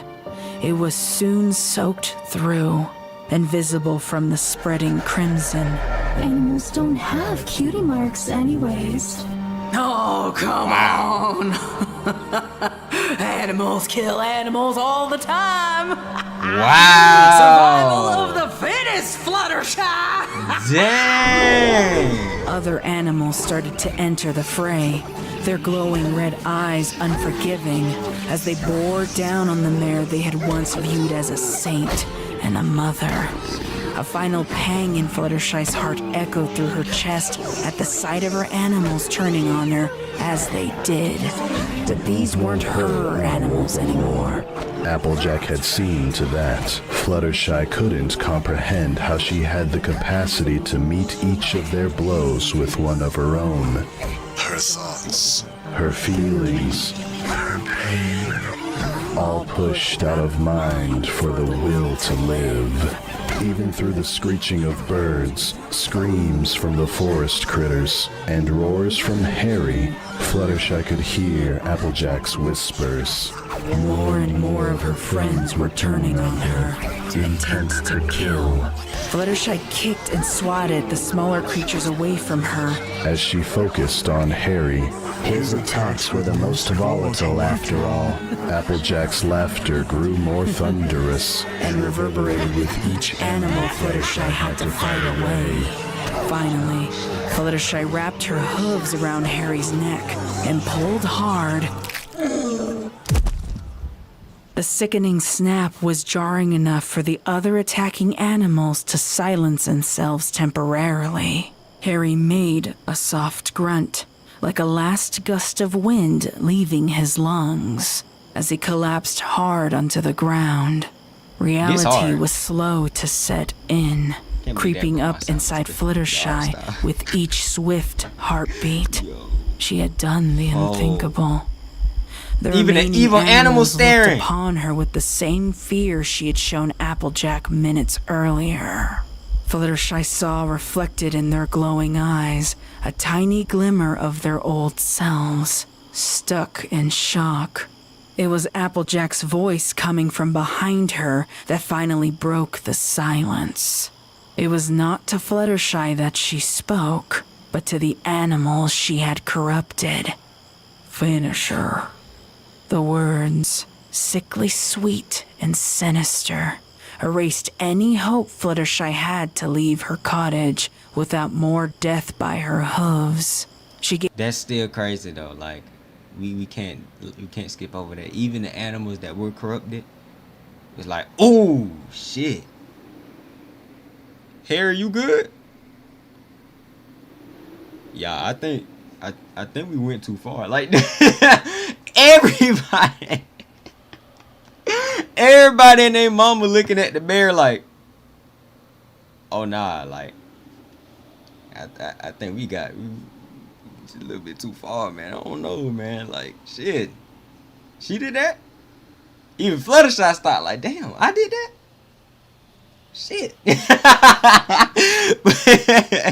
Into her outpouring made of the whole rage, house quiet, induced bro. by heartache, as the sweet cottage on the hill turned into That's a house fire. of horror. Where you gonna show me at?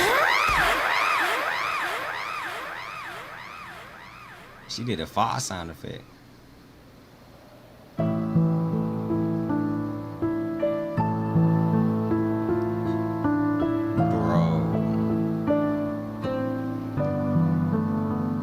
I gotta hear that again. Wait, hold up. Let me hear it again. Or death by her hooves.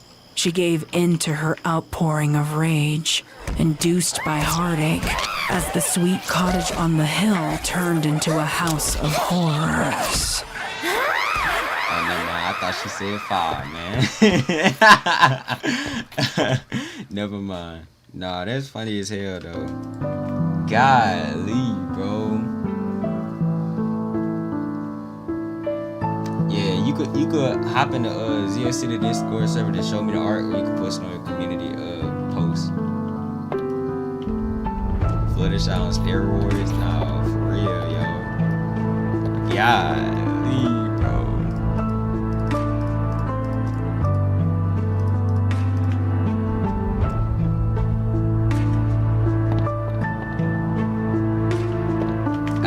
I ain't even, bro. Minecraft just on to be on, bro. Like, I ain't gonna lie, I was so locked in. Minecraft was just on to be on, bro. Like, what have I accomplished, my nigga? I killed a couple of zombies. I moved into this house. I'm trying to place a marker on the map of where my house is so I could go explore and steal loot. I can't even do that. This motherfucking story is so interesting. Shit got me pausing the game. I'm just Yo, how much weight can you lift? I don't know. Just saying I couldn't get on the Discord. Post on your YouTube community post then, or on Instagram. I be on Instagram too. Bro, I'm crying. How many parts you doing? I gotta go to sleep soon. I'm thinking, what should I do, chat? Cause it's 10 o'clock. Should I? Damn, I don't want to stop here, but should I react to one more and then end stream, and then for the final part post it on YouTube? Like, I'm gonna do a separate reaction of just me posting on YouTube, or I'm not live.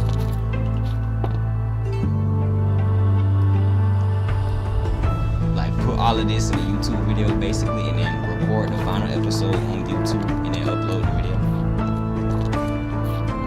And this shit is worth it. Yes. Please. I'm a big fan. What up, Josh? Game 2012. Shout out 2012. Yes. Yes, no, it's now 27. Bet you could properly live 10 pounds. What does that mean? 10:27. It's 10:27 over here. Should totally play Danny's World before we end the stream. We'll find one more. So it's either one more, finish it. I'm thinking. That's crazy. They went to war though. Look, everybody there just went quiet, bro. Like, I ain't gonna lie. The ending is so wild. Shit, bro.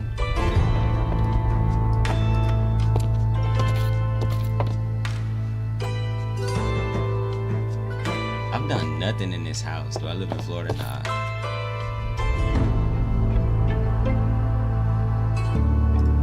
This is here. Yes, I will stick to the end for them. I'm crying.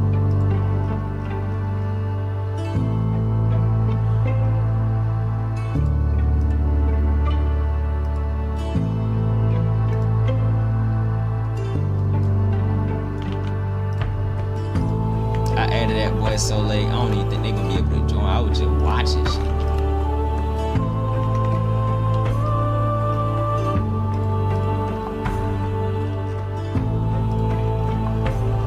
Ooh. That put something drink in the fridge. I need a soda break. That's what I need. King Somber. What that mean?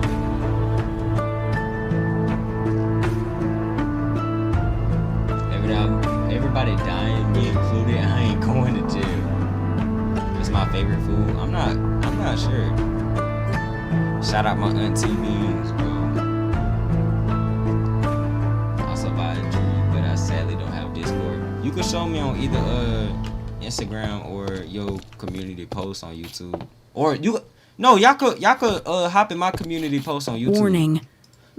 YouTube got this new feature where on a community post you can what's the name? Blah blah blah blah blah blah blah blah. You could what's the name? YouTube got this feature where you could post in my community post section. There, bro, my brain flat, bro. I can't even talk. Chat, multitasking really don't work, bro. Like I just been in awe, roaming around in my house, running from like 3 devious zombies, bro, by reacting to this. Still a vibe though, an amazing vibe. I'm scared for the ending. Me too, I'm scared for the ending, bro. Yo, I'm gonna be right back. I'm gonna download. Whoa. I keep forgetting, bro. Like, leave me the fuck alone, bro. This whatever this meter is so dumb because it doesn't make no sense. There's a torch right here. The fuck is the torch for then, bro? Do I bake something in the oven?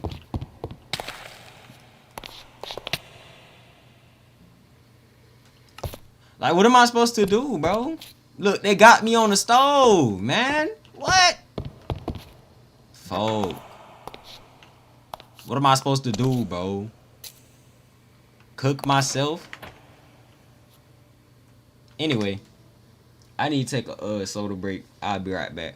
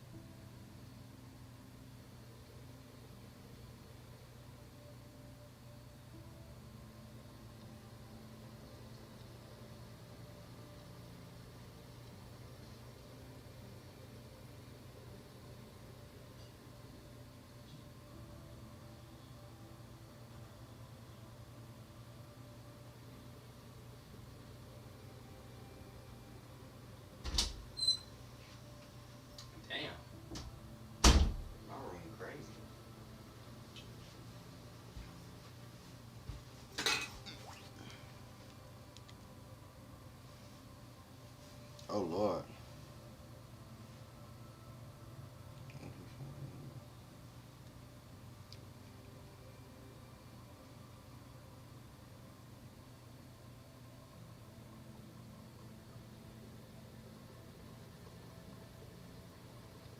Cut a 10 tournament.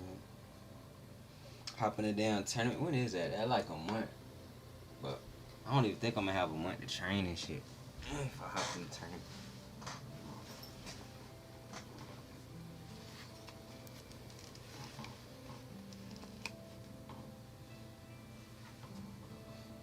Do I have to be a member to do it? Nah.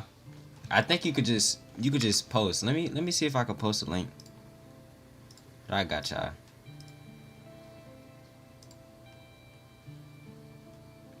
My Discord server 13 plus. If y'all not older than 13 or 13, y'all can't join. But don't worry, y'all don't need a. If y'all younger than Bushy, y'all don't need Discord. I got y'all. Hold up. I think you can just post here. Let me know if this worked. Let me know if y'all could post with that link. I'm working on a whole toaster bath poster. A poster? How does that work? Can I please, bro, put that shit on my mouth, my nigga? I don't even make no motherfucking sense. Hold up. What is it called? Absolutely stupid. Like what? What's the controls?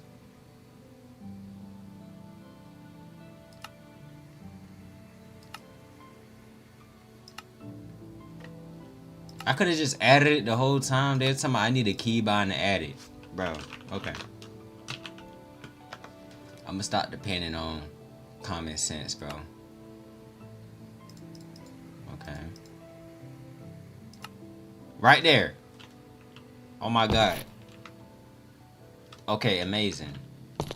Amazing. You could teleport to it? Hold up, hold up.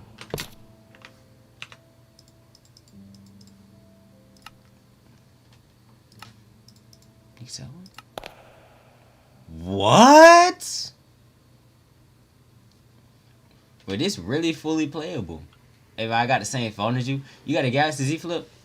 Why do you have butt, bro? Go on with that freak ass shit, bro. Are you good, bro? Buy me the Discord account, swag. You got the flip. I never got to show for Gore my wallpaper. I like an alien. Oh yeah, shout out, bro, man. Hey, this was this the first subscriber I've ever gave an autograph to, which is absolutely insane. Never in like 5 years did I think that I would give somebody an autograph. What the fuck, bro? I see this on my phone daily. Oh, hey, this fire too. I see this on my phone daily too, bro. Shout out Rosa, bro. Shout out Mother Rosa. You already know what's going on. Shout out Rosa, bro. On God. But bro, this the first subscriber that I ever gave an autograph, bro. Shout out, dude. What's good, Golden Fandom?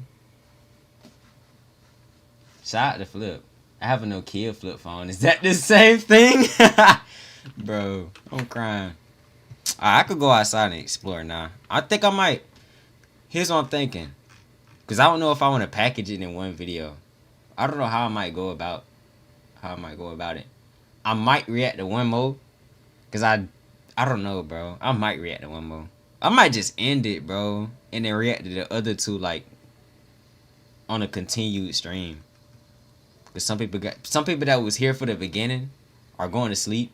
And for the other time zones, some people are just not joining. But at the same time, I do want to stick around for the ending. So I don't know what I want to do. Hey!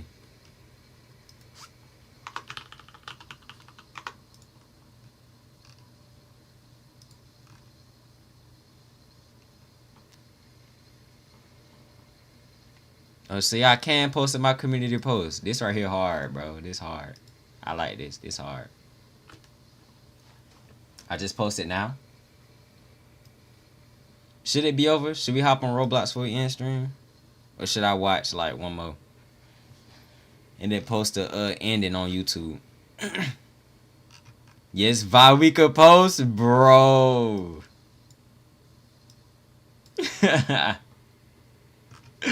Yo.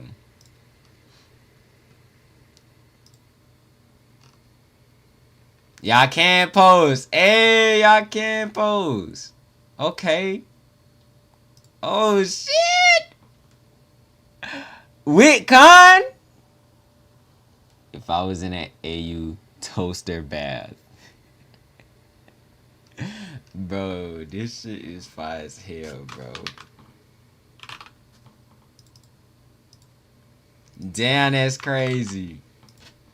This shit nostalgic as hell, bro. I don't even know how to describe it. This is bizarre. Y'all can post it here, okay.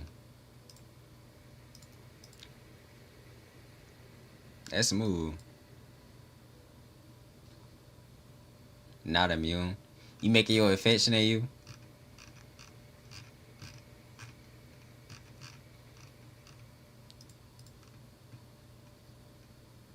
Wiggly paint. I ain't even see this.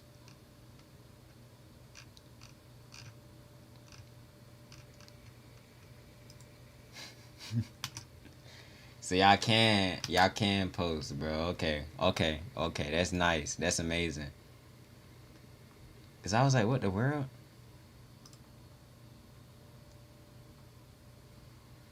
If I was in the AU, I'd do something stupid trying to be parkour. Parkour in the AU? What the world? They think they daring do?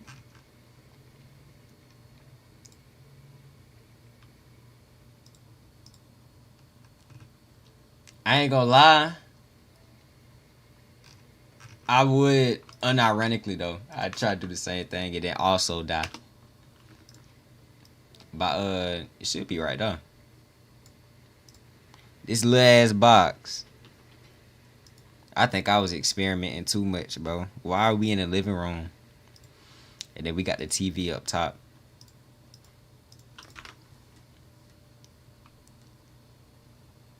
Damn, what is this stream?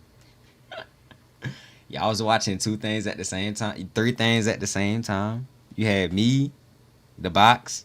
you had Yo, I'm crying, bro.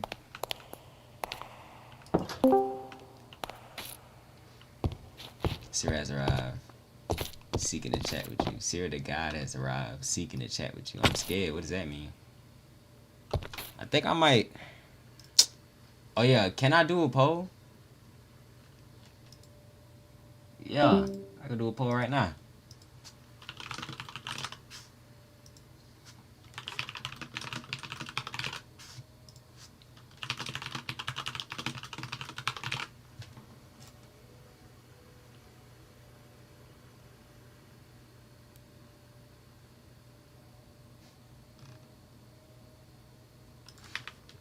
Baba. Whoa. I've been camping in this house all day. And I still don't know how to solve the heat issue, bro. That shit weird, bro. Like a nigga just freeze to death for no reason. No matter if you holding the torch or not.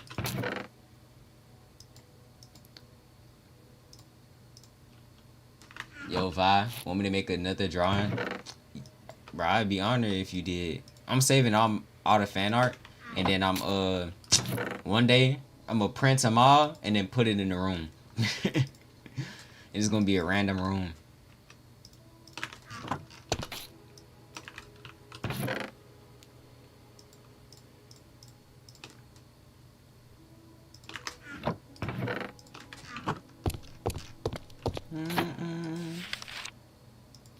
That's so crazy though. Love y'all fan art, bro. That's insane, dude. I got human flesh. That one person in chat was always talking about, what should I do? I was eating flesh. Nah, dead ass got flesh in my hand.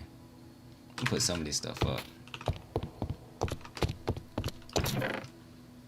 Look at my dog. His name is King. I bet.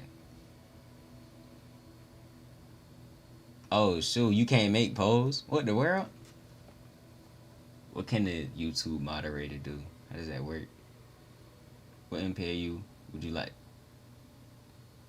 What MLPAU would you be in between My Little Worms, Cookie Virus, and False Alicorn Syndrome? Shit. Bro. Even though I think My Little Worms got mutations, so that shit is crazy. False Alicorn Syndrome. I don't know how fast they are, bro. And then you got the twerker. My Little Worms, I don't think they got the most devious monsters, but they got bugs, bro. And it's in the food. So, like, you gotta watch what you eat. Man, ain't nobody got time for that. And the Cookie Virus, I don't think it's for every monster, but, bro, they be moving fast. They got magic and shit. Man, hell no. I'm thinking...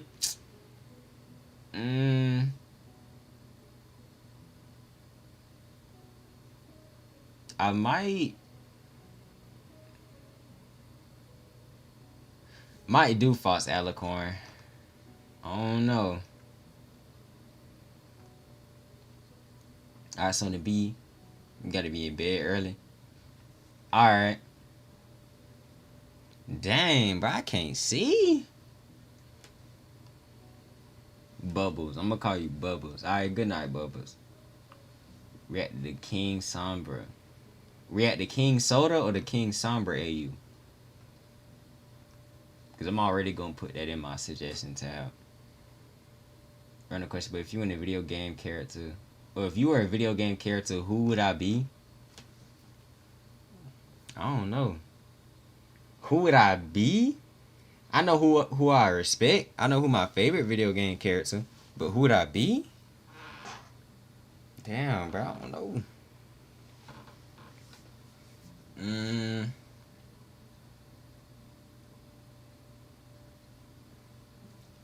Probably Pikachu. I don't know though. I think that's cap. I feel like I had that answer like 2 years ago. Nah, I don't know the answer. King Soda, the YouTuber.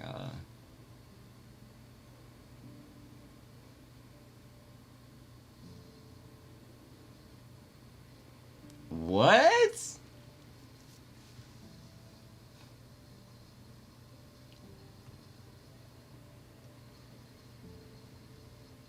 I'm gonna find a Discord server.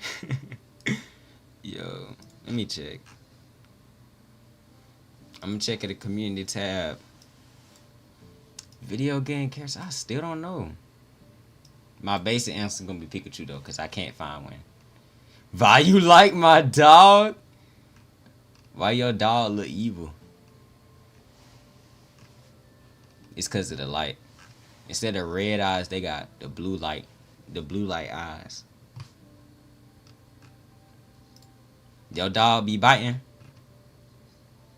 Do not say no. Some people, they be like, no, my dog don't bite. Knowing damn well they lying. They be trying to set people up.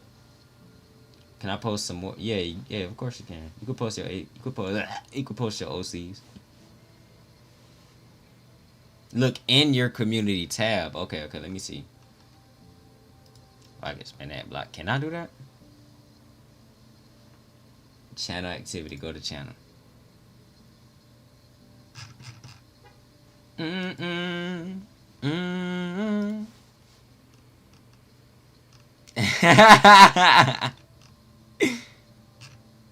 Damn.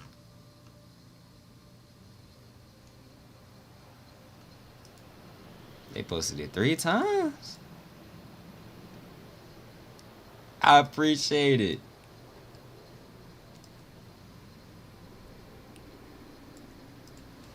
Look, bro, it's official. I'm a Roblox character. Y'all look.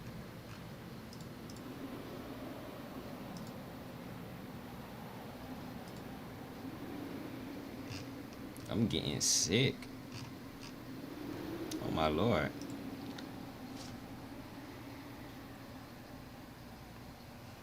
I'm good. So y'all saying watch one more episode.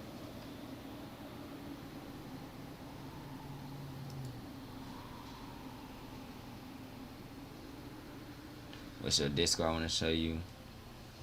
Alright, bet. Let me look. Fuck it, spin that block. Listen, nigga. How you can't pose.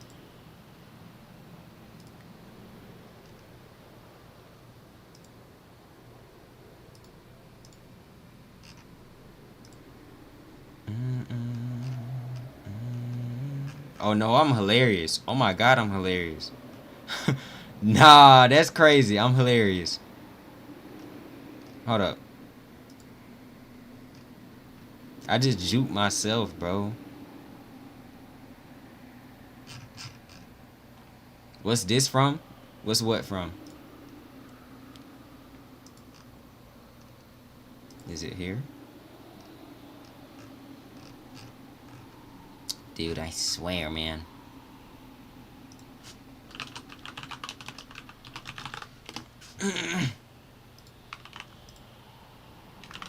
There you go. That's the Discord right there. Y'all could put it in either photo dump, or you could go into the self roles, equip the artist role, and then just drop it in there. Because I be looking at my server every day. But I ain't gonna never be able to escape, bro. Damn, bro. Every day it's a winter storm out this bit. I can't go nowhere.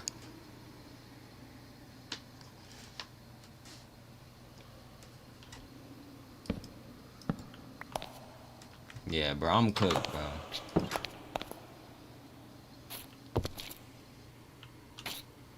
What?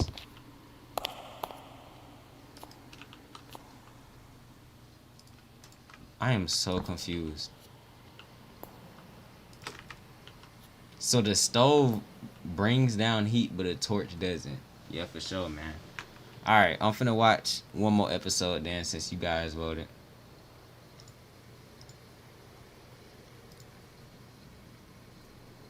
And then I'll post me watching the last episode on YouTube. Part 3.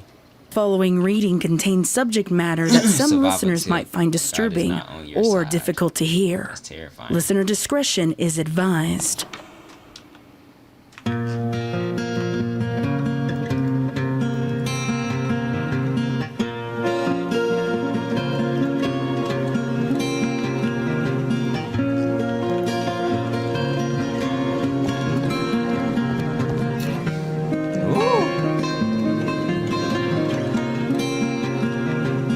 Let me actually put in work for this.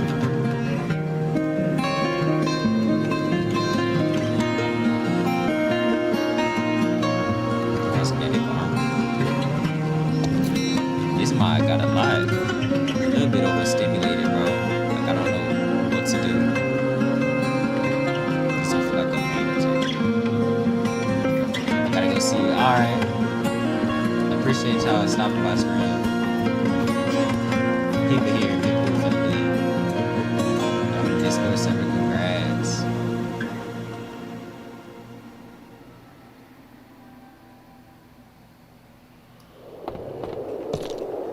Luna's moon shone directly overhead as a Hey, Mrs. strong Penis autumn Work, wind content. Oh, beat that mercy. mercilessly against Carousel Boutique. The gusts were powerful and eventually worked their way through small cracks between a window and its sill.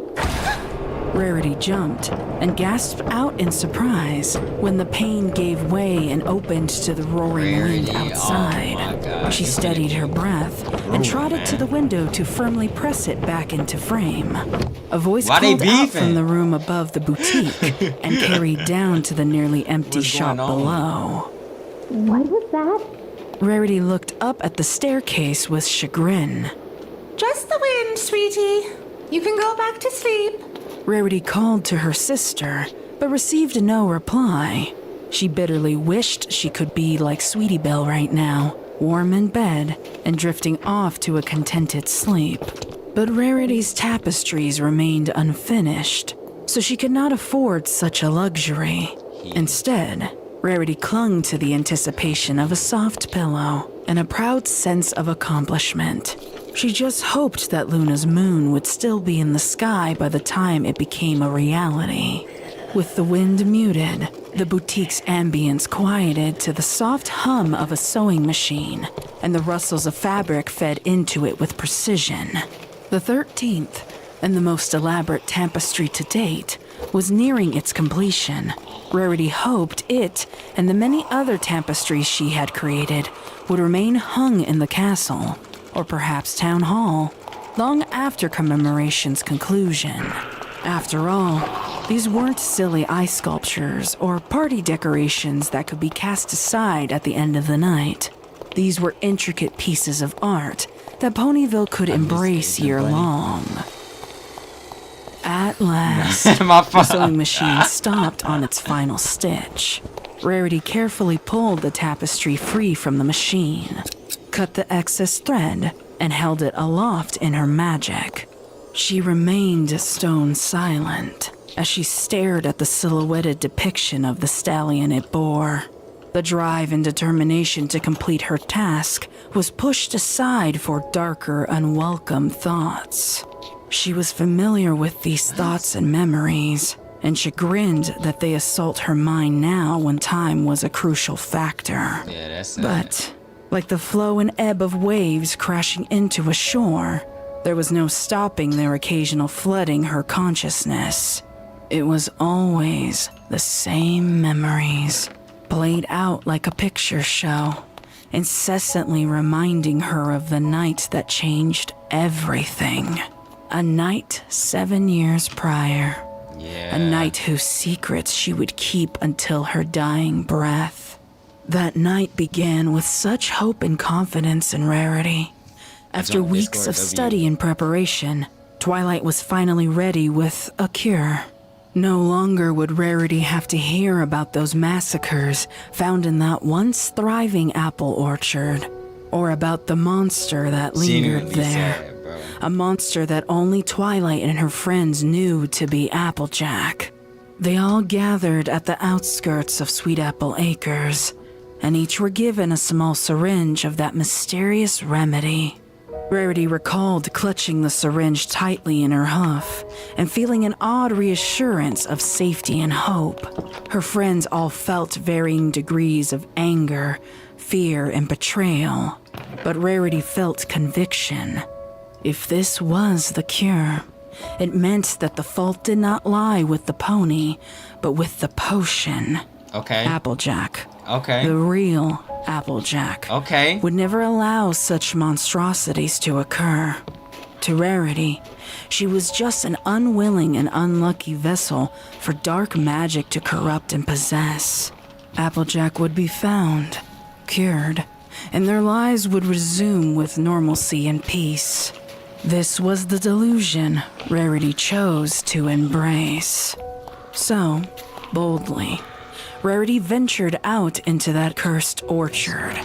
To cover more ground, it had been decided that each friend venture out on their own, though even Rarity felt trepidation at such a prospect. She recalled the eerie silence in those trees, and the uncertain fear that hung in the air. After some time wandering aimlessly, she happened upon a victim yet to be discovered. Their desiccated corpse was shriveled and dried from the intensity of the heat wave Equestria was suffering. Enough time had passed that wildlife had already picked it clean of tissue and organs, leaving only bones and patches of colored fur behind. The shock and stench of decay brought instant tears to Rarity's eyes. She refused to investigate it further and give an identity to the poor pony victim, but made a mental note instead where to send ponies for the remains on the following day. Rarity swallowed her fear and repulsion and pressed onward. Soon after, she happened on a second undiscovered corpse strewn about the orchard in Rarity's path. Then, a third. Seeing the gruesome death first hoof like this was weakening her resolve and corroding her sympathies. Rarity's hope wavered as dimly as the unicorn magic she used to act as her light in the darkness. Still, She forced her hooves to press onward. She knew she was getting close and was mentally preparing for the shock of what Applejack had become when she found the fourth butchered pony. At first glance, he was unrecognizable like the others, but the bloodied patch of fur bearing a cutie mark caught Rarity's eye. She didn't want to believe it, but her pinprick pupils landed on a torn mustache, and finally, a wide and unblinking blue eye whose hue matched perfectly with her own. Ooh. There was no mistaking him now. Flemify? Hondo Flanks, Ooh. her father. No An overwhelming way. sensation of 1,000 pricks of needles assaulted her skin, No and the world way. around her was swaying off kilter, as if she could not find balance. We murking Seeing dudes some now, pony she loved, overly, like, so on purpose. brutally annihilated, had shattered her resolve and her mind. Had her legs given out? Had she passed out? Oh my God. Had she even screamed at all? Those memories were lost to her. All she could recall was being frozen in grief, and would remain on the orchard floor until she was discovered hours later in that harsh, hot sunlight. Rarity never spoke of that night, not even to Sweetie Belle, whom she learned after the fact had been in those very trees that same evening. Whoa! Rarity screamed out again when the same window she'd closed minutes earlier erupted into a cacophony of shattered glass. The gust of wind that followed blew out the candles that Rarity had lit to sew by. She put a hoof to her chest to steady her heartbeat as she ignited her horn with magic to light the way. She walked carefully towards the window to inspect what had happened. However, her hooves came to an abrupt halt when she spotted what laid amongst the glass debris. It was small and old, rusted and weather-worn from exposure to the elements. A long, cloudy cylinder held what appeared to be a solidified solution inside. On one end of the cylinder was a broken metallic tip that Rarity knew had once been a long, sharp needle. What does this On mean? the other, a plunger that was now rusted in place and unusable. She fearfully stepped closer, her mind refusing to believe it could be the very syringe she'd carried all those years ago. Before she could brave a chance to pick it up, however, she could hear a voice above the wind outside. Lose something? That voice, No. the gruffness and graggle was both familiar and foreign. Rarity's eyes shut up to see a figure outside the boutique, shrouded in darkness and the haze of new rainfall. Swallowing back the lump in her throat, Rarity raced to the door of the boutique and pulled it open with her magic. She had every intention to confront the unknown assailant for what had happened to her window, but the rain pitter-pattering on the doorstep gave her pause. Getting wet was notably the least of her problems, but the instinct not to venture into it granted her some precious time to think before she acted. Was an encounter with a potential stranger in the dead of night really an intelligent pursuit? Rarity was rapidly weighing her options when the shrouded figure made their presence known and walked with a confident stride towards the door. Rarity realized she'd made a mistake and backed away quickly. She gripped the handle of the door in her magic to slam it shut, but it was too late.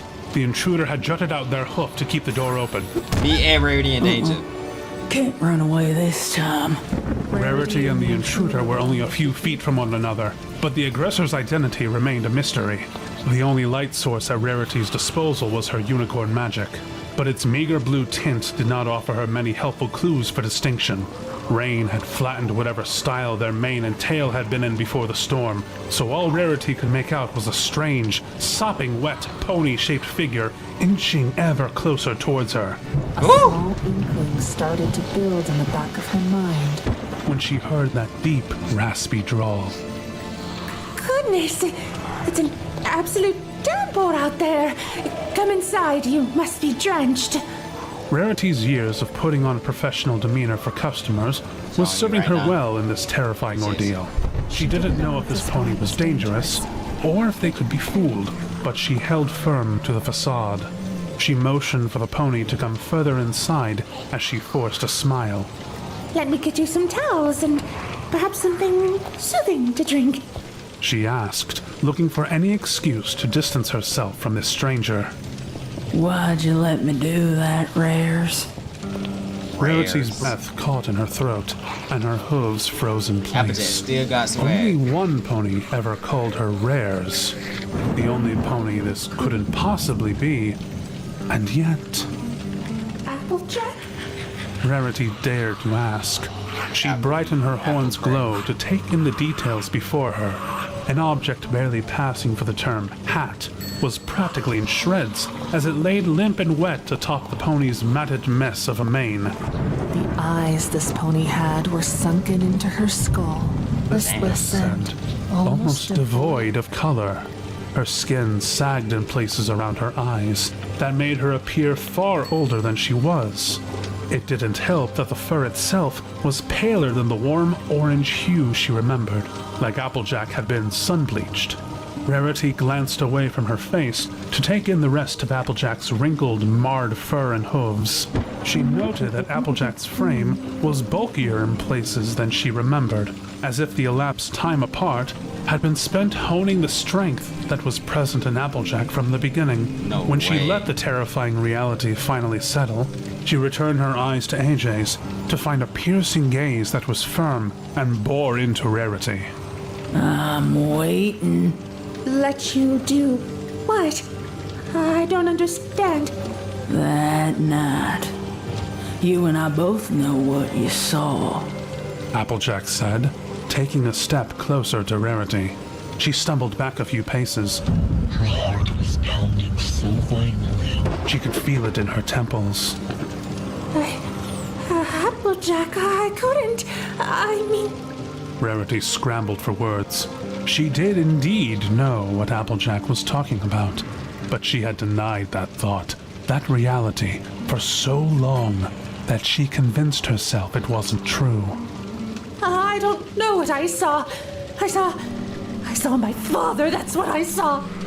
Applejack cocked her head to the side in confusion, like she wasn't expecting that response. She moved again, but pushed past a confused and frightened Rarity to stand at her workstation instead. Applejack reached out with a withered hoof towards the tapestry waiting there and stroked the fabric depiction of Hondo flanks. So what? You just gave up on saving me then? No, I wanted. I had every intention. You ain't like pick up our tribe, bro. I was so scared, Applejack. No, bro. I didn't know if you caught my case or not. I didn't want to be the next victim rotting in your family's orchard. Rarity pleaded.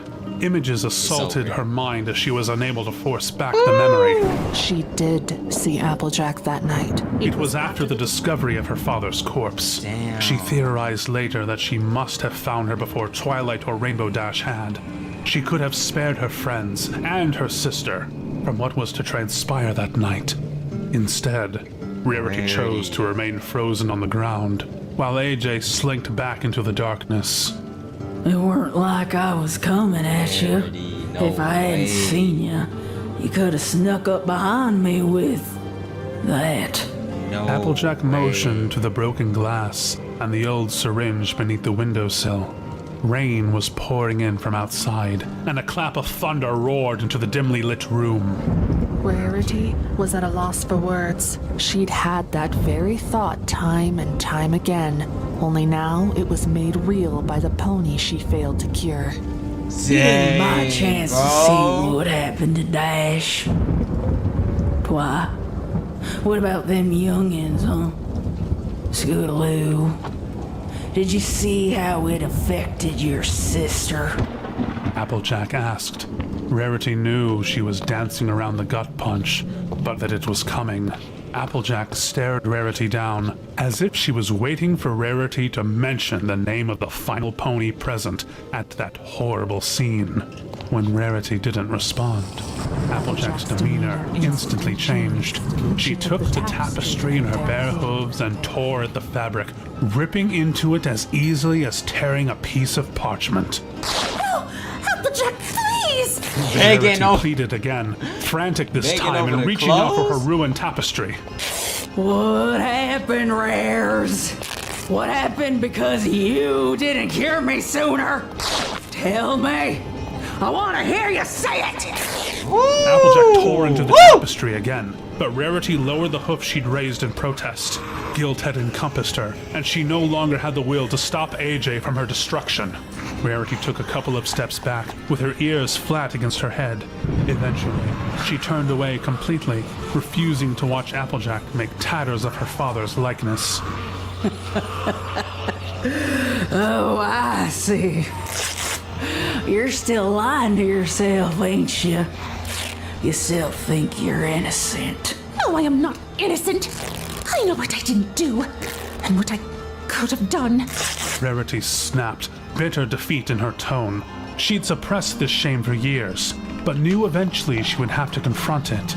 She just hadn't expected to do so like this. Say her goddamn name, Rares. Rarity looked up, in shock, to see Applejack standing on the other side of the room when she hadn't heard her make a single hoof step. She whirled back to see the remains of her father's tapestry, before realizing Applejack wasn't satisfied with just one tapestry. Applejack, please. I know you're angry with me, but you don't have to do this. Say her name! Applejack screamed, tearing another tapestry down the center.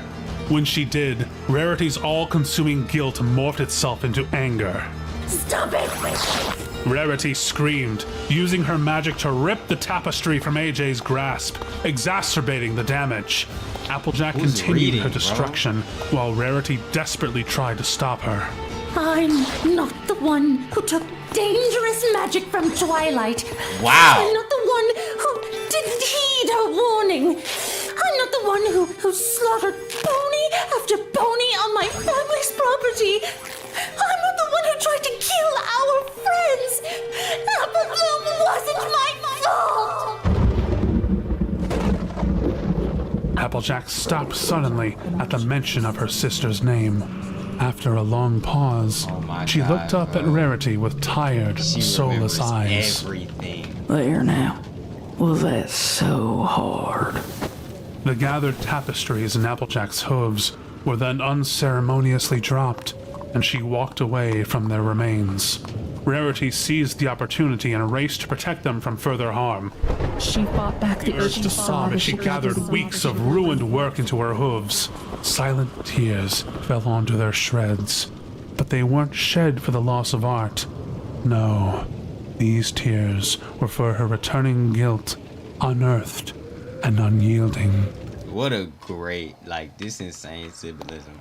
I feel like, to me, I ain't gonna lie, first of all, to me, I feel like this is a great, in a way, I don't know if this is intentional or not, but it is a great example that if you don't deal with your problems, I think the fabric symbolizes what you do on a day-to-day basis. Oh, look at Sweetie Bear on the back! I feel like the fabric symbolizes what you do on your day-to-day basis, and if you have problems from the past that you don't go resolve, right? It's gonna fuck up everything else in your life, and the fabric is one of them. You know what I mean? She's just cursed by unresolved issues, and these are the unresolved issues. That's crazy. Weeks of work ripped away from her past problems that she didn't motherfucking, you know what I mean? I mean, at the same time, I don't know what all you could have did is Applejack, right? But that's crazy. I ain't gonna lie, but that's the hidden symbolism that I felt like was said, not said intentionally, but was said to me, which is crazy. Just a little reminder. I ain't gonna lie, and I was saying, what pony is reading? You went from the lost narrator to whoever this is now. Who could this be? Is it Filthy Rich? Is it her father as her thoughts reading this of what's going on? Who's reading? I feel like what pony's reading? I don't know. I wonder if I'm gonna find out in the ending. I ain't gonna lie, bro. And then lastly, I was gonna say that this is absolutely crazy. I was wondering if while locked up, did she know what happened? Like, did she know every little thing that happened, right? When she was sick, did it all come back flooding to her, right? After the effects of the potion, cause she didn't know when she like woke up and Twilight was like, I ain't give you no potion. She was like, you did give me a potion. Did like when she was locked up for 7 years, did everything just come back? Or come back? Did all the thoughts? You know what I mean? Like, yeah, you get what I'm trying to say. Yeah, but that's crazy. That's everything I wanted to say. I could not say that like mid. You know what I mean? I ain't want to pause it. Rarity's head snapped up the second that Sweetie Belle spoke. Sweetie was standing at the base of the staircase, looking from one side of the room to the other, taking in the sight before her. Damn, Rarity! Applejack. She screamed in unadulterated fear and sprinted back up the steps. Something dark and evil started growing in Applejack's sinister expression. Rarity didn't know what it meant, but she knew to be afraid. She tried to scramble to her hooves to stop AJ from whatever she was planning to do next, but was caught up in the tapestry's tatters. Applejack, this is between you and me. You leave Sweetie out of this. I'm guilty, all right? It's my fault. Just leave her alone. Rarity screamed, her voice cracking as she ignited her horn with magic. She levitated anything within magical reach to hover around her as makeshift weapons. Hoping it would be enough to intimidate Applejack. Sewing scissors, pins, bolts of fabric, needles, and even the sewing machine itself hovered around the frightened unicorn as she kept fighting to be freed from the mess of her ruined art. You'll never understand my pain, Applejack said coldly, her icy gaze falling on the scrambling unicorn without a hint of concern. I lost my sister, so maybe you won't understand until you lose yours.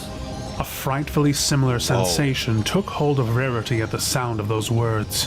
Those 1,000 needle pricks and the nauseating swaying assaulted her body as it had 7 years prior.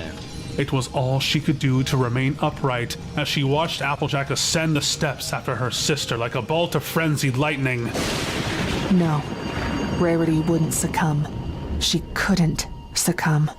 She'd left Sweetie Belle in danger once before, and this was her one and only chance to rectify that mistake. With an outcry of fear, Rarity thrust every object she'd held aloft in her magic after the fleeing Earth Pony. She didn't wait to see if any of them had had any success before building up her magic for a second blast. The resounding explosion of light and destruction eviscerated the tapestries that held her down. There was no time to feel any regret for the loss, as Sweetie Belle's distant screams urged her forward with single-minded determination. She raced up the steps, 2 at a time, her tiring magic building for a third blast. She had just reached the doorway to Sweetie Belle's room when Applejack opened the door and slammed herself into it. As a result, the door lambasted Rarity with enough force to send her careening down the hallway. Magic sputtered as Rarity screamed out in agony. She roughly collided headfirst into an adjacent wall. Through the cacophony of shrieking, dissonant tones, Rarity could have sworn she heard something crack. There was no word for the pain of it all, just a continuous and searing white-hot agony that threatened her consciousness with every passing second. Still, Rarity refused to give in to the comfort of darkness. She couldn't fail her loved ones. Not again. Not ever again. Applejack's screams were barely audible over Rarity's pain, but she latched onto them as an anchor in reality. Adrenaline wouldn't pump through her veins forever, so she had to act now. Then came the sound of Sweetie Belle's garbled cries. More anchors, this time pulling her to stand again. Her legs shook, each step a renewed tidal wave of needle pricks with increasing intensity. She kept going, This was a pain she'd wish on no pony, enemy or otherwise. But she refused to relent. Her sight was greatly impaired, and her equilibrium suffered even worse. She fell flat on the ground, darkness encroaching. A single stream of blood flowed from somewhere above her eyes, coloring her vision in crimson before she swiftly wiped it away. Gritting her teeth, she crawled onward, then pushed herself up to her hooves and stumbled forward haltingly. The distance to Sweetie's room was the most lengthy and languishing journey Rarity had ever experienced. Finally, the opened door was within reach. As her hoof outstretched for the handle, hoping to steady herself with it, she caught sight of her sewing scissors. They had been part of the weapons she'd flung after Applejack, and, in a pinch, they would serve her just fine. She attempted to ignite her horn and hold them aloft, but her magic refused to respond. Rarity let out a winded sob, gathering the scissors and hoof. Feeling of the cold, weighty metal in her grasp. It was almost Identical to what it had been like that night with the syringe. The past had caught up with her at last, and her greatest mistake was played out before her again with a choice. Rarity's mind was made up. With a frenzied cry, Rarity rounded the corner into Sweetie Belle's room. Applejack was waiting for her there, their hooves colliding together at the same moment as a clap of thunder roared outside. The pair struggled for control of the weapon in the darkness, and Rarity couldn't help but notice the absence of Sweetie Belle's voice. She could only hope by the princess's grace that Sweetie was unconscious, but all right. With each agonizing second, Rarity's strength waned. She was losing the fight, and she knew it. In a fit of hysteria, she pulled away from Applejack, allowing her to keep the sewing scissors. However, Rarity thrust out her hoof when Applejack attempted to take a step. Much to her surprise, AJ's footing caught hold, and it sent the earth pony barreling to the ground. Rarity could only watch in shock through bleary vision as the scissors were propelled out of hoof and skid in Rarity's direction. This hadn't been the way she wanted it to end. There was so much left unspoken, so much still unknown. She didn't even know who was killing her now, a mare or a monster. But Rarity couldn't riddle out her morality. She wasn't giving herself the choice. This was a kill or be killed situation, so she was going to commit. Rarity's body screamed in pain as she forced herself up on her hind legs, syringe held aloft. No. Not syringe, not scissors, not scissors, not scissors. There was a sickening sense of falling forward as the blades and the pony wielding them thrust downward. Rarity braced herself for the impact with her victim, but the far more frightening surprise was the awkward stab hitting not pony, but floorboard. No way, no way, no way, no. Rarity released the scissors as her body rolled to the side, senses screaming. Somehow, Applejack had maneuvered out of the way of the final blow. For the time being, the world was spinning too violently for Rarity to find the right footing to stand. As each second passed, dread built in the unicorn's veins. She could only will her body on for so long before it would refuse to respond, and she was dancing around that last shred of consciousness. Somewhere in her stupor, Rarity's ears twitched to the sound of thundering hoofsteps descending the stairs, followed by the sound of a door opening and slamming shut again. Applejack hadn't remained to finish her off, as she had expected. Rarity slowly rolled onto her back, having to blink through the stream of blood obscuring her vision. She tried again to ignite her horn, and this time magic hiccuped to a dull light. Even just the act of turning her head to the side sent waves of piercing pain through Rarity.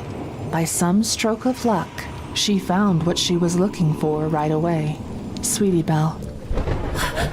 Rarity gasped out in relief to find her sister so nearby. However, Rarity beheld the horror of her little sister's face, and that relief vanished. Sweetie Belle's mouth hung open slightly, blood pooling there from unseen damage within.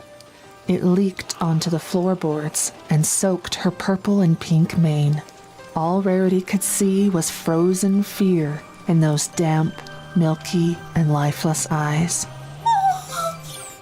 She whimpered, her horn's magic extinguishing on its own, sparing her from seeing more of what had become of her baby sister.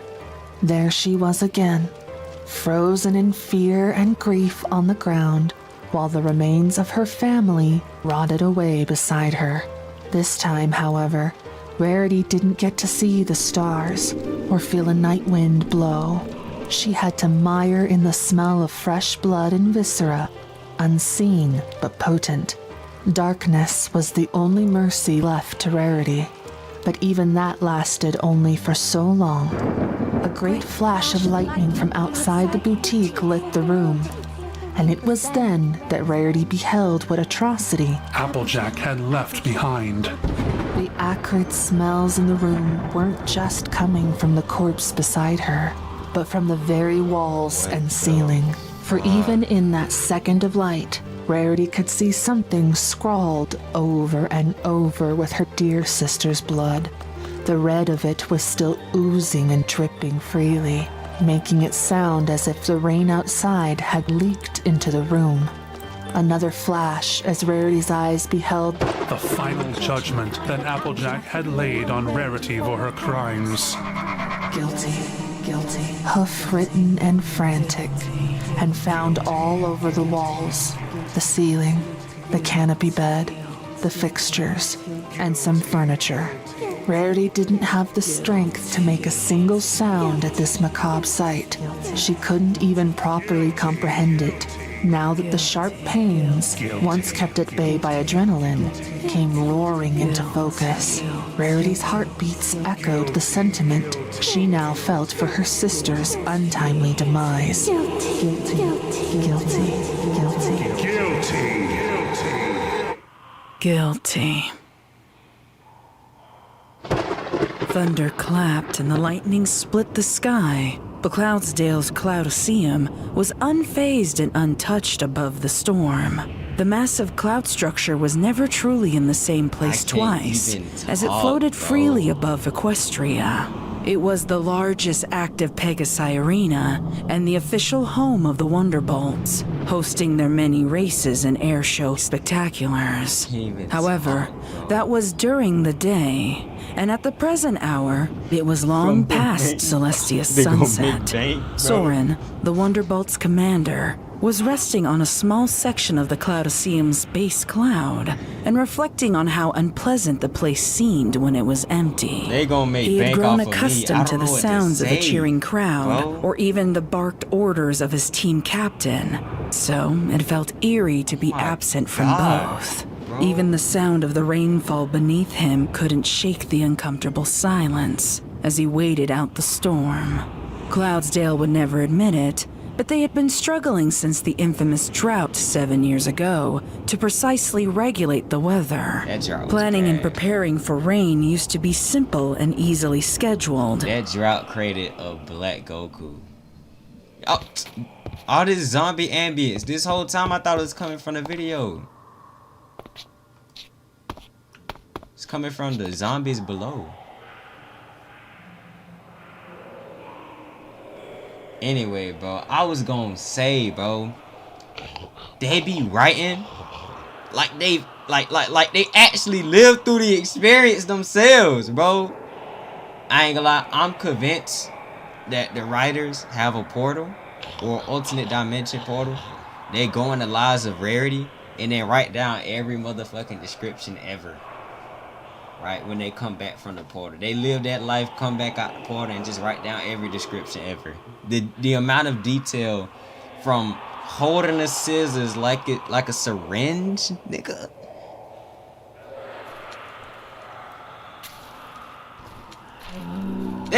They have every detail ever. Like, there's no way you cannot imagine the scenery that's going on, bro. These niggas know how to write. But even with the most precise timing and ingredients, weather machines seem to have minds of their own from time to time. Even so, Soren hadn't thought much of staying a little couldn't even late play at the the Coliseum game, that bro. night until he heard the clap of thunder that started it all. He internally kicked himself for fussing over their commemoration performance gear, rather than return home like the other bolts. He wasn't sure who to be more upset with, the weather workers who promised the storm would strike after the memorial, or the new recruit who had forced him and their teammates to endure a grueling practice with her exceptionally high standards. Either way, he was stuck. He could technically fly through the rain, as he had many times before, but his limbs and wings ached from the laborious day. He decided that fighting the wind, water, and lightning wasn't in his best interests, especially before a big performance. As he waited, Soren reflected on the destructive nature of the storm. He winced at the thought of all those perfectly placed outdoor commemoration decorations ruined by the torrential downpour. But as time wore on, Soren's eyes grew increasingly heavy, and his head slowly sank towards the fluffy cloud that held him. Before sleep took him, however, something swiftly broke through the layer of storm clouds and brought with them a gust of icy cold wind. Soren reared up and gasped out from the sudden onslaught of liquid spraying his coat and wings. Soren, what are you still doing here? The source of that gust, Rainbow Dash, asked in surprise. Me? What are you doing here, Crash? Soren snapped back, using the nickname he knew she hated. I left something in my locker. Not that it's any of your business. Dash replied curtly, her eyes narrowing in disdain. She could usually take a ribbing from the other bolts, but Soren was toying with her last nerve. If I wanted to get soaked, I'd just fly through this damn storm. Soren remarked bitterly, shaking the feathers in his wings to remove any lingering moisture. Afraid of a little rain, huh? Whoa. I'm not stupid enough to race lightning bolts like some ponies. And if I were, I'd win that race too. What was our final race time earlier? Oh yeah, 15 whole seconds ahead of you, wasn't it? Guess you better hope that Spitfire isn't looking for a new commander after that kind of defeat. Rainbow chuffed.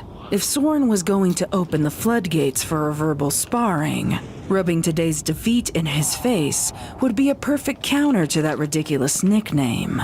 Dash didn't ask at the time, but she wondered now if defeating every single Wonderbolt in a one-on-one race on the same day was some kind of record.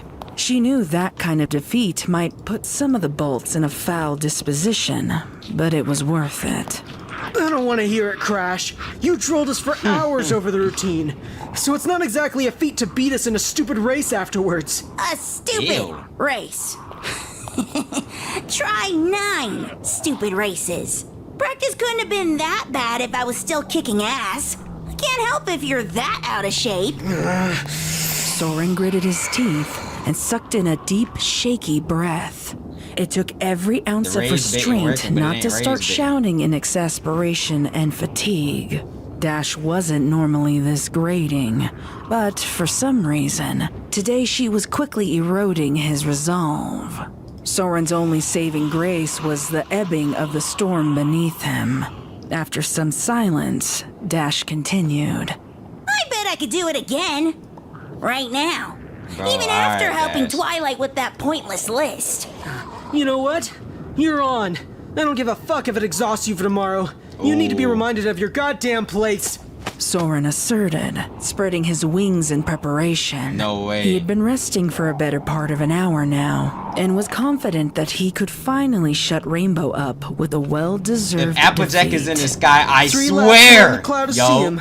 The entry arch is the finish line. Rainbow Dash didn't argue, her brow furrowing as a smug smile spread on her lips. 3, 2, 1, go! She screamed in rapid succession, taking off like a rocket and leaving a streak of rainbow behind her. She could hear Soren angrily shout something in response. Yeah, but was leave too realistic focused on behind the race art. to pay attention. The cold night air passed through her feathers at a breakneck pace, chilling every inch of her fur. Its icy grip felt as if it penetrated her very bones, adding to the intense fatigue that she fought to keep at bay. Despite her body's warning signs, Rainbow gritted her teeth, refusing to believe that her ego had written a check that her body couldn't cash. She was so focused on victory, in fact, that she didn't notice the storm clouds dissipating beneath her until they were almost completely dissolved. When she was sure her lead on Soren was secure, Dash's attention shifted to assess her surroundings. It was something she did subconsciously when she flew. Okay.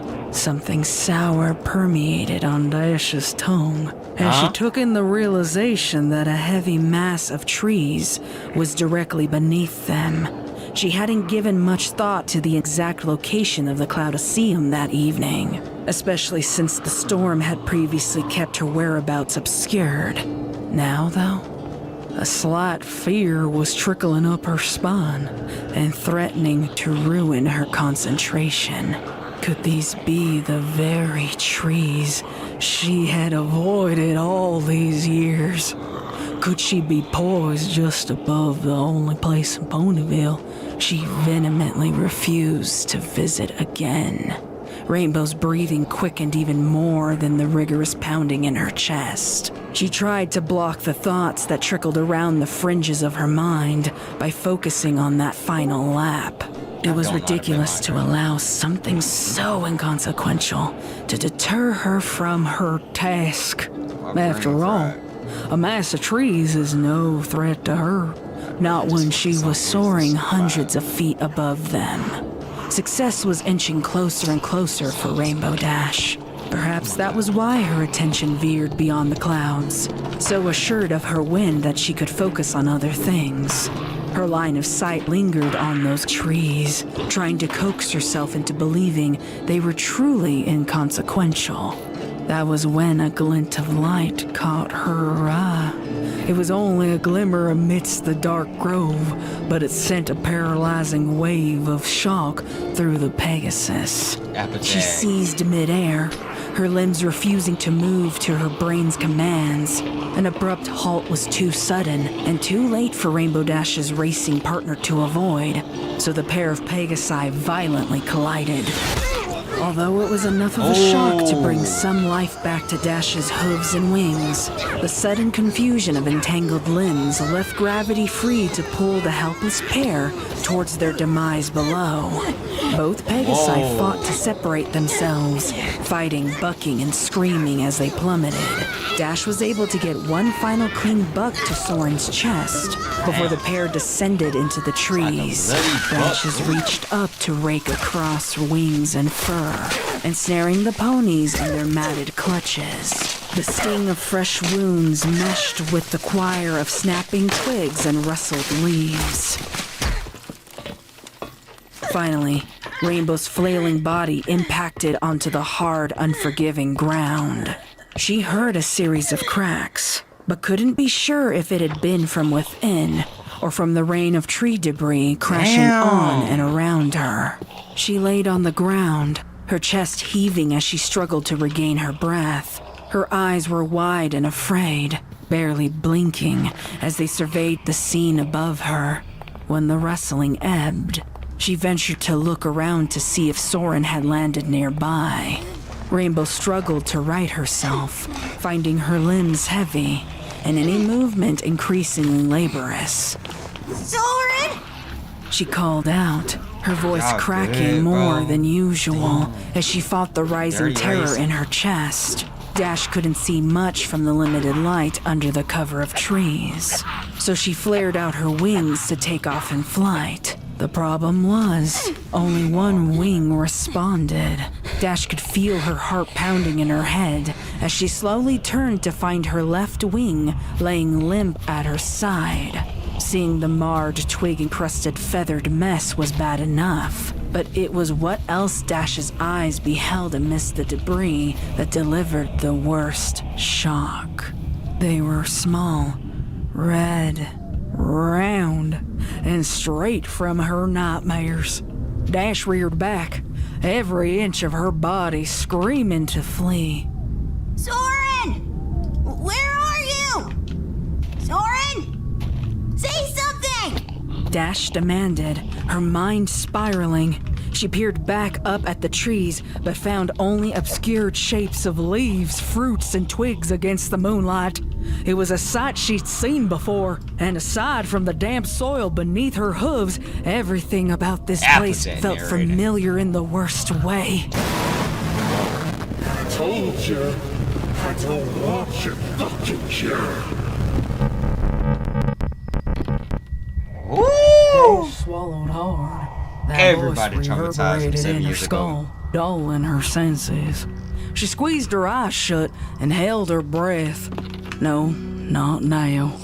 She couldn't let the nightmares have control.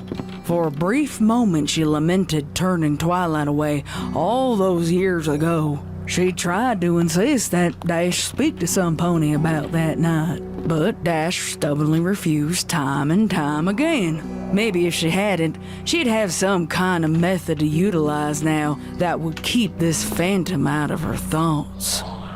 Soren? Rainbow meekly called out again, unable to get her voice above a whisper.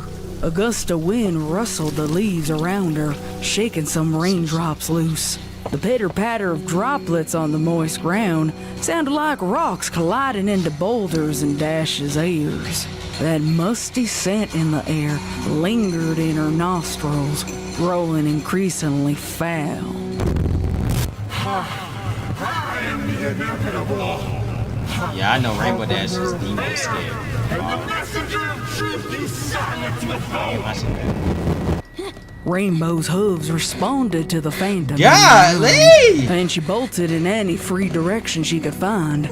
She couldn't stay. What would have been the point? Her fear was already crippling her when she was hundreds of feet in the air. She would be even more useless now that she was grounded. Her eyes scanned for any signs of light or life as she tried desperately to outrun her thoughts. So frenzied were her movements that she tripped and fell over an unseen object. When she hit the ground, she rolled until she came to a stop against something hard. For a long while, Dash remained disoriented, not knowing which way was up or down. When her eyes finally opened, though, she could assess that she was upright and against a tree. But her eyes fixated on the object that had caused her fall. Dash's breath went still in her chest. Even in the darkness, the shape sticking out of that dirt in front of her was unmistakable. It was a long shaft with a metal end that pierced the ground to remain semi-upright. Though it was impossible to make out details with limited light, her mind filled in those blanks. Even so, it just couldn't be possible. She destroyed that accursed shovel years ago. She'd watched it blacken and burn in that firelight, the metal spade warping from the intense heat of the blacksmith's furnace. This must have been a trick. A mirage that phantom in her memories had conjured to torment her. That truth is that in the end, there is nothing at all except me. That could have been what Covering her Loki face is with her true hooves now. and shaking so violently she was sure she'd lose consciousness. It was all she could do, just to fight back the convulsions and gagging. Tears were freely streaming down her cheeks, until finally she pierced that silence by sobbing uncontrollably. Her garbled gasps for oxygen were the only sign that she was even still breathing. Dash gave into those years of suppressed anger, fear, and torment. She wasn't sure how long she had been inconsolable when she picked up a faint sound. Her ears swiveled behind her when she heard the movement of twigs and leaves. By Celestia's grace, Soren was alive and nearby. At least, that's what she thought she heard. Yo! Rainbow Dash. That voice was low and ragged. Dash hiccuped through the sobs that refused to cease, trying to fight through that immeasurable pain to reach her friend. Where are you? Well, right here in the orchard, of course.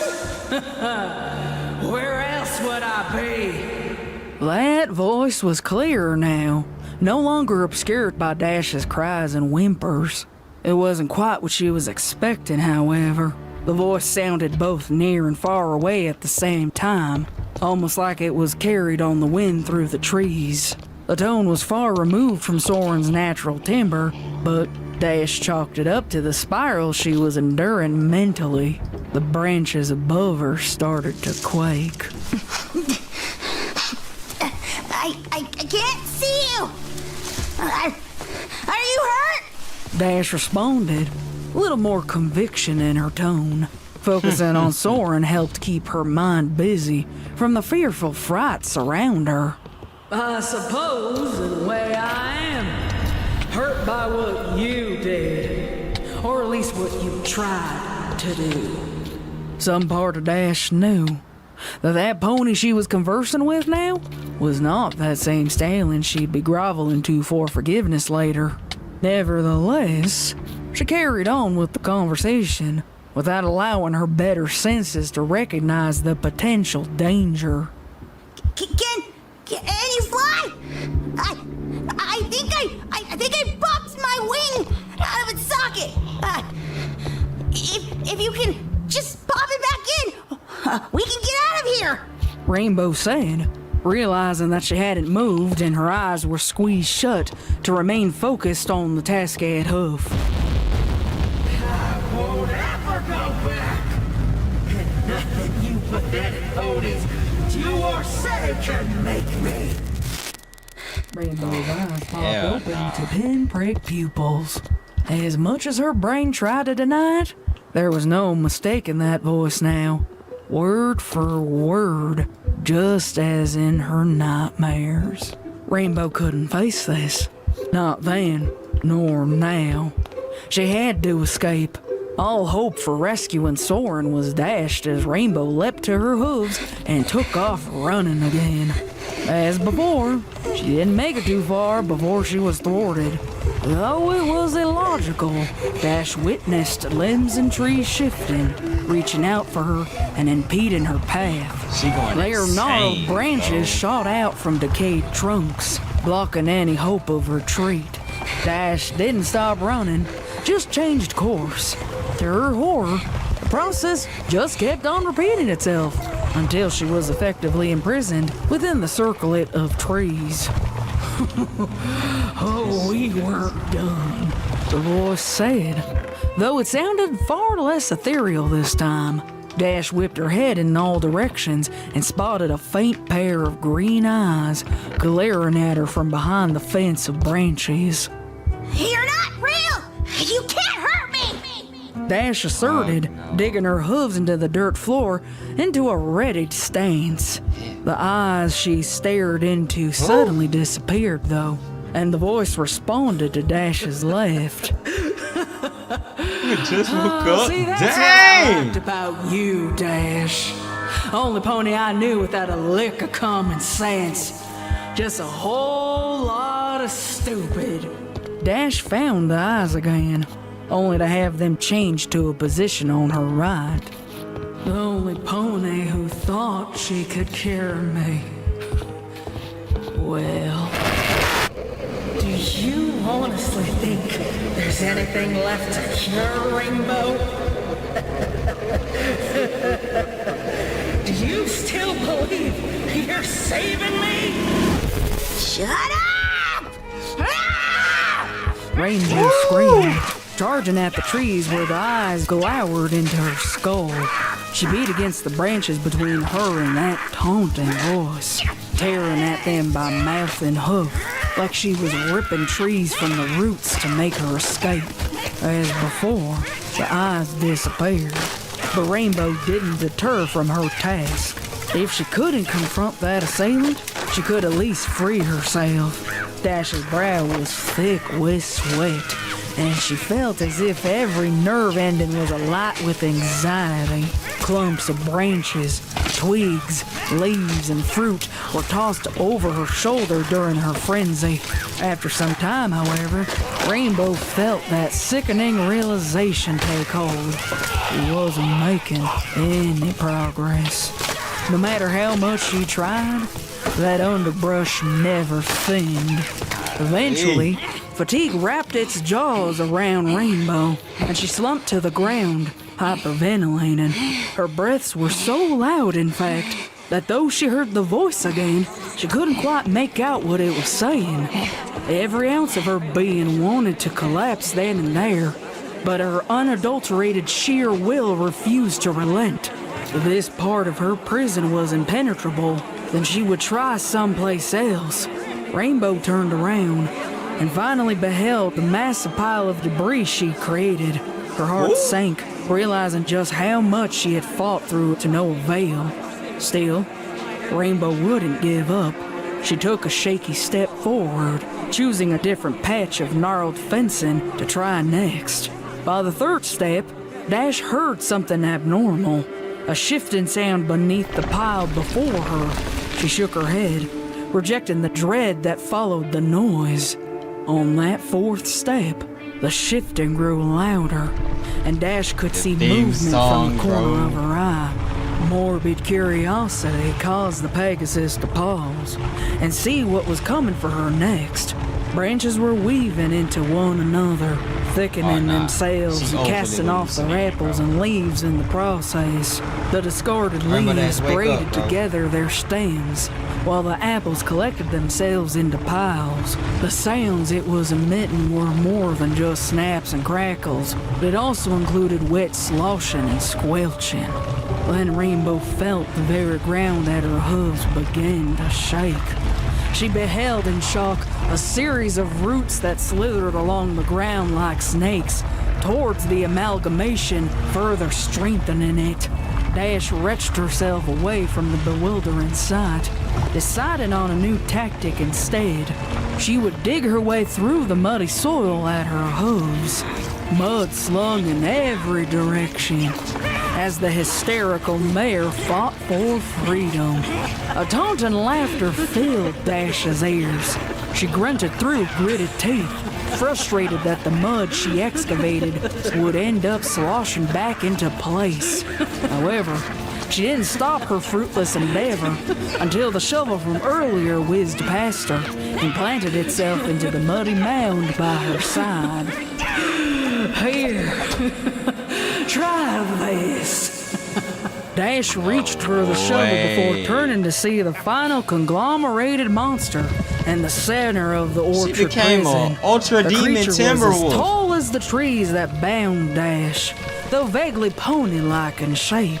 Long twisted roots, branches, and bark made up the limbs and torso, while the leaves cascaded from the tree like a mane and tail. 6 apples adorned its wooded flanks. Perhaps eeriest of all was the eyes on the pony-shaped face.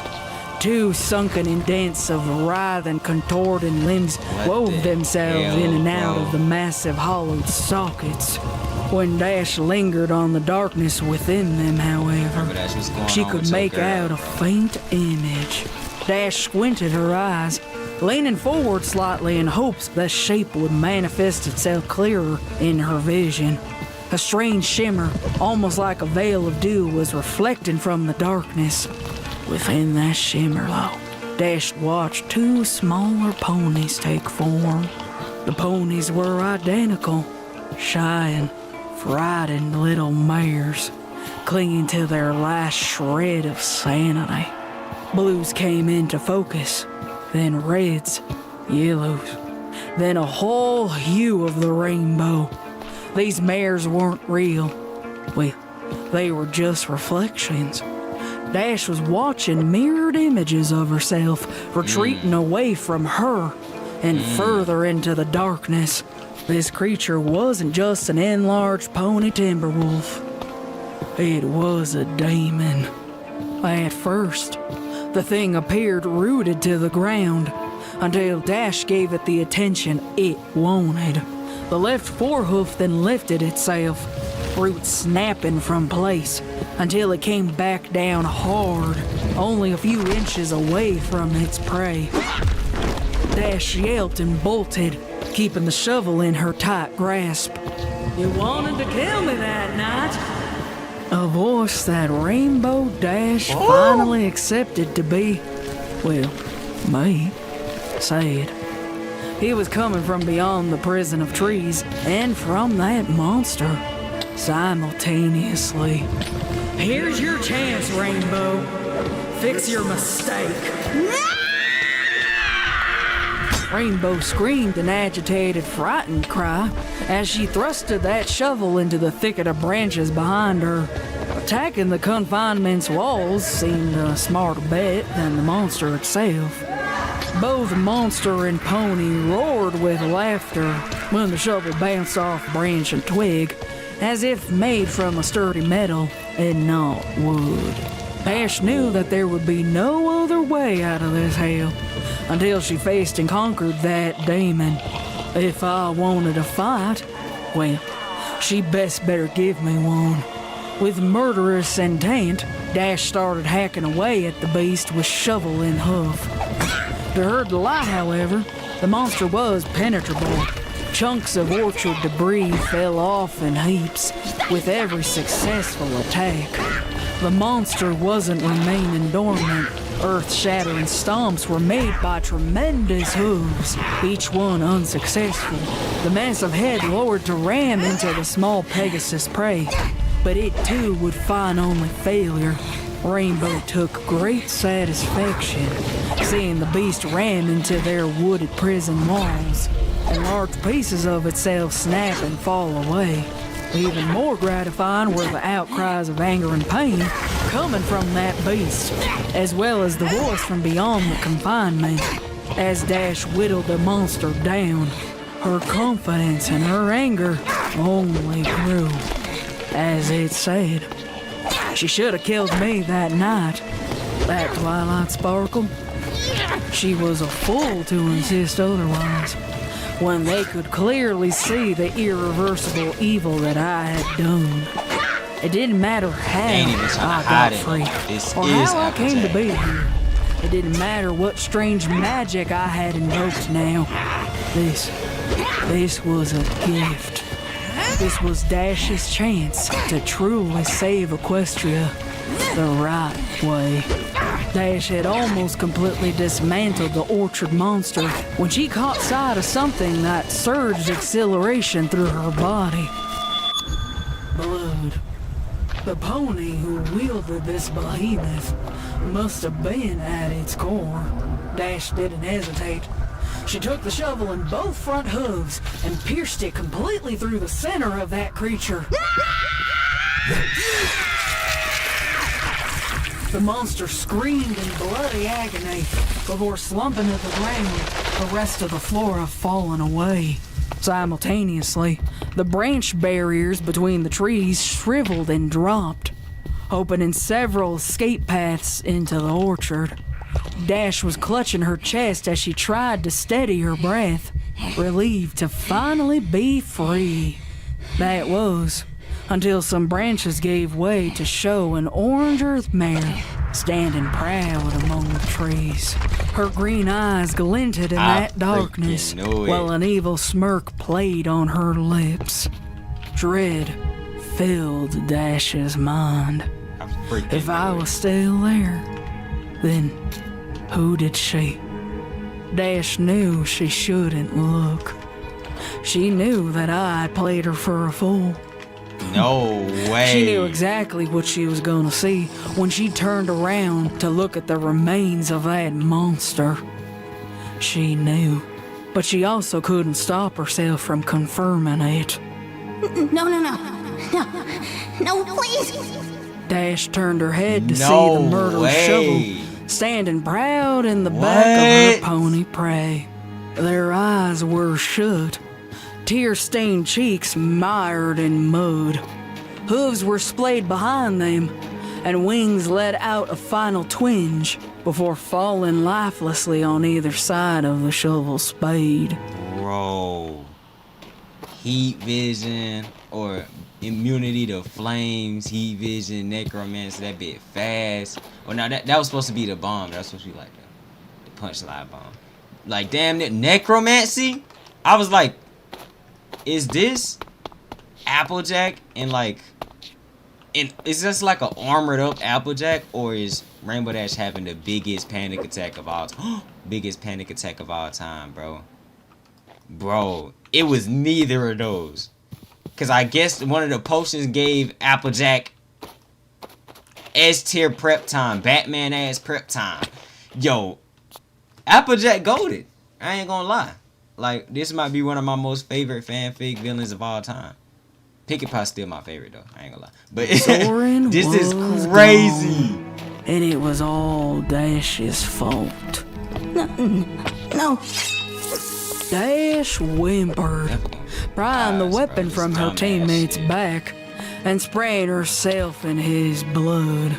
She cast the shovel aside, collapsing on the ground and giving into her violent nausea, which ripped through her in wave after wave of shock and despair.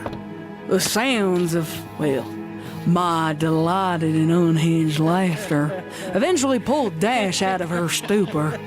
Maybe I anticipated this being the end of Dash's attempts to subdue me, but I would be wrong. Dash methodically pushed herself back to standing position and slowly reached for the bloodied shovel that she'd cast aside. She approached me, the distracted, laughing villain, keeping her hooves as silent as possible as they carefully navigated around the debris. Once she was sure of her aim, she lifted that shovel. Dash screamed, thrusting the weapon at me, who only had a few moments to avoid that attack. Although she was chagrined to see herself miss, Dash did catch a hint of shock and fear from me when I realized that Dash was trying to pursue me still. I reared up and turned on my hooves, racing deeper into the orchard, but this time as prey, not predator. Okay. Let's finish this. Dash snarled, casually picking up the shovel and holding it aloft in her good wing. Each step she followed, she did so in confidence, one way or another. Okay. This was going to end before sunrise. It's gonna be the hardest one. We gotta wait for it? Oh, y'all gonna be mad as hell. Cause I'm for sure in this stream. Yo! Y'all gonna have to wait till that YouTube video?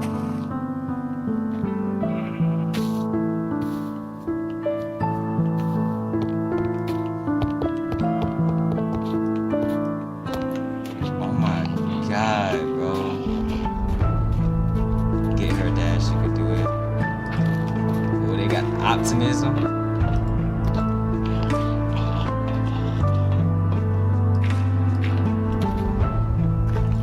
Damn, bro. The way they voice villain Applejack, bro, I wish that bitch was a villain in the show. She sound cool as hell, bro. I ain't gonna lie. She got too much swag as a villain, bro. Wow, bro. That's crazy.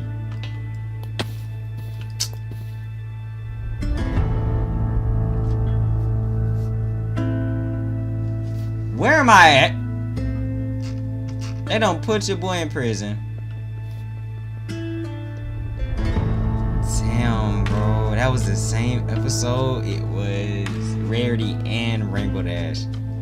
I thought last episode was my favorite. This my favorite by far. I feel like the last episode gonna be my favorite. It just keep getting better. This is so crazy, bro. Oh my god, bro.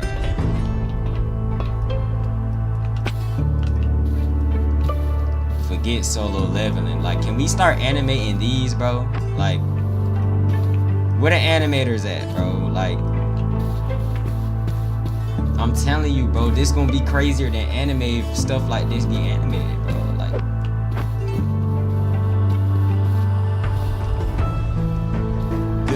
this how anime manga's like? I don't read manga. Is this how it's like?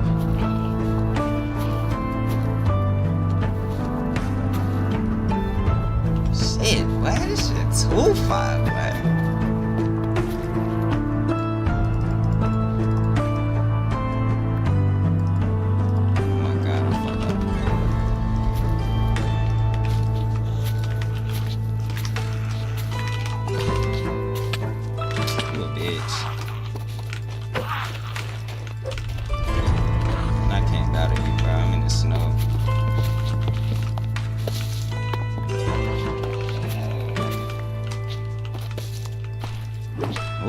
Lock in right now.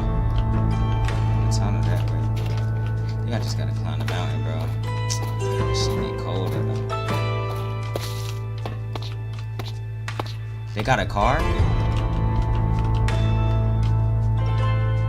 Okay. My heat going down. I'm looking for keep-ons. Bro, I heavily appreciate y'all sticking to this screen. That's how you know my brain fried, bro. Maybe that multitasking theory is right. Then again, it wasn't really multitasking. This right here had my most attention. Yo, this is crazy, bro. I ain't gonna lie, bro. Peak ending. I can't wait to see the last episode. I'm gonna do it for a video too. I'm gonna do the last episode for a video for y'all.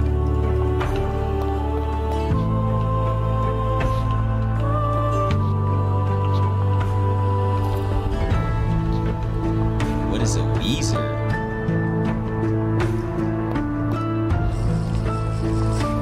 I don't even know what that command is, bro. Before I get off stream, I gotta make it back to my Minecraft days. Of course, I appreciate y'all. I suppose I'll depart. Alright, guy from Terraria. I never played Terraria, like, seriously. Wait, no, I never played Terraria in a serious manner. I never played the game past killing the slime. One more episode, finish it all on stream. If I do that, I gotta take like a 30-minute break. Like I gotta take a 30-minute break if you finish it on stream. That means like that depends who all gonna be up like at night. I know all y'all gonna be asleep. Or should I just basically finish it off on stream? Get posting it. They can look back at the stream if they want to see the entirety of it.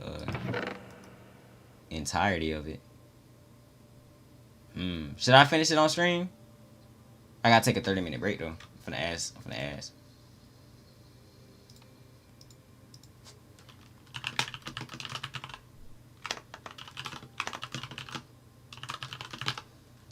Y'all gonna throw my stream in the background while y'all go to sleep? Nah, I'm playing. I'm gonna wake y'all up. If a zombie pop up out of nowhere, I'm waking y'all up, bro. I'm sorry, bro.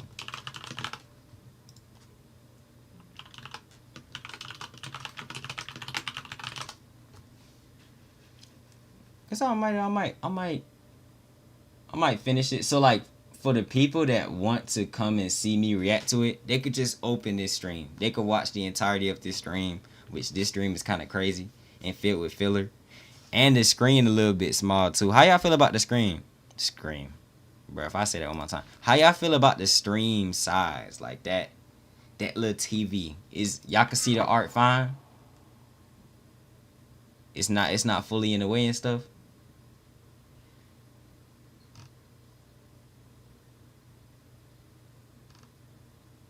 They saying finish it. Nah, I slept during part 1. I'm good. Yo. Oh shit, it's getting crazy in here.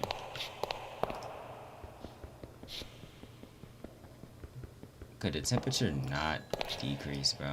So stupid.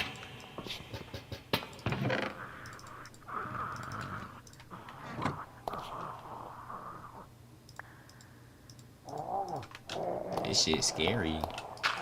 And they want me to play a horror mod. Man. 8 million likes for a horror mod, chat. Yo. Maybe do a stream tomorrow. I got something to do tomorrow.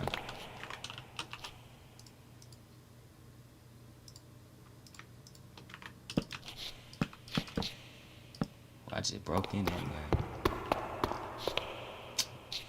I was entering from around my screen. Oh my god, bro. Is that an axe? Oh my god, a hand axe. Duroplast. I do not understand this mod, but I know I'm going when I need to understand it. Apple juice. All this food! Oh my god. 14 sweet rolls? Vodka? What is going on? I'm finna die.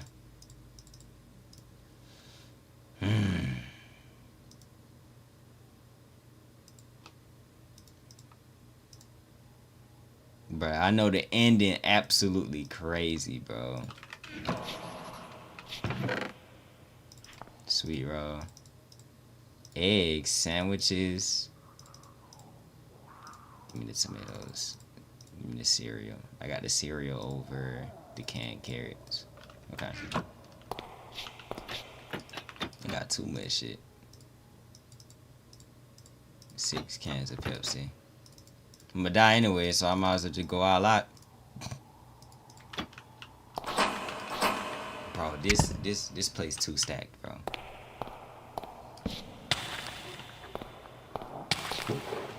This place is absolutely stacked. What is going on? Hold all this for me. I'll die in a minute. This place got too much loot. Yo. This time I'll bring a bed with me. I don't know, I ain't think of that. Alright. Y'all saying finish it. Okay. Okay. I'ma finish it. I'm gonna have to take a little 30-minute break though. Hold on now. What should I eat? I might eat me some noodles. Again. 3 bowls of noodles in one day, Alright, chat. Be right back. Alright. Da, da, da, da, da, da.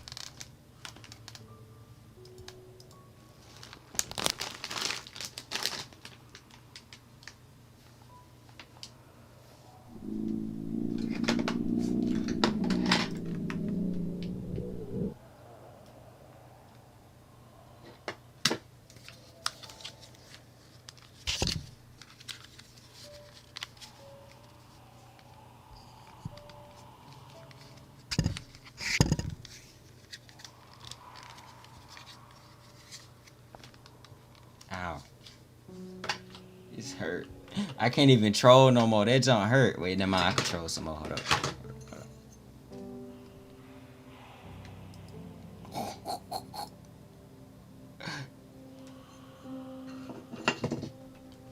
I'm going AFK for real.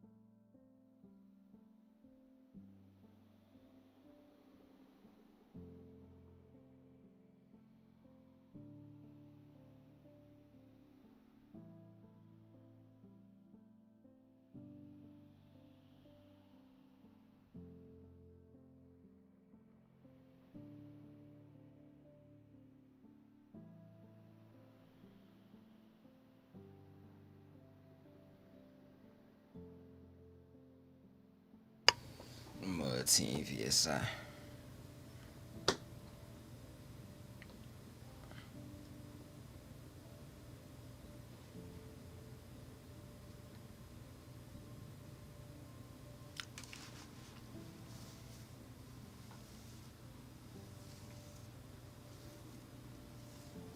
So uneven.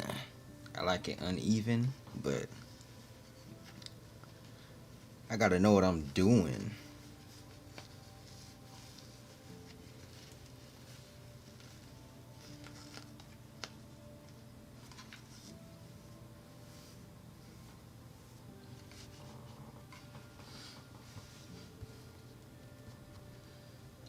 Nah, I know you probably teared up when he what's the name? When he had died, bro. Let me join. You got Minecraft Java edition? Or what you talking about? Join what?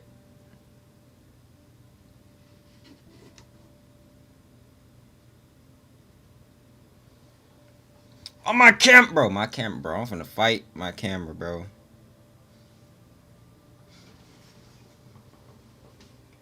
There we go. Ooh. The final one. Y'all cool. Hold the profile pic. Ha! Look at my newest. Fan art number 2. Okay.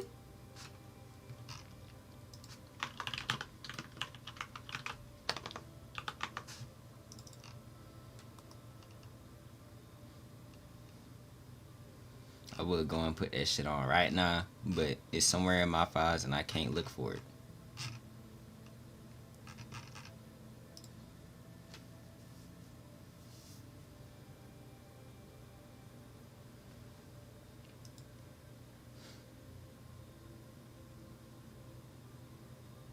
Oh, he back on stream? Egg glass. Alright.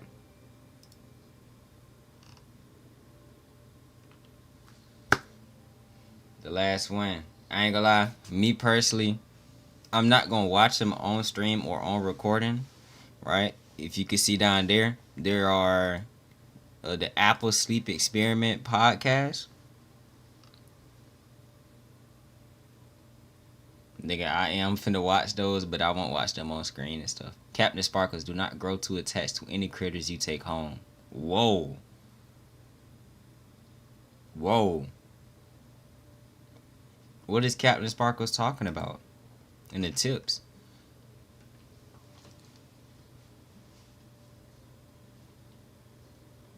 Do I drop the Discord in the chat? Yeah, you can. Yeah. You could drop Discord in the chat. Warning. The following reading contains subject matter that some listeners might find disturbing or difficult to hear. Listener discretion is advised. Let me make sure everything's great. Bop, bop. I think we good.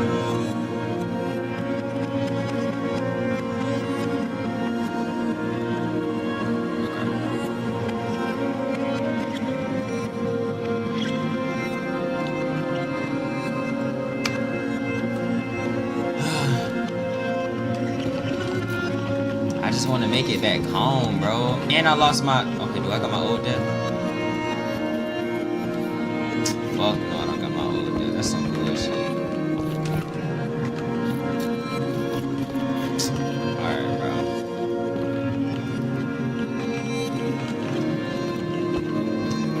Fuck out my way, man. If I get mad.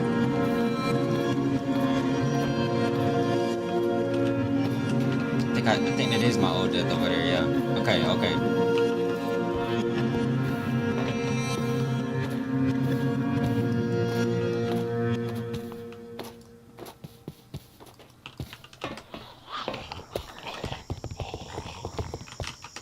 In the stillness of the night, a small pink light formed amongst the apple trees on the fringe of Sweet Apple Acres. Okay. Its glow progressively intensified until it had formed itself into a magical dome. and an alicorn emerged from within. Once the teleportation was complete, the light extinguished, and the princess found herself alone under the deep cover of darkness. Twilight Sparkle had many things on her mind that night, and none of them pleasant. She steadied herself with a slow, deliberate breath. If Applejack was going to flee anywhere, it would be here, her homestead. Twilight walked a few paces forward before she could see the farmhouse and the accompanying barn in the distance. It had been abandoned for years now, a shadow of its former self. It was difficult to assess details in the murkiness, but even without seeing the peeling paint or missing roof shingles, the farm emitted an aura of dread. Once the Apple family was gone, no pony, extended relatives or otherwise, was willing to take up its residence. The thoughts of such horrific deaths occurring within the property's limits effectively left the house and orchard behind. Now, they remained only to serve as a ghost story or legend. Twilight wondered why her magic had taken her to the fringe of the orchard, rather than the front door of the farmhouse as she intended. She reasoned it was her frazzled nerves, or a combination of anxiety and grief still coursing through her veins. Starlight Glimmer's final moments were imprinted on the princess's mind, carving themselves into her memories. The pain these thoughts emitted had twisted itself into conviction. After all, an irreversible act of violence was the only logical, noble course of action. It was the only option left, as she had already tried to show mercy all those years ago. In fact, Twilight was no different than her beloved mentor, Princess Celestia. Better, even. Celestia had once banished her sister to the moon, then justified her actions by convincing ponies of Luna's villainy. Twilight, you're kind of a liar, She even bro. allowed Who they pony gaslighting? kind to Who they celebrate the gaslighting? banishment with the annual Summer Sun celebration, and that was nothing compared to the creation of Nightmare Night, further vilifying her sister. Twilight, at least, had acted with far more care and tact. No pony outside of herself and her friends knew of Applejack's malignity. She was just another victim that would be honored and mourned. There was no celebration for her defeat, but instead a memorial. Celestia also hadn't had Twilight's foresight. She had to take on Luna's responsibilities herself, while Twilight was able to replace the missing element with the very capable Starlight Glimmer. Being a princess meant making difficult decisions, and until this night, Twilight felt certain that she had done what was right for every pony. She was the princess of friendship, and that carried a weight of responsibility. Mercy hadn't worked, so a more permanent solution was needed. Regardless of her own feelings and emotions, She's telling herself this. This was the right thing to do. Twilight took another confident step forward. Her ears swiveled back to the sound of something emerging from within the thicket of trees. Her heartbeats quickened, though not from fear. On the contrary, Twilight was relieved at the prospect of coming face to face with her target. Killing to defend herself from Applejack's insatiable wrath would provide Twilight with excellent rationalization for any lingering guilt. The alicorn immediately ignited her horn, though the magic hiccuped from her growing stress. Even a half-strength spell would cause damage, though, so Twilight released it without a second thought. True, it was careless not to check if the approaching pony was Applejack, but it was clear from the time of her friend's death that rational thinking was absent from the alicorn that night. Some pony cried out. The shrill yelp was from shock and not from pain. She must have missed. Twilight summoned her magic again, this time allowing the spell to strengthen first. She grunted with effort as the blast whizzed through the trees. It landed much harder this time, though it missed its target yet again. Deadass, The bro. spell collided into a tree, its trunk exploding into splintered wood. Not this time, AJ! Give me head, man. A voice tinged with anger and desperation cried out. The pony it belonged to, Rainbow Dash, ejected herself from the tree cover to tackle the alicorn. Twilight, however, was slightly quicker to react.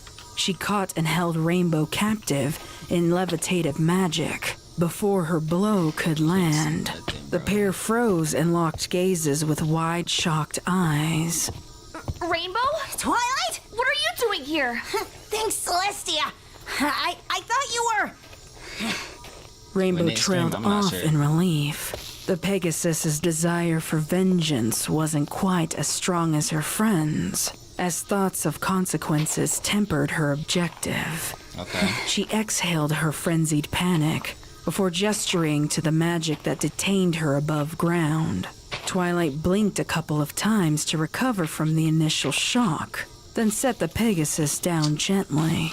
Both Twilight and Rainbow held the silence to analyze one another.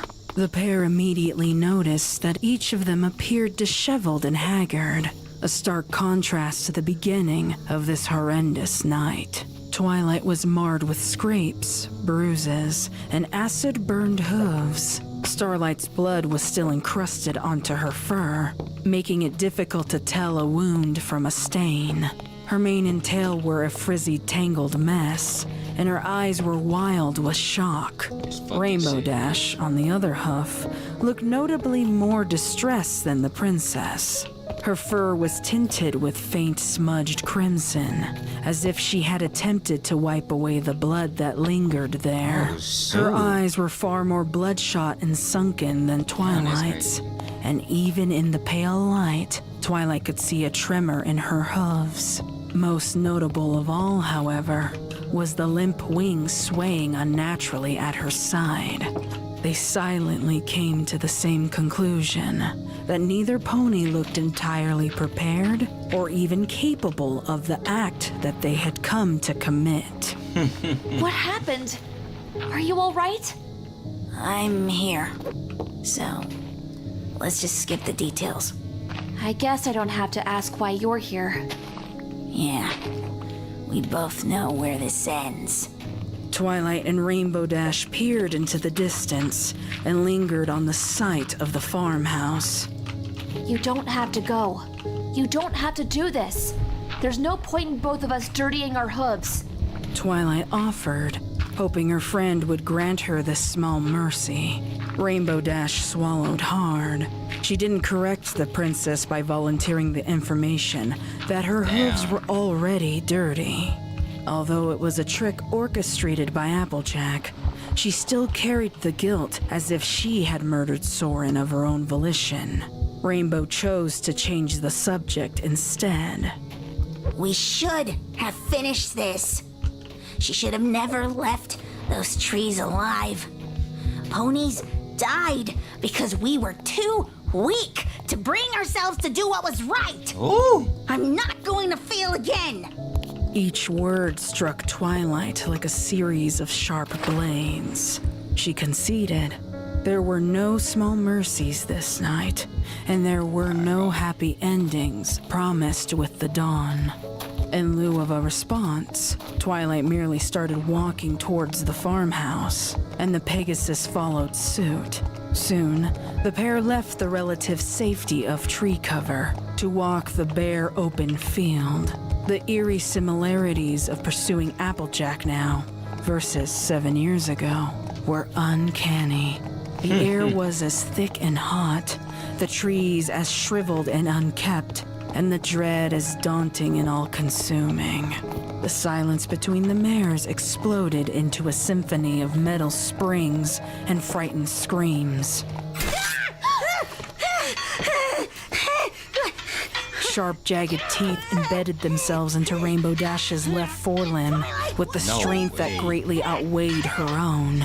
She'd fallen victim to a bear trap. They look strong, a contraption but then she'd I only ever thought that was heard them being existed strong, but and that never was seen in use. their wings. Twilight gasped in surprise, whirling around to see the aftermath of blood oozing from a new wound, and the metal monstrosity holding her friend in place. Twilight immediately sprang into action, fortunate that she had read of these traps and knew, to some extent, how to release a victim from its clutches. Still, she would need to stop a pain-racked Rainbow from thrashing first. Hold still! Hold still! Twilight pleaded, her voice a frantic whisper, knowing that they were exposed and Applejack could be waiting nearby. She raced to the Pegasus's side and attempted to ignite her horn, but magic didn't respond. Dumbfounded, she tried again, to no avail. Try as she might, the glow refused to come. Had her anxiety finally willed out over her magic? Rainbow's hoof remained unassisted as she fought through grunts and whimpers to free it. Amidst the searing pain, Dash mentally kicked herself for losing her weaponized shovel. It would have been the perfect tool to wedge the metal jaws apart, if only it had not been lost somewhere in the depths of the orchard. After hours of fruitless searching, the shovel had to be abandoned. Dash grasped one side of the trap with her free hoof, straining to release its jaws. By the fourth attempt to ignite her magic, Twilight gave up and chose instead to grasp the trap with her bare hooves to help Rainbow. On 3. 1, 2, 3!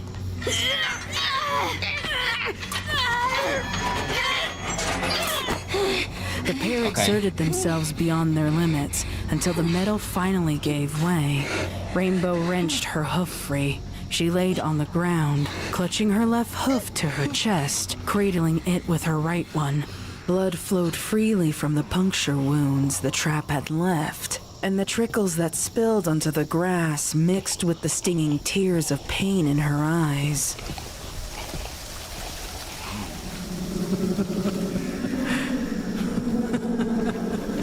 That's what it's starting to sound like. You hear her in the wind, bro? Like, what? Twilight and Dash immediately and fearfully silenced themselves. They whipped their heads around, looking for the source they knew to be AJ. AJ. They don't even go by that no more. Watch out. Black Cat said, what if Apple got some kind of power to stop magic? Because it's same. Do I look like Rainbow Dash? Wow. Me and Rainbow Dash is both stuck in a trap right now, bro. Are we serious?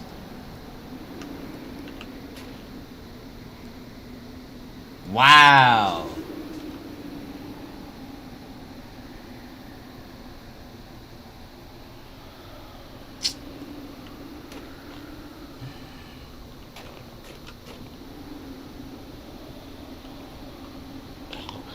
I don't even want to commentate no more, bro. Play the video. It's mighty painful. You just ruined my Applejack, movie, bro. show yourself! Twilight shouted, more conviction in her voice than even she thought herself capable. I could, but it won't do you a lick of good. Think that's the only trap waiting in the space between you and me?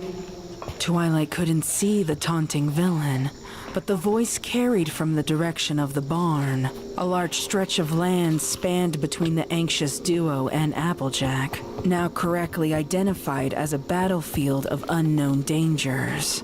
Twilight's mind filled with horrifying ideas of what could actually be lurking for them there. She was no fool. She flared out her wings, intent on carrying Dash over the grassy minefield. Strangely, Applejack didn't protest. Twilight darted into the air, but felt a small resistance to her flight. An impossibly thin wire had been tripped by the princess, setting off an unseen catapult poised in a farmhouse window. A round glass potion bottle was flung at the alicorn and shattered on impact, soaking the princess's fur with its contents. With her breath caught in her throat and unable to make a sound, both mares plummeted back to the uneven ground beneath them. Rainbow was thrown out of hoof and grunted as she involuntarily rolled a distance away. Twilight finally found her breath as pieces fell into place in her mind.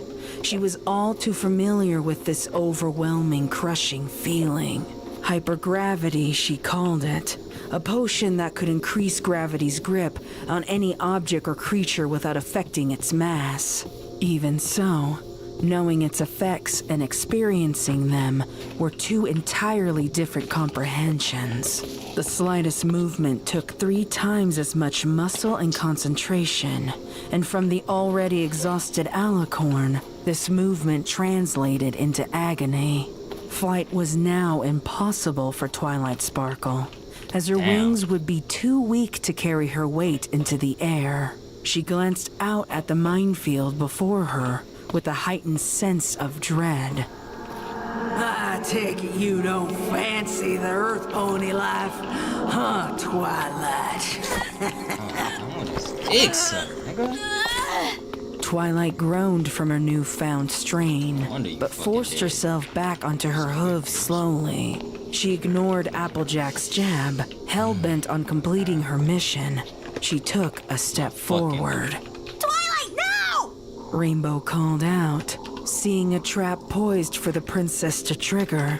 The ground looked uneven with freshly disturbed soil around a small mound. Twilight turned to look at Rainbow, but her movement progressed anyway. A sickly sensation of falling forward overtook the alicorn as the ground beneath the hoof gave way.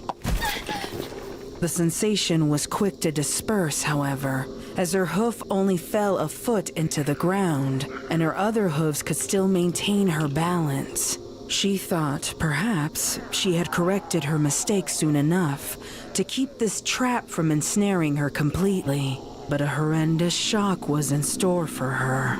Twilight's instinct was to pull her hoof free immediately, so she summoned the strength to attempt to do so in one pull. The problem was, Twilight failed to recognize the feeling of sharpened wooden stakes that laced this shallow trap. They were ingeniously angled downward so that they would embed themselves into their victim only after an upward motion. Twilight shrieked, wooden splinters implanting themselves into acid-burnt skin, tearing open her flesh and cementing her to the spot. The shock and pain muted Twilight's better senses, and she was unsure how to liberate her hoof without her magic or sheer brute force. Her anxiety and fatigue had all but sapped her problem-solving capabilities. Rainbow Dash knew this meant Twilight was effectively out of the pursuit, at least for now. Since being thrown, she lingered close to the ground to better spot the other booby traps in her path. She was almost certain she could avoid them to get to Applejack. Rainbow stood up and carefully tiptoed around the fresh soil mounds as Twilight watched in anticipation and horror. Well, would you look at that? Dash has a brain after all. Who'd have thunk it? Shut up, you stupid bitch. Rainbow snarled, crouching close to the ground. Her eyes lingered, trying to spot any more tripwires. Meanwhile, it finally dawned on Twilight that she could dig herself out of her predicament with her free hoof. A frantic, shaky hoof dug into the soil around her ensnared one.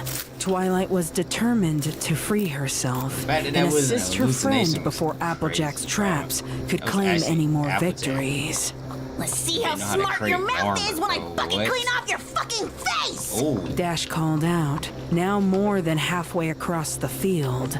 She peered up towards the barn to check her progress and froze when she caught sight of AJ's silhouette, leaning against the open barn door. A shovel with an uncanny resemblance to the one she had misplaced was resting nearby. It peeked out of the barn, the only thing visible in the moonlight. Now you see, I recall that being the other way around last time. How's that jaw, Dash? Still giving you issues? Applejack asked as she pulled the shovel out of sight and presumably in huff. Her muscular body was dimly lit in the barn door frame. Rainbow felt as if AJ was towering above her again as that dreaded timber monster, and the panic bubbled to the surface. Dash swallowed that down. That's all you can come up with. I've heard better comebacks from Fluttershy. Dash screamed defiantly. Why are they having a roast Twilight battle? finally pulled her ruined hoof Why are they free having a roast and battle? immediately shot her glance towards Rainbow. What about my she highs, was man? horrified to find Applejack exposed at last. Ooh, that her gore look emaciated body pacing back and forth along the side of the farmhouse like a wolf eagerly anticipating its prey. Dash, on the other hoof, seemed unaware of her awaiting doom as she carefully continued onwards. Somehow, even in this mental haze, Twilight got another idea. She raced back towards the trees and bucked her hind legs into them to shake its fruit loose. She gathered what she could of the fallen apples and started to throw them on the ground, one at a time. What is going If an on? apple landed without incident, she would crush it under hoof. If an apple triggered a trap, she would avoid it. She would follow Dash's lead on remaining close to the ground, as the tripwires above would be too invisible and unpredictable to set off on purpose. Interesting. Slowly, the pair of mares made their way towards their target. Twilight and Dash both anticipated Applejack fleeing when they got too close, as she had done in their previous encounters. However, it seemed the ex-farmer was going to stand her ground on what was once her land. Rainbow Dash broke through the booby trap late in land first, and immediately lunged at the mare. Applejack was ready for it, taking a wild swing with her shovel. Dash's heart pumped with adrenaline as she eyed the sharp weapon in her enemy's grasp. She avoided the blow, but didn't back down. Rainbow was determined to wrestle that shovel away from her target. Soren would be avenged, and she was set on repeating the same deadly move on AJ in his memory. She lurched at the earth pony again, resuming the hopeless dance of trying and failing to land a blow or ensnare the shovel. From a short distance away, Twilight heard Rainbow struggling with Applejack, but had her eyes locked firmly on the ground so she could keep advancing. To her dismay, however, the apples she had gathered had all been utilized, and there was still a stretch of land to go. Twilight grimly accepted that she would have to keep to Rainbow's method for the rest of her journey. Dash was frantic, making asinine mistakes that a calm and clear-headed pony might not. This gave Applejack the advantage, and she happily struck Rainbow with the shovel at every given opportunity. Dash pushed through the pain of each blow, grateful at least that none had yet drawn blood. To any outside observer, it would be obvious that the Pegasus was losing, but Dash wouldn't quit. Eventually, Applejack started using other objects to assault her former friend. Bales of hay, Applejack not even making gardening noise, tools, bro. and even the barn door beat down Dash. Finally, Twilight emerged victorious and blindly charged at the mare when she saw the disoriented Dash clutching her head from the most recent blow.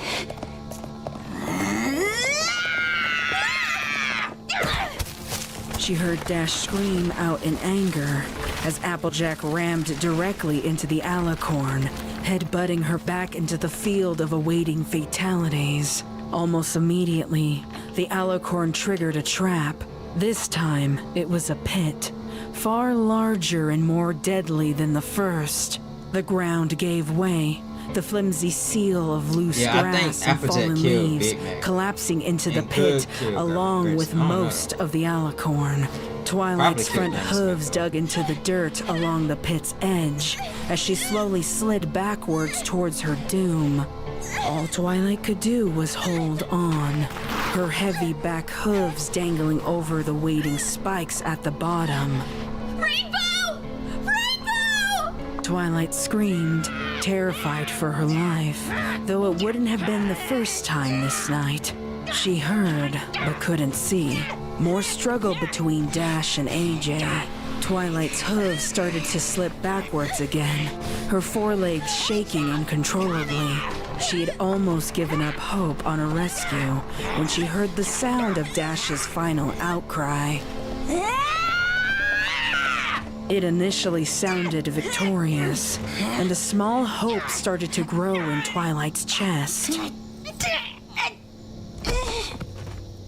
That hope quickly extinguished, however, when the outcry was followed by the sound of a body falling to the ground, and then the horrific silence.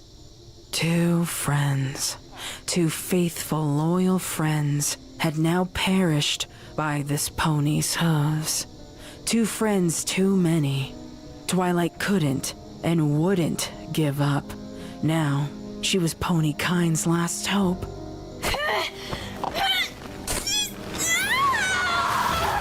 A scream of effort that swelled in her chest roared from her lips as she laboriously pried herself from the edge of the pit. The alicorn slumped on the ground, her heart pounding in her ears as she fought to regain composure and strength. She heard slow, careful hoofsteps approaching, and knew this was her chance. If she could make Applejack believe that she was too tired to carry on, she would have the element of surprise on her side. Instead, the hoofsteps stopped a distance away, and Twilight heard a curious sound that she wasn't expecting. Applejack was blowing into some kind of small tube, and the sound was followed by a small whistle of wind and a sharp pain in Twilight's neck. She blinked, helplessly watching the details of the world around her slowly blur into faint shapes. She couldn't be sure, but in her last breaths of consciousness, she thought there was something off about AJ. She didn't look right, even in dissolving shapeless form. However, the alicorn succumbed to unconsciousness before she could identify the abnormality. Thought the Black Ops zombie sound was gonna play. What happened to after Big Mac? He got hurt. That's a lot of years. Twilight fucking Sparkle. Replace me, do ya? I think if for those go to sleep, yo, my ears hurt, bro. These headphones hurt my ears. But if you wasn't there for the beginning one, Applejack drank a potion, and the potion started making her tweaking out. I don't think she not on a potion right now. She's on like 8 different potions that she stole from Twilight, but it's not the same potion as like the first potion that make her stay all the way awake, right? So when she was off that potion, 3 days in, she was like hallucinating, I think, or 2 days in, she was hallucinating. She was already up before that, so she probably awake for like 4 days. 4 days in, she was hallucinating, right? And she kept thinking that ponies was filthy rich and trying to attack them. And during her hallucination in the hospital, I think that they said, or her hallucination said that she had killed Big Mac. And she said, I ain't killed Big Mac. And so I don't know what happened to Big Mac. I low-key think she killed Big Mac. I low-key think she killed Big Mac. Either that or we gonna find out towards the end. I don't know if she killed Granny Smith though. I don't think they mentioned Granny Smith. And if for Apple Bloom, Apple Bloom got kicked, but we can only. I'm just gonna assume Apple Bloom got killed, bro. I ain't gonna lie. But I don't know though. I don't know if they did. I don't know. Twilight regained consciousness to the faint sound of a magical heart monitor. She listened to the rhythmic beeping and could feel her pulse thrumming in her head. Strangely, the sounds of the monitor did not match the thumping heartbeats in her chest. Her sight had not yet been restored, but she could ascertain that her limbs were not laying naturally. In addition, her head felt heavier than her hooves, and her chest heaved with each breath. Unimaginable pain came in waves with her strained breathing, as if her need for oxygen was never quite satiated, and the rest of her body suffered for it. The agony was so expansive that Twilight couldn't help but moan and whimper as the world slowly came back into focus. Oh, you're awake? A voice asked, Who said that? though its tone was devoid of concern and resembled more indifference. More senses slowly eased into reality as Twilight shifted her weight against the cold, unforgiving hardwood floor. She couldn't yet muster the strength to move her limbs, so she focused on regaining her sight instead. She blinked a few times and squinted, trying to find the source of the strange voice. Shapes and colors formed into recognizable objects, aided by the daylight that was pouring in from a window. The room was familiar and foreign all at once. Under the thin layer of dust, Twilight spotted a Stetson hat that was neatly hanging on a hook on the wall. Nearby was a lasso and a bookcase used to store many trophies and ribbons. Other notable pieces of furniture in the room included a small bedside table near the door, an old green armchair in the center of the room, and a modest little bed. Twilight had an inkling in the back of her mind that the bed in this room was somehow out of place. Perhaps it was because she could see the old grooves in the hard wood where the bedposts had once stood, or maybe because she was acutely aware of whose room this used to be, and it looked different in her dim memories. Regardless, the bed now resided against the wall adjacent to the door. Twilight assumed this was due to the various pieces of magical medical equipment that surrounded it. Even from the floor, Twilight could tell that some pony occupied that bed. The magical monitor she heard was attached to this pony, not her. Half a dozen hanging fluid bags, with tubes, were connected to the pony hidden under the sheets. The contents of those bags remained a mystery. The pony themselves looked frail and sickly. They were lying on their back, eyes closed with the mask secured over their snout for oxygen flow. A thick red blanket and apple-patterned bed sheets had been carefully and lovingly wrapped around them. This pony fit so snugly in their place. It seemed that they had remained this way for some time. Once Twilight's sight had fully returned, she could also identify brittle blonde hair and a cream-colored coat. No, not cream. It was orange, but it was so pale she had mistaken it for something lighter. There was only one pony this could have been: Applejack. A yellow-coated, red-maned pony stood by the bedroom doorway, holding a new bag of liquid that would replace the empty one in the medical equipment nearby. The sound of gentle hoofsteps and squeaking wheels caused Twilight to snap her head to the left side of the room. No. The pony's mane, once held back by a bright pink bow, was now limp and hanging loose down her back. She had bags under her eyes and an indifferent frown on her lips. She seemed to ignore Twilight as she both walked and trundled towards Applejack. The pony was attached to a unique device. It had been built for this particular mare by Twilight years ago. It consisted of a pair of wheels and a strong strap for the pony's waist, connected to one another by two interlocking metal bars. The pony's back legs dangled freely above the ground, as those wheels acted in lieu of hindquarters. Twilight instantly recognized the pony. After all, she was her faithful assistant for over half a decade. Apple Bloom? Is that... Get away from her! She's dangerous!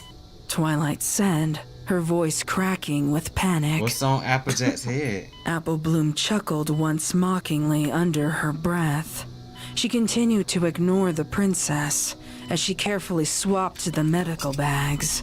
Twilight wasn't sure what was going on, but she didn't like her growing feeling of trepidation.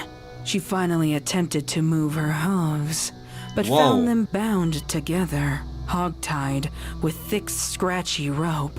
Twilight tried her wings next, but the same rope had been wound too tightly around her midsection, rendering them useless. Igniting her horn was her third attempt for freedom, but try as she might, no magic responded. Out of options, Twilight began thrashing to liberate herself. What is this? What's going on? Let me out, Apple Bloom! Twilight pleaded. Her dry mouth and desperation caused the words in her throat to be painful when spoken. Well, which question do you want me to answer first? What is this? It's rope, dumbass. What's going on? I imagine you're trying to get your magic to work, but it ain't, is it? Remember that potion lesson you taught me about the ingredient called the powerless poppy? You know, the one they use to disable unicorn magic temporarily? You might find a fair few of them flowers planted around the place these days, or even their powders scattered here and there. I'm surprised you don't taste the excess around your mouth. Apple Bloom answered. Her tone still reflected a little, if any, emotion. Twilight's eyes widened as she tentatively reached her tongue out to check her lips. She did indeed feel some kind of powdery residue lingering there. Her mind was racing, grasping for any kind of logical explanation. When she settled on the only one that made sense, she frantically pleaded with Apple Bloom again. Apple Bloom, I know you want to believe that Applejack is still in there, somewhere, but clearly she's dangerous. She'll kill us all. You have to let me out of here so I can get you to safety.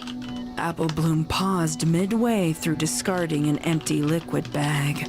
She looked at Twilight with a bemused and bewildered expression, almost as if she was seeing the alicorn's stupidity for the first time. Suddenly, she burst into laughter. The idea was just so absurd, she couldn't help herself. What? You think Applejack did that to you? This mirror, right here, did all that. Apple Bloom asked confoundedly as she gestured I'm gonna say my theory. That man said, "Yeah, I don't know, bro. Gotta ask Percy, bro. Yo, just get off of Minecraft Fort. No, what's the name? My theory was bro, my eyes shot open because I was like, bruh, what if they? Never mind, they already did that though. But like going in depth with the killings, we saw the narration side of what Apple Bloom was doing to others, and they was explaining what Applejack was doing to others, right? But what if the sleep experiment happened again with Twilight, and it wasn't Applejack that was killing her friends? It was Twilight that was killing her friends. And then we got an in-depth, don't you dare zoom in, bro. Stop, bro. In the bed. Hold up. I know my camera not zooming in on me. Stop, bro. Nobody told you to interrupt me, bro. Stop playing. Anyway, yeah, like an in-depth, first point of view of Twilight, bro. Like murdering her friends. Oh, Applejack came and slimed out Sweetie Belle. No, it was Twilight, bro. Like, imagine. But that's crazy, though. That's what I was thinking. I was like, boy, ain't no way that's true. Ain't no way that's true. Twilight couldn't answer that question, still searching the recesses of her mind for some clarity. Nevertheless, no explanation presented itself. I'd ask if the cure makes a mayor an idiot, but AJ didn't exhibit any signs.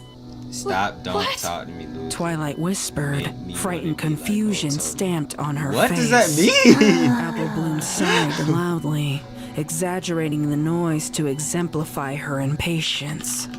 I thought it'd be fun to mess with your head for a bit, but it's actually just kind of annoying. Why don't I cut to the chase?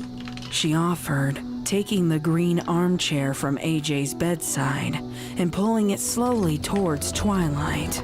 The scrape of the chair grating against the wooden floor sent a twinge of pain through Twilight's head, worsening the migraine she had already been suffering. She flattened her ears as the Earth Pony team pulled the chair into place. Eventually, it came to rest in front of and facing Twilight. Apple Bloom then calmly unlatched the device's belt from around her waist and hoisted herself into the chair, resting the contraption nearby. Apple Bloom looked like a parent ready to tell their foals a bedtime story. Apple Bloom done but cheered up. I'm Start at the scared. beginning or just answer your stupid questions? And start at the beginning. To say that Twilight was perplexed would be an understatement. She couldn't yet mentally grasp the situation, and the questions in the forefront of her mind grew too numerous to sort through. We was Twilight. After a few beats of silence, we were Apple Bloom tweaking Twilight the whole interjected. time. Okay then, I'll Yes. just start at the beginning. Apple Bloom leaned back in her chair and smiled Why was the smugly, voices glitching? like an I old wonder if they had pony symbolism fondly instead. reminiscing about a happy memory. I guess I'd say this tale starts a few years back. Granny had just passed from the grief of everything and the strain of taking care of me and Mac. Mac was a damn fool for getting that heat stroke, and an even bigger one for waiting so long to get it taken care of. His mind and his kidneys were never the same. Of course, it didn't help that I was laid up the way I was, unable to get out of bed. You can't imagine what it was like for an old pony to have to take care of the grandchildren who should have been taking care of her. I don't have to tell you what happened when she passed. Mac moved to Starlight's old village because he found some unicorn mare willing enough to take care of him.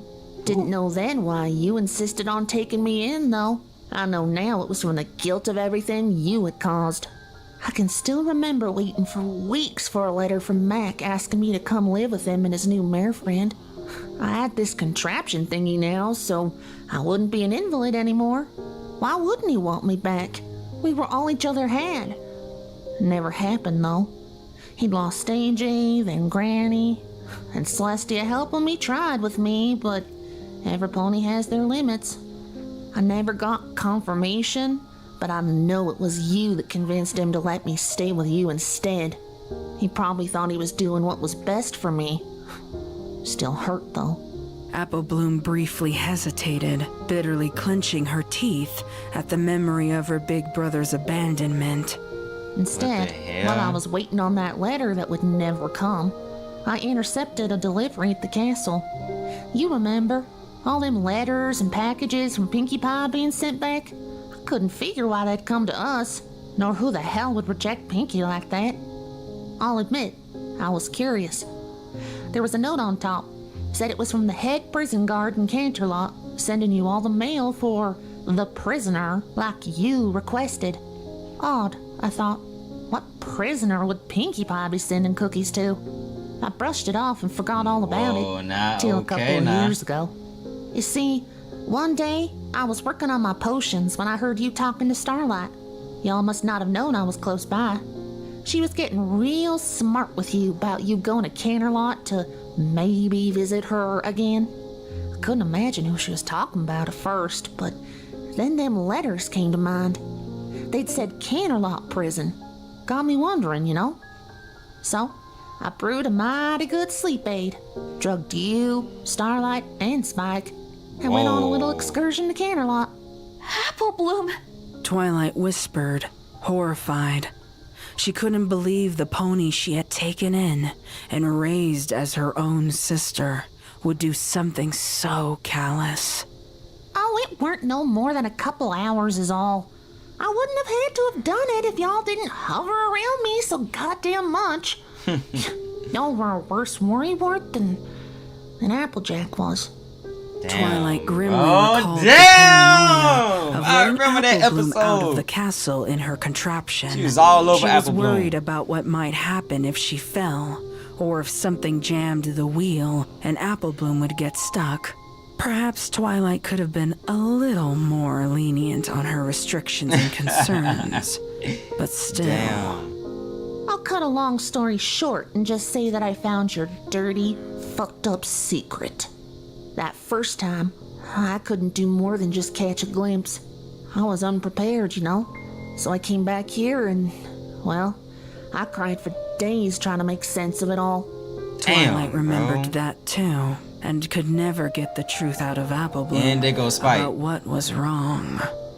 Spike's the one I eventually told the truth to. He didn't believe me, till I showed him. Guess you'd let me out of the castle if I had a little dragon chaperone, huh? Spike! Twilight whispered, extremely hurt. She hadn't heard that name in over a year, and still didn't understand why he suddenly wanted to spend time in the Dragonlands. No She had previously chalked it up to way! teenage rebellion, or perhaps that cliche, year to travel and Hold find up. yourself. Yup, he was pretty hurt. He helped me snoop through your things when you weren't looking, and we found all them notes you took about the sleepless potion. We found out that Applejack was the murderer because of your magic. Applebloom emphasized. My She kids are didn't not wait that. for Twilight to come up with How excuses. you asked She just continued. He was so disgusted, he left. I don't blame him. I almost did too. Twilight was enveloped in memories and anguish.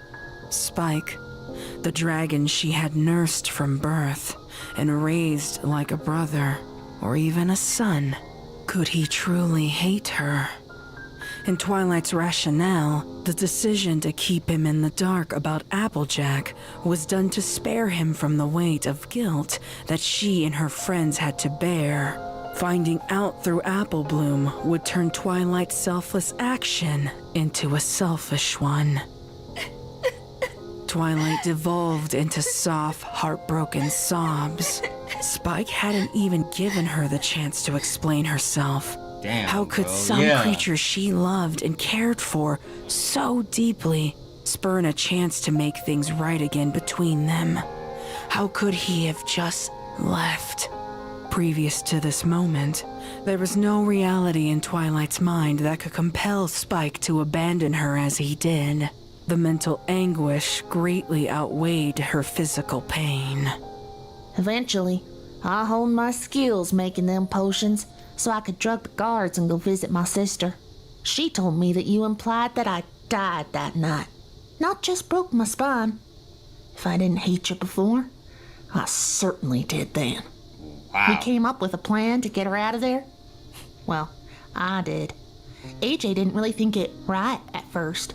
She said I needed to move on. Well, moving on can mean getting out and running away, right? Applebloom glanced over her shoulder at the Damn, motionless boy. Applejack with underlying bitterness. But it was one thing to drug the guards. It's a whole other thing to have a prisoner just go missing.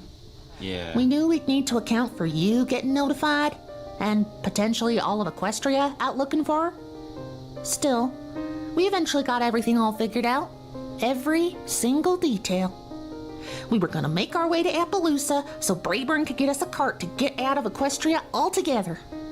You've been preaching friendship so much, there weren't many places left that didn't know about the Princess of Friendship and her friends. We would have found somewhere, though. Everything was fine until that damned guard showed up late to work that night. Applebloom paused, her voice cracking as she recounted their plans derailing. She could still hear the unicorn stallion shouting at them and chasing them down the hall.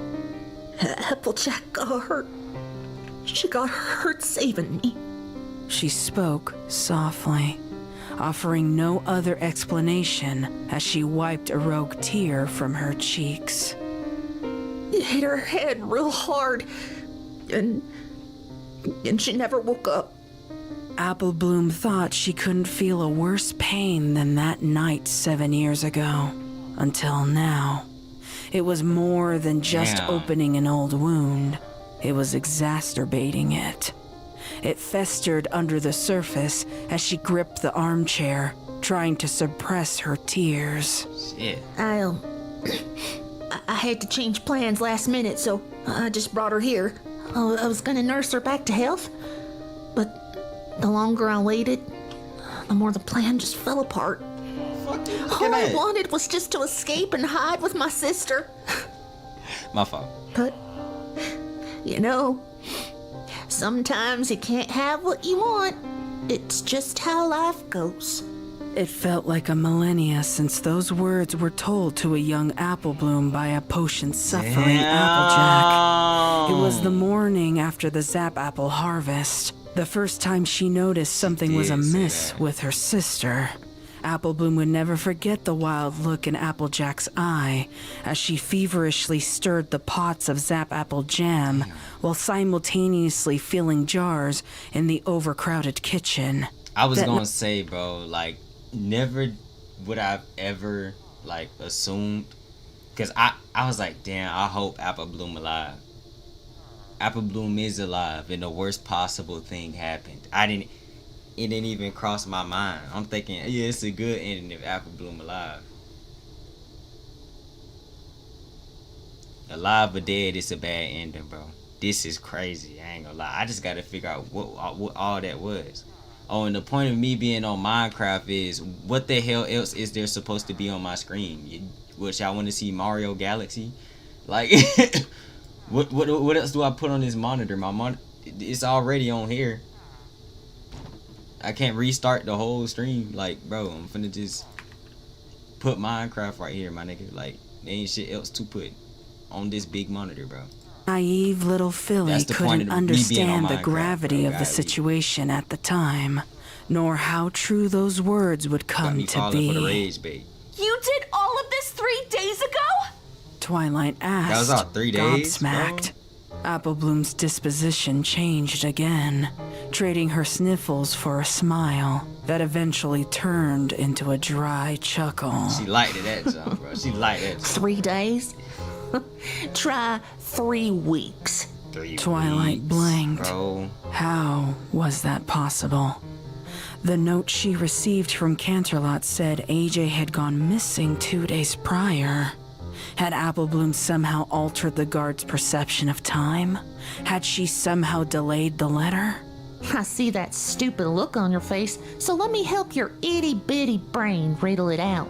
You see, from what I gathered, the sleepless potion makes time all fucky for its victims. Twilight's stomach dropped. The sleepless potion? How could you? When? Well, you were one hell of a potions teacher, and it was easy enough just to follow your notes. Oh, by the way, a magic lock don't work well against acid. Just thought you should know. Twilight paused her frenzied train of thought. I was like, who was that? She heard that. Apple Bloom was the reason the lock was broken. Thing is, I was a mite smarter than y'all were about it. See, I actually studied and perfected the potion before I used it.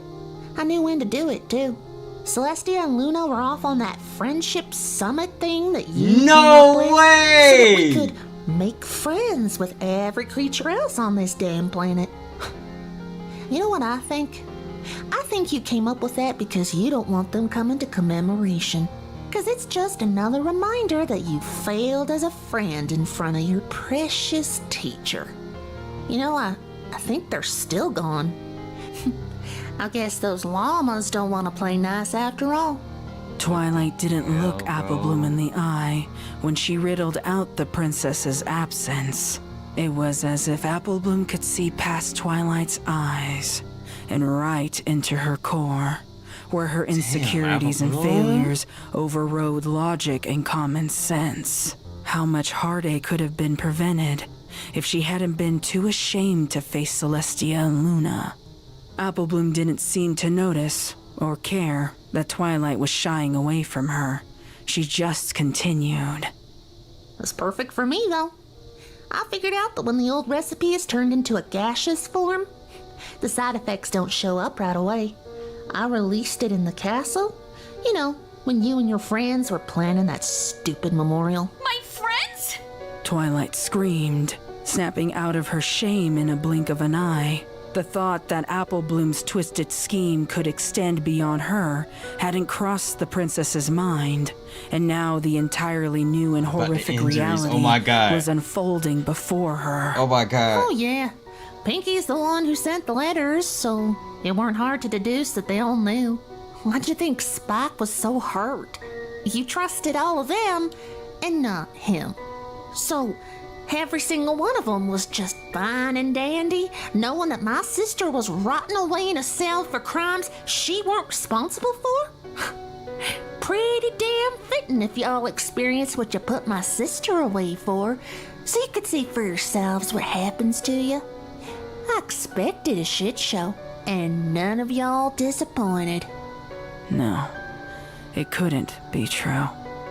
It just couldn't be possible. Twilight had slept. She was sure of it. She had to have slept, right? The reality was slow to settle, but it trickled in bit by bit, and things started to make sense. Twilight remembered feeling ill, though not violently. It must have been due to the dilution of the gaseous state that kept her from being too sick all at once.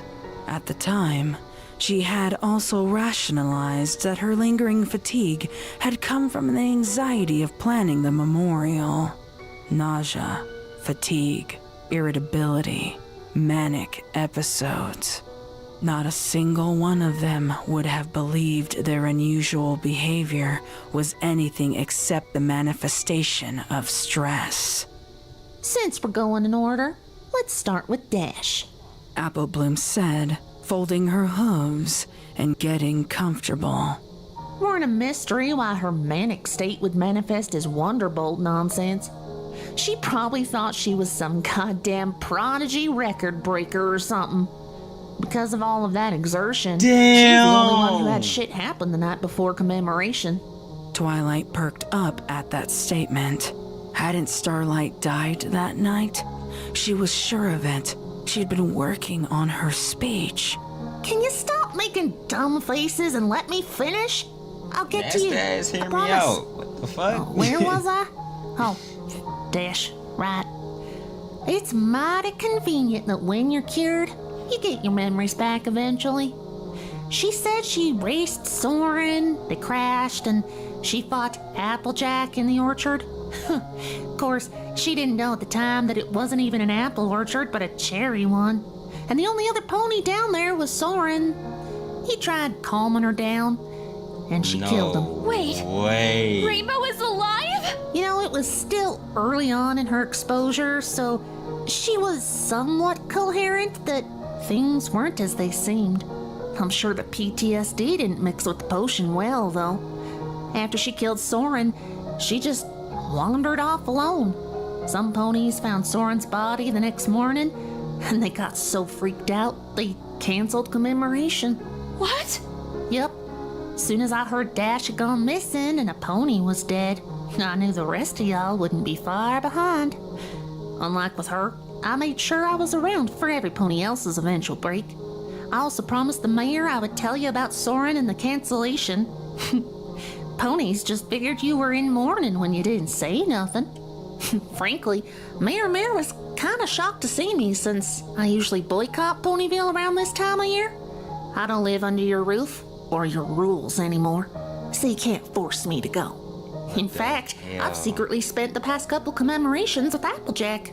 You know, the reason for your disgusting cover-up holiday. Even though Apple Bloom spoke with conviction, Twilight was still convinced this was all an elaborate lie. There was just no way any of it could be true. Hanging on to that hope was the only thing keeping Twilight quiet and somewhat sane. First things first, I was the one who intercepted the note about AJ's escape. I was gonna wait until I was sure you were ready before I could start that letter, but I got impatient. See, the thing is, revenge, it stirs around inside you like an angry critter, biting and clawing to get out. Bro. Lucky for me, my timing ended up being just right anyways. You were stressed out just enough to break. Seems you didn't even know I was there. Of course, you're the one who can fill in those blanks. What happened when Starlight showed you that later? Twilight immediately recalled that first prickly tendril of dread that encompassed her chest, and the frantic events that followed.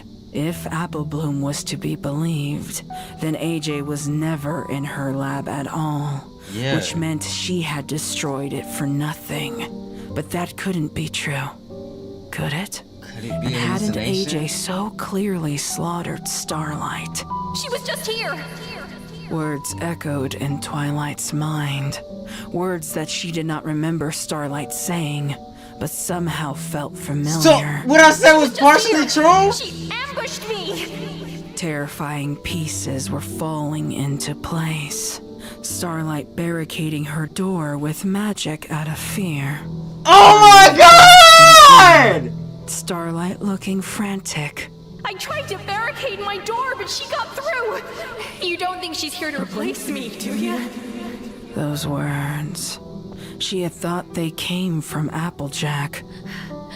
Twilight's breath quickened as her body began to shake. More and more images replaced memories. Truths replaced delusions. God. Twilight jolting towards Starlight with a shard of mirror. Starlight confused and trying to run away. It's okay. I didn't really expect you to tell me anyways. I was there for the last bit, though. It looked like Starlight was gonna win out with that dresser of hers, but you were quicker. You slit her throat before she could drop it on you. What the sharp pain. What about She had Twilight and passed Rainbow out, Dash working together? hadn't she? How could Starlight hurt me if she had already died? Twilight asked, not realizing she had spoken it out loud. She was levitating a dresser above your head when you killed her. Once she died, it dropped. Simple as that.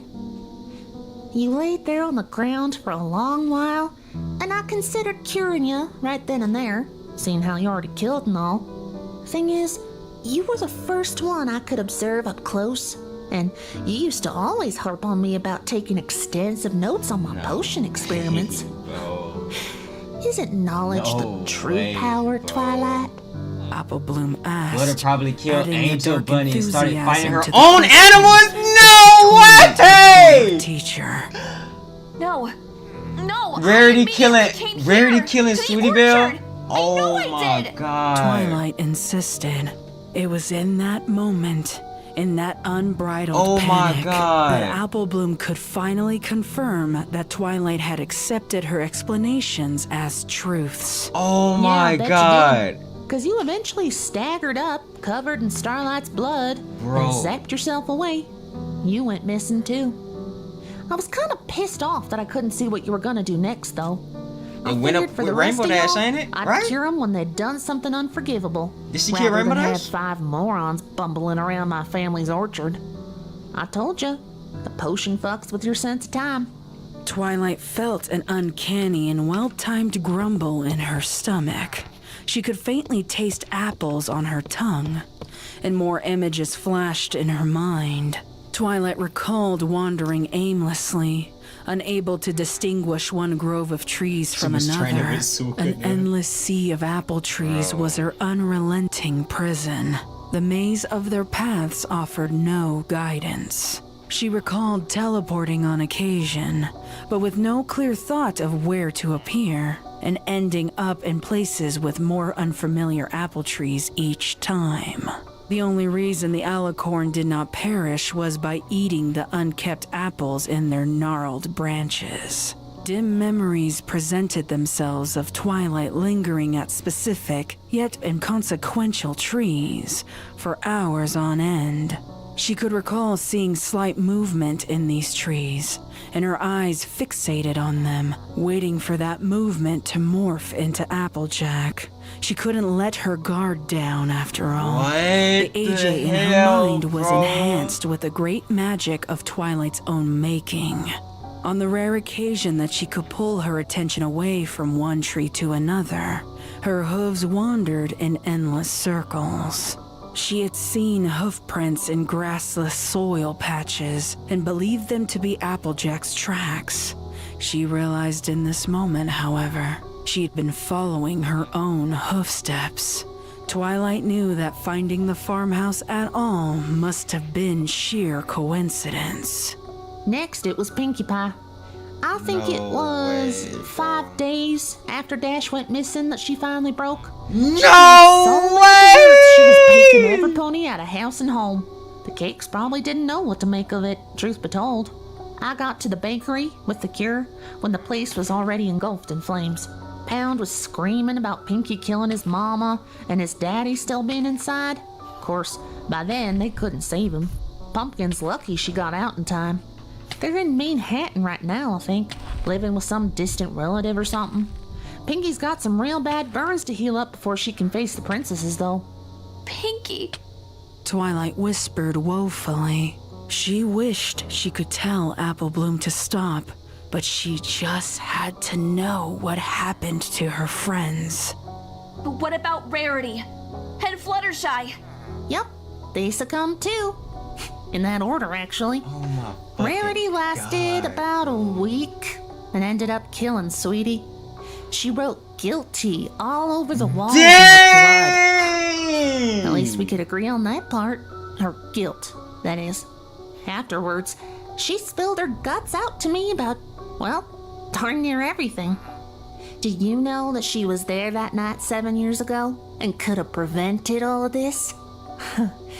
I was, bit sad she was already in Town Hall's holding cell when she confessed. No Had I known that earlier, well, things might have gone a little different. But Sweetie Belle was your friend! Twilight protested, as if there would be some kind of logic to snap Apple Bloom out of this That was a cold, good argument, calculated Twilight. Wait, callousness. let me hear. She ain't my friend. She and Scootaloo abandoned me. You ought to know that. Scoots claimed it was too difficult to see me like this. And Sweetie? Well, she eventually blamed me for what happened. Wow. As far as I care. Who was this monster? No, and I how ain't could no she monster, be bro. wearing Apple Bloom's skin? Twilight had done everything she could think to do for this young mare. She was a shoulder to cry on, a guiding hoof in her academic pursuits. She encouraged Apple Bloom to expand her horizons and rise above her pain. Where exactly had she failed her? Last but not least, Fluttershy. Apple Bloom said with a sigh, getting a little tired from the long-winded narrative, but still secretly reveling in it. She broke about 2 weeks in and had been starving her animals for Celestia knows how long. Before she started babbling all nonsense-like, she mentioned running into Angel and snapping his neck on accident. Good Her job, critters Fluttershy. retaliated, but Good job. of course that just led to more critter death. You know, it's funny, because all things considered, bear, her crimes were the least, well, damning. Strange thing, though, I cured Fluttershy. But that didn't stop her from babbling nonsense and flailing about. I tell you, it didn't make any sense, but oh well. She ended up in the loony bin anyway. Fluttershy. Not just that, bro. It did, because I was like, what? How did Applejack gain the ability to control animals? What? Right? But that only happened after Angel Bunny died. So, in reality, the bear snapped on Fluttershy. It wasn't the bear who was getting controlled. The bear snapped on Fluttershy because Fluttershy killed Angel Bunny. And so she had to fight everybody. And then that's why it was, bro, that's why that scene even happened where when she snapped the bear's neck, everybody looked at the bear's body and paused. Because they wasn't being controlled, bro. They were just in disbelief, like, our Fluttershy, bro, our mother is turning on us, bro. And she killed the biggest op, like, I mean, our biggest teammate, like, damn. Oh my fucking god, this is crazy as hell. Because I was wondering, I was like, damn, that came out of nowhere. She had the ability to control animals. It didn't come out of nowhere, bro. It was all connected. That's crazy as hell, bro. Twilight whispered, feeling a pang in her chest for her friend. Yep, gonna stay there most like. Who knows? Bro. The others might join her, depending on how their trials go. Apple Bloom added. She readjusted in the chair before continuing on. I gotta admit, it's been a mighty interesting few weeks. Since you and the princesses weren't around to investigate the new deaths and disappearances, the Candlelight Guard had to come poking about.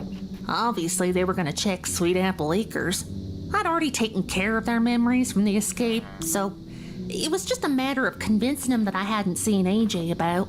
That didn't always work, though, so I was making potions double time to throw them off our scent. Dang, Think bro. Luna Guards is stupid. Their pea brains are susceptible to potions. But I got worried that while I was busy watching your friends and waiting for them all to break, some pony would poke about where they ought not. So I planted them flowers and set some traps around the farm. Besides, I was killing two birds with one stone, knowing that you and Dash would eventually stumble about these parts. Kinda crazy it was at the same time, though, huh? That's what happened. Dash is in town hall right now with Rarity, waiting on the princesses. I think ponies wanted to find you first, hoping you'd riddle out why your friends had gone so nutso. It's gonna be interesting to see what they say when they find your body instead. Had Apple What? said what she thought she said? Twilight's blood ran cold, and a deafening thumping in her head increased with every rapid heartbeat. Damn, she can't stay alive after doing all Twilight this, couldn't bro. think of the right way to beg for her life. This wasn't her little student, assistant, and protege. Oh my God. This With a was a monster shovel? pretending to be Apple Bloom, and monsters were difficult to appeal to. I considered letting you live like the others and getting put away for life, but I just don't trust the princesses not to go easy on you. They just seem like the type to pull some stupid loophole shit and set you free somewhere. True, you'd have to live with the guilt, but that just ain't good enough for me. No. While you draw breath, I can't find peace. Relieved the explanations had finally ended. It wasn't my fault! I warned Applejack about possible side effects, but she took it anyway. I knew I should have gone to the orchard with her and shake the trees myself, but the princesses needed me. The drought was more important than some zap apples, or so I thought. I was wrong, okay? Wrong! But I'm not the one who murdered ponies for revenge. I'm not the one who tried to hurt her friends and loved ones. I'm not the one who crippled you. Twilight shouted, throwing every piece of logic she had left at Apple Bloom, hoping something would stick. Apple Bloom didn't respond. She calmly reattached her device around her waist and walked to the side of the room previously obscured by medical equipment. An old dirt-encrusted shovel was then slowly brought into sight, clutched firmly in Apple Bloom's hoof. It wasn't the shovel. Rainbow Dash had disposed of that ages ago, but it was fitting enough. She glanced down at her target, a firm set grimace on her face. I don't care. You betrayed her. You left her to rot, thinking y'all could just sweep it under the rug and forget it. You threw her away like she was nothing. Funny how friendship don't mean shit without honesty, huh? Twilight Sparkle's plea was interrupted mid-sentence when the pony wielding the shovel hit her hard across the face, knocking her out cold. Apple Bloom methodically locked her wheels into place, then casually placed the sharpened blade of the shovel to the ropes that bound Twilight's hooves. It took a bit of time and elbow grease, but eventually the spade of the shovel cut her ropes. Twilight's body flopped flatly onto the floor, making her into an easy target. Apple Bloom paused for only a second before she lifted the shovel above the alicorn's body. There was no going back. With a grunt of effort, the shovel came down hard and pierced the fur of Twilight's torso. Soon after, Apple Bloom pried it up and thrusted it down again. This time, the blade made contact with the alicorn's left forehoof.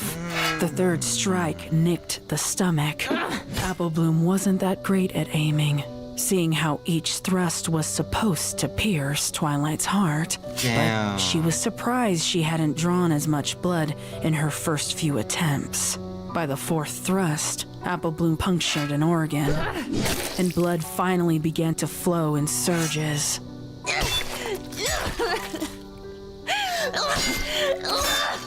Apple Bloom's movements went from calculated to crazed. She screamed and sobbed as all her bitterness and anger was funneled into the bloodied mare. That uncontrollable shake, it prevented her from keeping a proper grip on the shovel. After a final thrust, Apple Bloom's assault ended. The shovel escaped her grasp, tumbling haphazardly onto the crimson and violet mass. She glanced in slight disbelief at what she had done. The blood splattered and stained on her sunny coat. Apple Bloom's heart was pounding in her chest as she stood motionless and loomed over the lump that used to be Twilight Sparkle. After a few minutes, she blinked rapidly to snap herself back to reality. She'd told Twilight that she'd perfected the sleepless potion, but the foolish princess hadn't asked her what that meant. Changing some ingredients here and there, and microdosing her own exposure, had kept the Earth Pony awake since the beginning of her vengeful quest. She couldn't afford to sleep and have Princess Luna stumble upon her dreams, all of which centered around her anticipated actions. The princess hadn't found Applejack's dreams either, and Apple Bloom was convinced it was the dreamless potion she had been slowly feeding into Applejack's sleeping body. It couldn't possibly be anything else, even if the magical monitor that showed the brain activity had been consistently silent. No, there was a potion to fix just about everything. She'd just have to work harder. Apple Bloom took a slow breath to compose herself. She knew she ought to dispose of the body the way she had planned. The trouble was, her frenzied attack had completely sapped Apple Bloom of energy. Melting skin, tissue, and bone in a specialty mix acidic vat of potion would have to wait. It seemed ponies wouldn't be finding a body after all. Apple Bloom's hooves dragged on the floor as she walked and wheeled towards her sister's bed. She gently pressed the latch on the contraption around her waist, freeing herself from it as she awkwardly climbed into the bed beside her sister. Apple Bloom snuggled AJ from atop the covers, burying her face in her mane as she had done so many times as a filly. You can wake up, Applejack? Please? Please wake up. She whispered softly and lovingly to her big sis. You were right. I should have listened to you. I'm sorry. I just couldn't let it go.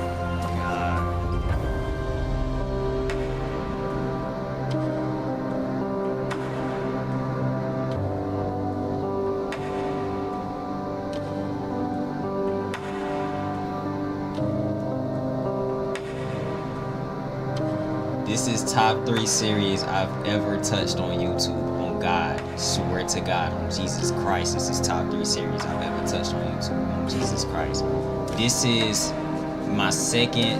I don't know, bro. Immortal Affliction not done. This shit top 2, bro. I can't rate.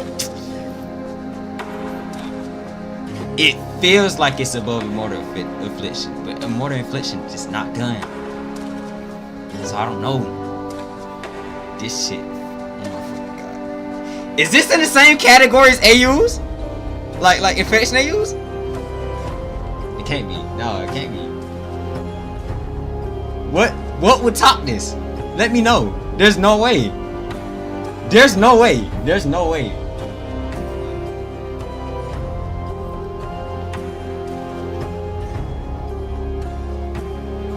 Nah, dead ass. Oh my god, bro. I'm so glad I ain't in stream.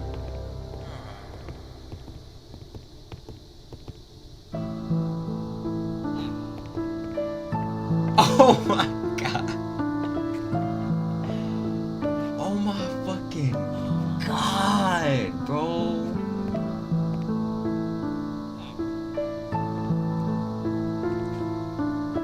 As the writing was going on, I'm thinking like per each episode, it was like a revenge story that people was like heavily asking for or something like that for the Apple Sleep Experiment. Because the OG was done so well.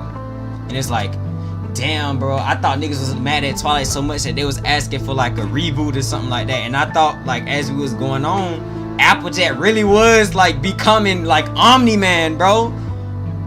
But it all makes sense. In the final episode, it ties everything together in a loop. Like sewing, bro. When you finally pull the string. Nigga, that shit was hard! Oh my god! I'm like, dang, Applejack getting more and more powerful, bro. Oh my god, bro. In each story and episode, or there was like 2 points each episode. Each episode was like a reflection of how they was feeling from 7 years ago. Because of the sleeping potion that was basically eating away at their biggest guilt. Oh my god. Damn, bro.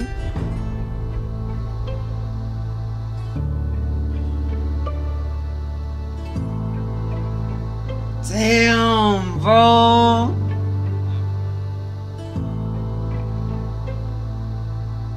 This is crazy. The My Little Pony fandom, y'all. What? I can't believe I've been missing out on this, bro. Damn, bro. Yeah, I got it above friendship test, bro. I got it above friendship test, my nigga. Damn, bro. And it's rewatchable. So the next time you watch it, you'll know. That's why the person in the chat was like, bro, I know the ending. I can't even say nothing. I feel them now. I know they was so mad, bro. They can't say nothing. Now you can say whatever you want. Nah, for the person in the chat, bro. No wonder you been telling me to watch the ending, bro. It makes sense. It makes sense. That's crazy. Oh my god, and I bet the next time you rewatch it, like all the details is just gonna come alive now that you know the truth. Oh my god, bro. And the guilty, I was like, why did Applejack write guilty on the wall a bunch of times, bro? That was Rarity, cause oh my god, bro, that shit was so crazy, bro. Hey everyone, Mag and I wanted to take a moment and thank each and every one of you. Thank you so much to the artists whose incredible talents and imaginations brought No life doubt. to this story. Thank you to the voice actors who brought their A game. The performances were just phenomenal from you all. Thank you. Thank you to all the wonderful fan art pieces from this story and its predecessor. As an author, I'm forever grateful and in awe that Apple Sleep could inspire so much creativity outside of the videos we create and the written word. In fact, we've received so many fan art pieces that it would have been nearly impossible to include them all in this video. So, instead, we're going to showcase each and every one of them in the 4-part podcast series talking about this story and the project. We want to go into some nitty-gritty Oh, watch. details and really Whoa! dive deep into the world of Apple Sleep. It rhymed. So keep an eye out for that in the coming weeks. We need a little break first. You know, too many apples, not enough sleeping over here. Maybe it added to the method acting, I don't know. But finally, we want to thank you, the viewer. Without you, none of this would have been possible. So we hope that you enjoyed this experience. Undoubtedly. Even though I'm getting like tortured by a zombie that keep farting in my face. My God, bro. I can't believe I've been missing that for a year. Bob, when you gonna react to Apple Sleep Experiment? I was like, I get to it. And this what I'm missing out on?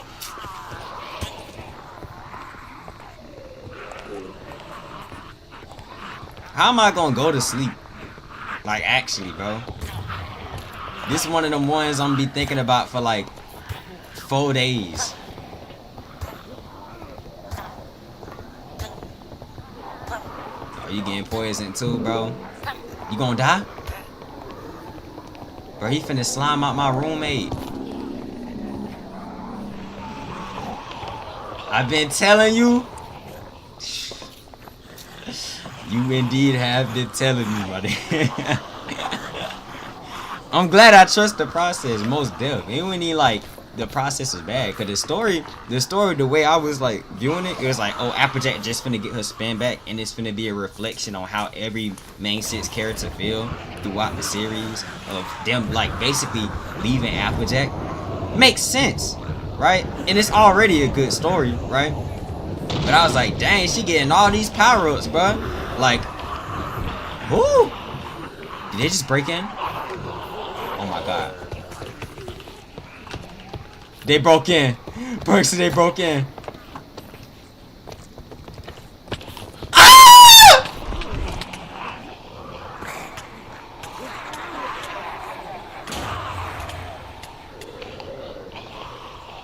I think it's a perfect time to end stream. That is the end of stream. Like, yeah. It's perfect time to end stream. Continue to vid at the end. Continue to vid at the end. What vid? Continue to vid at the end. I don't want to spam, but there is something else. What's it? What else?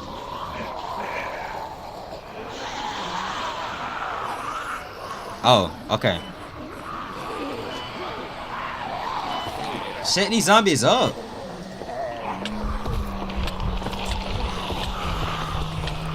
Can I react to the end? Fuck out of here, nigga. Anyway. My bad, y'all. Don't tell me it cut off.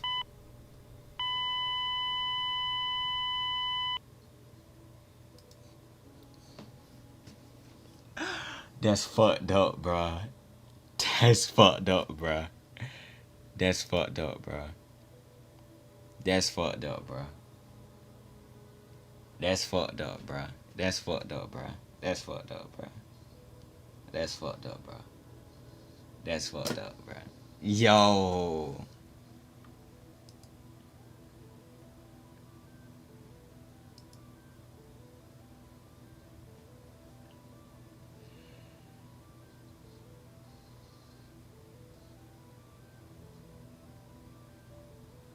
It felt like one thing and then it completely inverted and flips everything you thought you knew on its head. On God.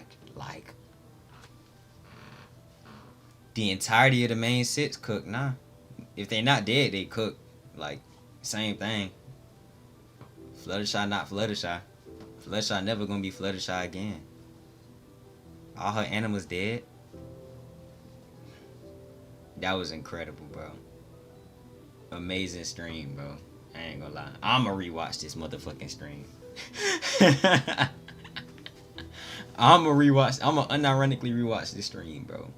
That is crazy, bro. I'm so shocked she put on the black Air Forces. Yo. She learned from Batman, bro. God, not only. She learned from Absolute Joker. My fault, man. I don't know the Absolute Joker lore. I'm just thinking about the Joker. This had me geek when I first saw it. Had me kicking my legs. And it makes you focus on the shit you think about life. That is crazy.